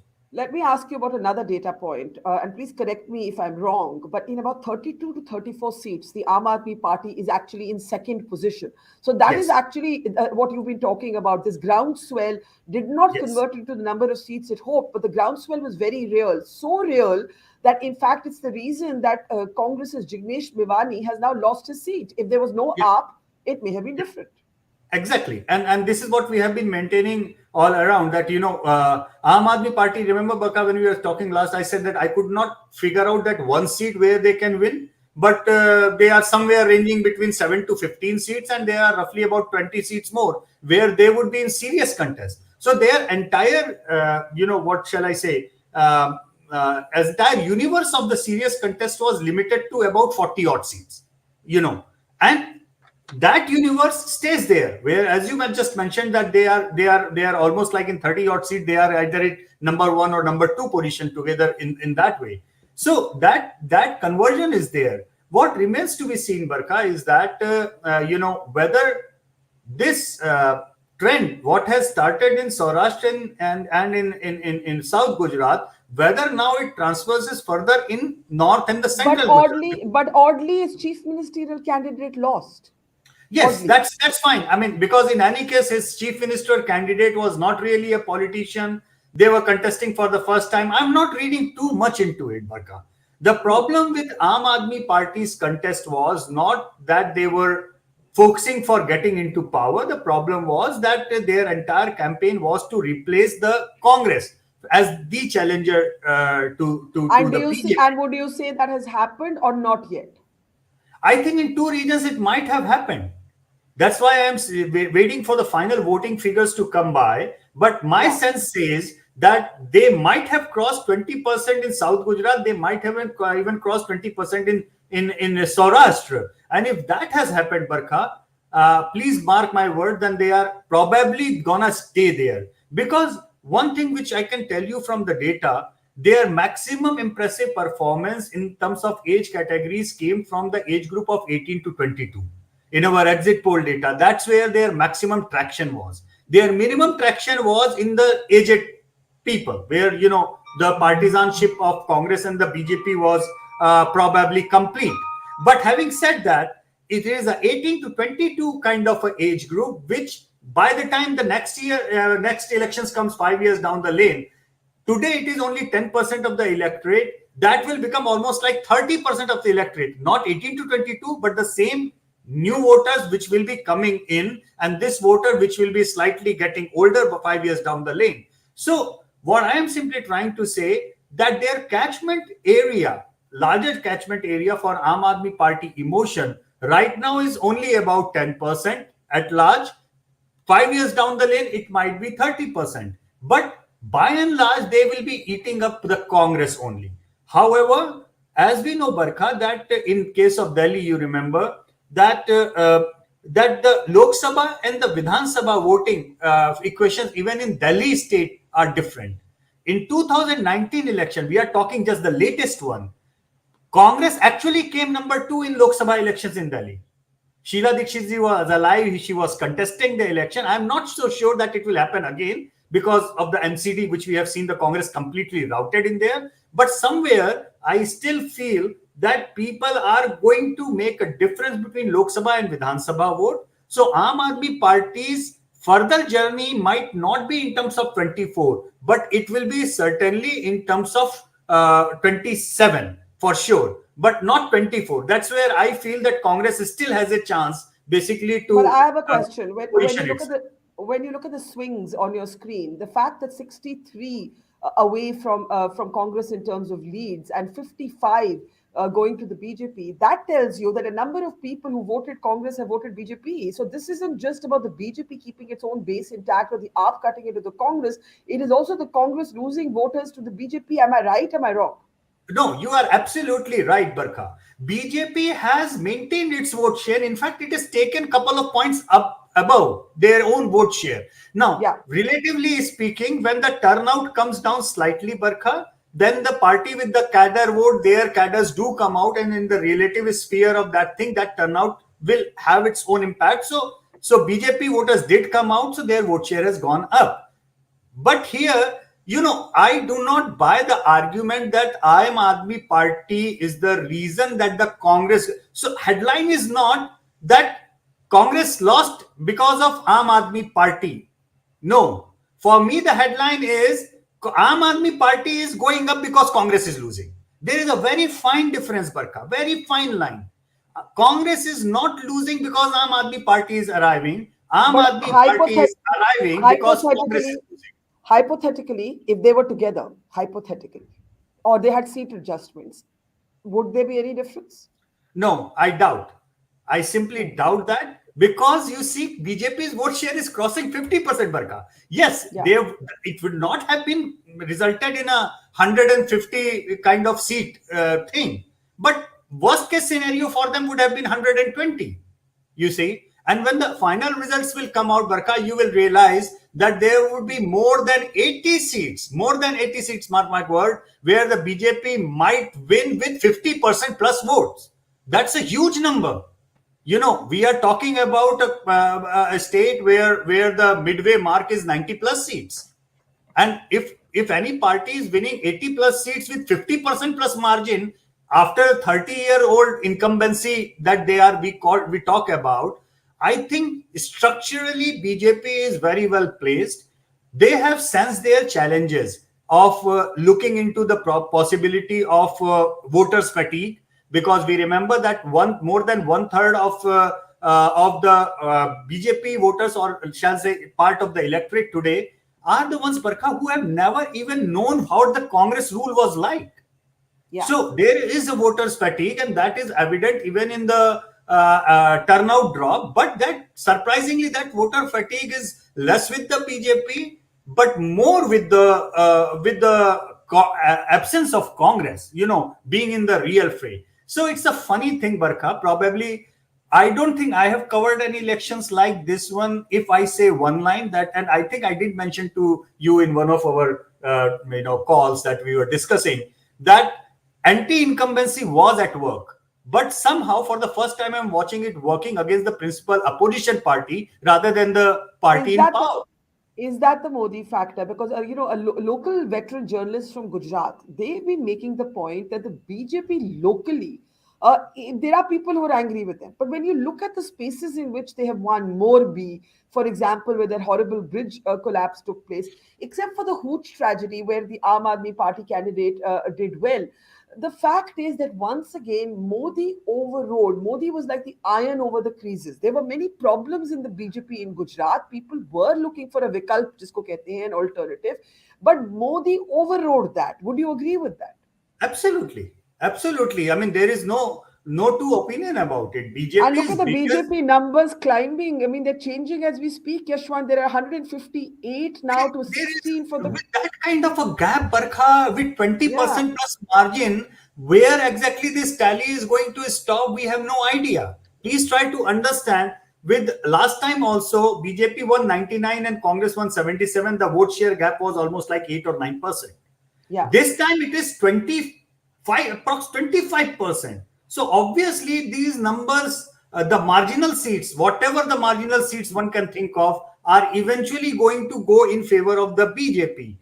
So I am not surprised after BJP crossed 140. This could be 140, 150, 160. I am not surprised at all, because that's what happens with that kind of a gap in the vote share. However, now the Congress has to realize where exactly it is going to head on in the case of Gujarat, particularly, because if Arvind Kejriwal decides to stick to Gujarat, goes back again, resumes the campaign where he has left off, then Congress has a problem in its hands.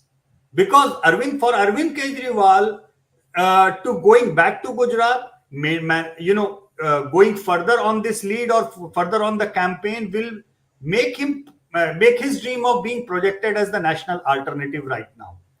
That's what he is dreaming of. He is working Is on he that.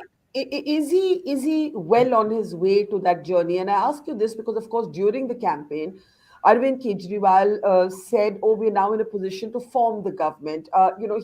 He does this thing which he does where he calculates his own numbers and he gives it to every anchor he's interviewed by, and he genuinely believed, I think, in terms of seats, that they would do better than five. I think the Aam Aadmi Party really did believe that they would do better than five. Would Right. you say that he's on his way to becoming a pivoting force in the national opposition, or is it premature to say that? Barkha, it's a little bit premature, I would say, because let's face this fact, Barkha, that Congress, even in the worst of its times, remains a party with a national presence, remains a party which is there with their coverage. Himachal, for example, Aam Aadmi Party withdrew from Himachal for all practical purpose, and that has helped the Congress to come into fight, and in fact, they are leading in Himachal. So obviously, that is there, but Barkha, narratives are very weird things to play. Once you have, reach a kind of a melting down point, after that, how quickly you disintegrate or how quickly you escalate further, those are the critical masses that you need to look into. For example, Congress, if manages to win Karnataka for 4 months down the lane, then Congress still will have the narrative of being a pan-India entity and being the principal opposition to BJP. But what if the Congress loses to BJP in Karnataka? If that happens, then all the opposition voters will be open to the ideas of where exactly the alternative is going to come from, and that presence of alternative, Barkha, is going to happen not at the pan India level, but probably state by state level. And this is where I feel that the success story writing something for Aam Aadmi Party, Arvind Kejriwal, is premature, because somehow, even though their vote is largely a protest vote of having a vote on Jadu, I still believe that they do need scalability in terms of converting that groundswell or the public perception into actual vote, and that to do that at the all India level, I still feel it cannot happen unless Arvind Kejriwal kinds of weaves up UPA of sort and becomes a add-on player to other principal opposition parties in many different states, and goes along with that. I don't see them contesting Lok Sabha election, for example, Delhi, Punjab, Gujarat, even 3-4 states where we have counted. If you will count everything in where they are in principal contest, 7 seats of Delhi, 13 seats of Punjab takes it to 20 seats. Even if you add, say, about 10 odd seats in Gujarat, now takes it to the 30 seats. Now, imagine the total number of seats where Aam Aadmi Party would be seriously contest in would still be way lower than the seats that the Congress has won, even at the nadir of its performance. So these things, they take a much longer curve. Please remember it. This was going to be my question. You've always said that the Congress, there can be no national opposition without the Congress. The Congress is the party with a national footprint. But now there are going to be many serious questions about the efficacy of Rahul Gandhi's Bharat Jodo Yatra. You have been tracking it. You have been tracking it, and your tracker showed a general repairing of the Rahul brand. But of course, the Yatra did not go through Gujarat. Unfortunately, because politics is ruthless, unfortunately for Rahul Gandhi, questions will now be asked as they've been asked all morning. Is Congress an NGO? Is Rahul Gandhi an ascetic or a politician? What does he want to be? Who does he want to be? Is brand Rahul Gandhi now, already never very strong politically, even weaker than before after the wipeout in Gujarat? Well, even though, okay, let me take a very interesting analogy, Barkha. It's an F1 race. Congress has a Ferrari, but a pathetic driver. Aam Aadmi Party has a wonderful driver, but driving an old ambassador car. I mean, if might say so in terms of capacity and everything. If there was a swap, probably it would have worked better, but it's not happening. It cannot happen, particularly when you know that not only the BJP has a wonderful Ferrari kind of a car, but a champion race driver and a champion race coordinator in the pits, in terms of Amit Shah. That's how they are placed. So the Congress has the infrastructure, the organization and everything. But I doubt that their leadership can capture the imagination of change. That is not happening. Yes, we have done a program, Barkha, on the impact of Bharat Jodo Yatra. In that one where we are showing up the tracker on Rahul Gandhi. And remember, yes, the popularity ratings of Rahul Gandhi were up, but up from where? Up from his all-time low. It was up from there, not up from his all-time high. That's the problem. So I have this, it's a vacuum out there.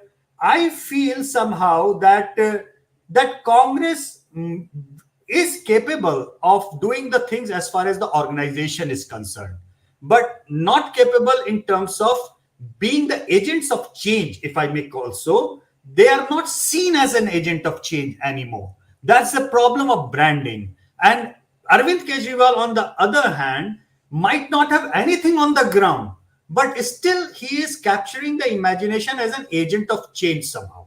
Yes, it is only limited to 3-4 states, but it will be only a matter of time that we will be starting getting those numbers from other states, and particularly the urban areas of other states as well. However, this change at the national level is a really long parabolic line. I don't see that is going to happen like, it's not a VP Singh movement.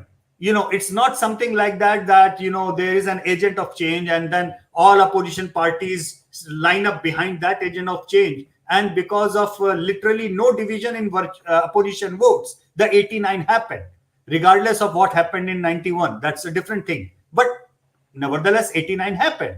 So yeah, that is absent. Somehow, Kejriwal is an agent of change for some of the urban voters and significant portion of that. But that index of opposition unity, as we always call it, that is something which is not happening at the national level for me. I don't see that happening in all practical perspective. So let me ask you this. How do you explain Himachal Pradesh? There's a demolished, decimated, depleted, whatever word you want to use, Rahul Gandhi brand. There is a Teflon Modi brand. Modi is able to literally override most problems. Uttarakhand's famous example where the CM candidate loses, but the BJP wins the state. Himachal, the Yatra didn't have sort of go through Himachal. Priyanka Gandhi campaigned briefly.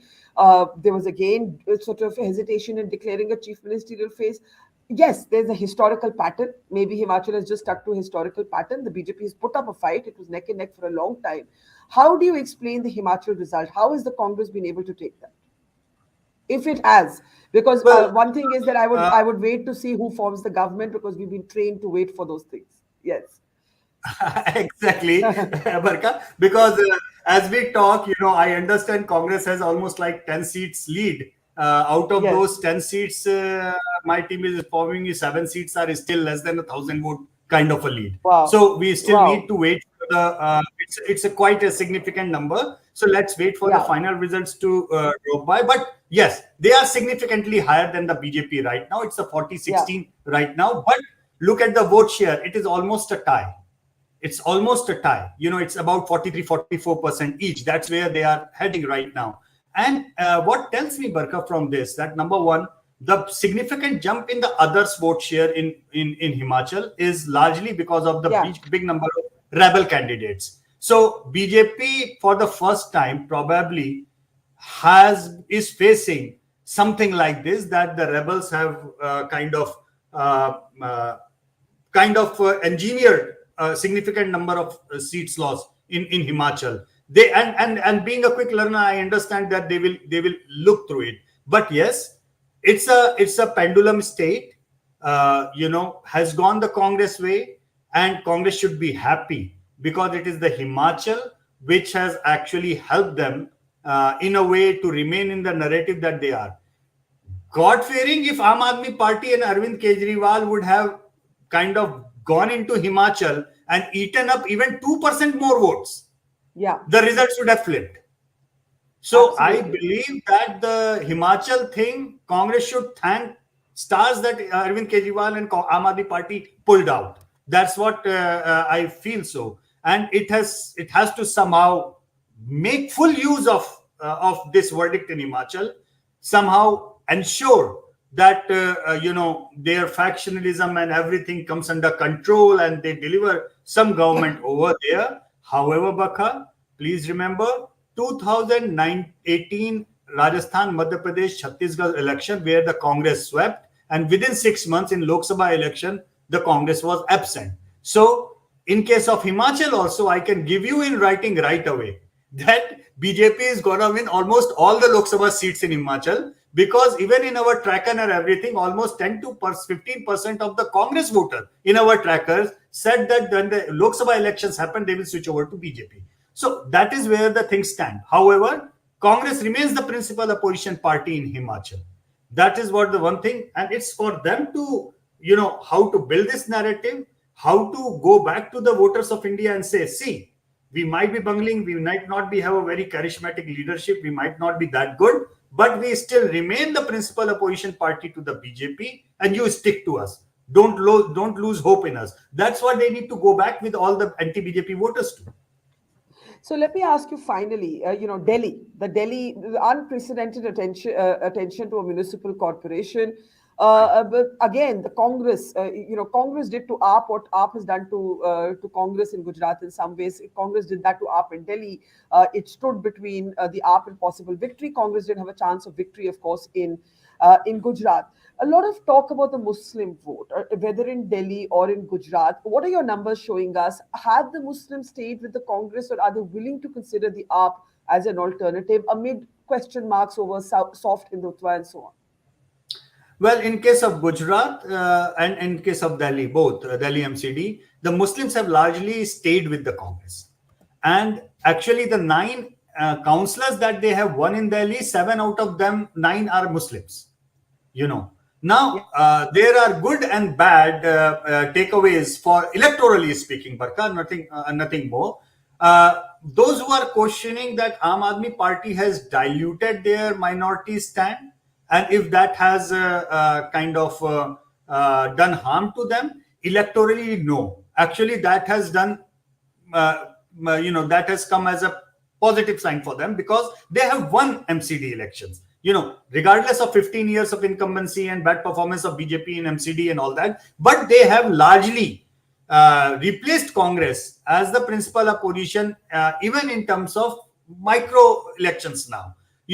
So a lot will depend now, Barkha, how people see Arvind Kejriwal in Delhi state, whether they see him as the opposition to BJP even in the Lok Sabha, and whether he actually becomes the number 2 in the 7 Lok Sabha seats of Delhi, or try to win or 1 or 2 in there, because we know, Barkha, that in MCD there are 7 Lok Sabha seats. Out of those 7 Lok Sabha seats, BJP's 3 MPs actually managed to win majority of the seats, and they all happen to be Trans Jamna and only in the Chandni Chowk. So basically, your 3 old Delhi, Dr. Harshvardhan, Gautam Gambhir, and the ex-BJP chief, the Tiwari, they have managed to win a big number of, and there is a demographic difference. That part of Jamna, we know Delhi. I was joking somebody, Nanak Dukhiya Sab Sansar Sare Dukhiya Jamna Par. We keep on joking with that. But all those Dukhiyas, we the UP walas, the Bihar walas, Uttarakhand walas, all that part of the demography has become BJP's core constituent, While this side of Delhi, where largely it's the Punjabi, Sikhs, Haryana, and that side of the thing, and also the South Indian, somehow that part has stuck to the Congress, Aam Aadmi Party. Now, this kind of division is there. Having said that, Aam Aadmi Party might replace Congress as the principal opposition in Delhi for the Lok Sabha elections. And they are already doing very good in Punjab. So they might be contesting all 13, because remember, in 2014, all 4 sitting Lok Sabha MPs actually came from Punjab. For Aam Aadmi Party, nothing came from Delhi. Aam Aadmi Party was poor number 3 in Delhi in all 7 Lok Sabha seats in 2014. So AAP has a strong chance of winning Lok Sabha seats in Punjab, significant chance of being in a very good contest in Delhi, and now significant chance of contesting very good in Gujarat, at least in South Gujarat and in Central, in Saurashtra. So that is what their right now universe is. But Barkha, vacuum never remains there for long, even in terms of a suitable opposition. I'm not talking about strange thing is, we are not talking about alternative of BJP. We are talking about right now alternative of Congress. That is a very strange situation that we are in. And it is ironical, Barkha, because I don't think anybody who well wishes for democracy, even the BJP supporters, they do not wish to see zero the death opposition. Of the Congress. The death of the Congress in particular. See zero opposition. Yeah, they like a good opposition, because they also know BJP tends to get complacent when there is no threat. They know that. I have to close. A last question. One impact on 2024, something that has been revealed. One, of course, is the AAP continues its expansionist sort of efforts. The Congress, let's say, forms the government in Himachal Pradesh, but it's got Rajasthan and Karnataka coming up. Rajasthan is very, very tough for it. Karnataka, it has a choice. In the lead up to 24, the pieces of advice that you would give to all 3 protagonists today, the BJP, the Congress, and the AAP. Closing comments. Okay, so first. Oh my God! Wait, Himachal is dead heat again. I had to hold you there. I had to hold you there. Can we get the vote share updated also? Yashwant, Himachal, I just looked up at the screen and it's 33. How did that happen? That must be the 10 seats you were talking about where there was a margin of 1,000. Yashwant. Yeah, I mean, that's what I'm saying, that it could be a dead heat again. It could be a lot of, because Barkha, in smaller states, when the margins are low, one EVM which contains approximately 1,200 votes, even with the 50% turnout. I mean, imagine a seat with having less than 1,000 margin. One EVM going this way and that way can change the reflection. However, this seesaw will happen. I still feel that Congress has an edge in because the election commission still says 25 for the BJP and 40 for the Congress. This is election exactly commission, but it can be slower sometimes, so we don't know. But we don't know that. But I mean, let me start with the 3 parties you mentioned. If Arvind Kejriwal, I have to advise Arvind Kejriwal. I think he has to go back immediately to Gujarat and start hammering down for the next one. Because what happened last time, Congress did not go back to Gujarat. And that is why people stopped watching them as the agent of change. All right. That is exactly where Arvind Kejriwal has to be careful about. He has to go back and tell the voters that he is here to stay. He is here to remain invested in Gujarat. And that is where probably his campaign or his narrative building for the next one is gonna start climbing up. However, I don't see Aam Aadmi Party having a sense of doing very great in any of the upcoming elections next year. First will be the Karnataka, Jammu and Kashmir, probably. Then we have the Telangana. Then we have Rajasthan, Madhya Pradesh, Chhattisgarh. So I don't see 6 of them anywhere.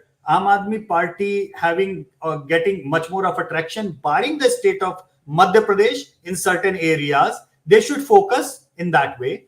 But he has to, his intent will be taken seriously if he keeps on going back to Gujarat rather than leaving it away and going back 5 years down the lane. That's the one thing advice that I will give him.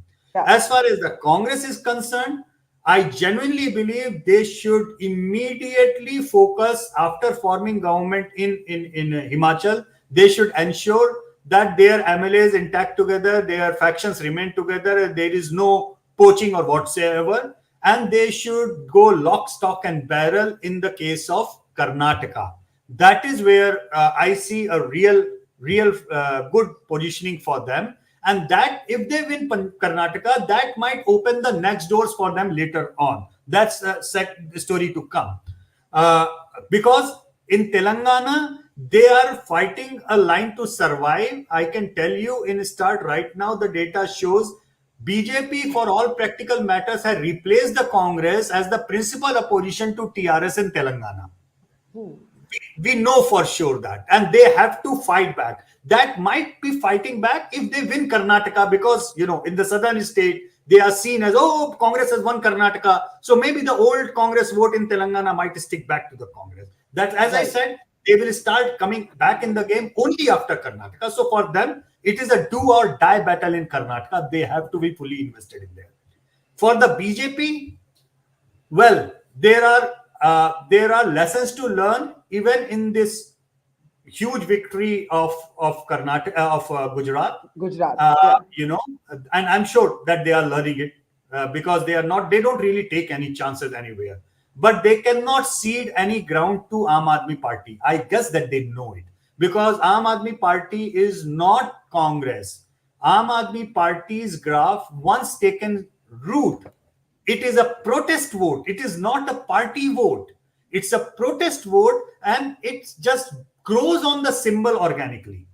They don't need candidates to grow on their vote share. So they need to be careful about Aam Aadmi Party. They should not kind of rub them away. I have since yesterday, even during the MCD counting, I could sense that many BJP spokesperson were trying to foo away, the Aam Aadmi Party's performance. I think taking any rival lightly is the first step of getting into discomfort, So that is something which they should be careful of.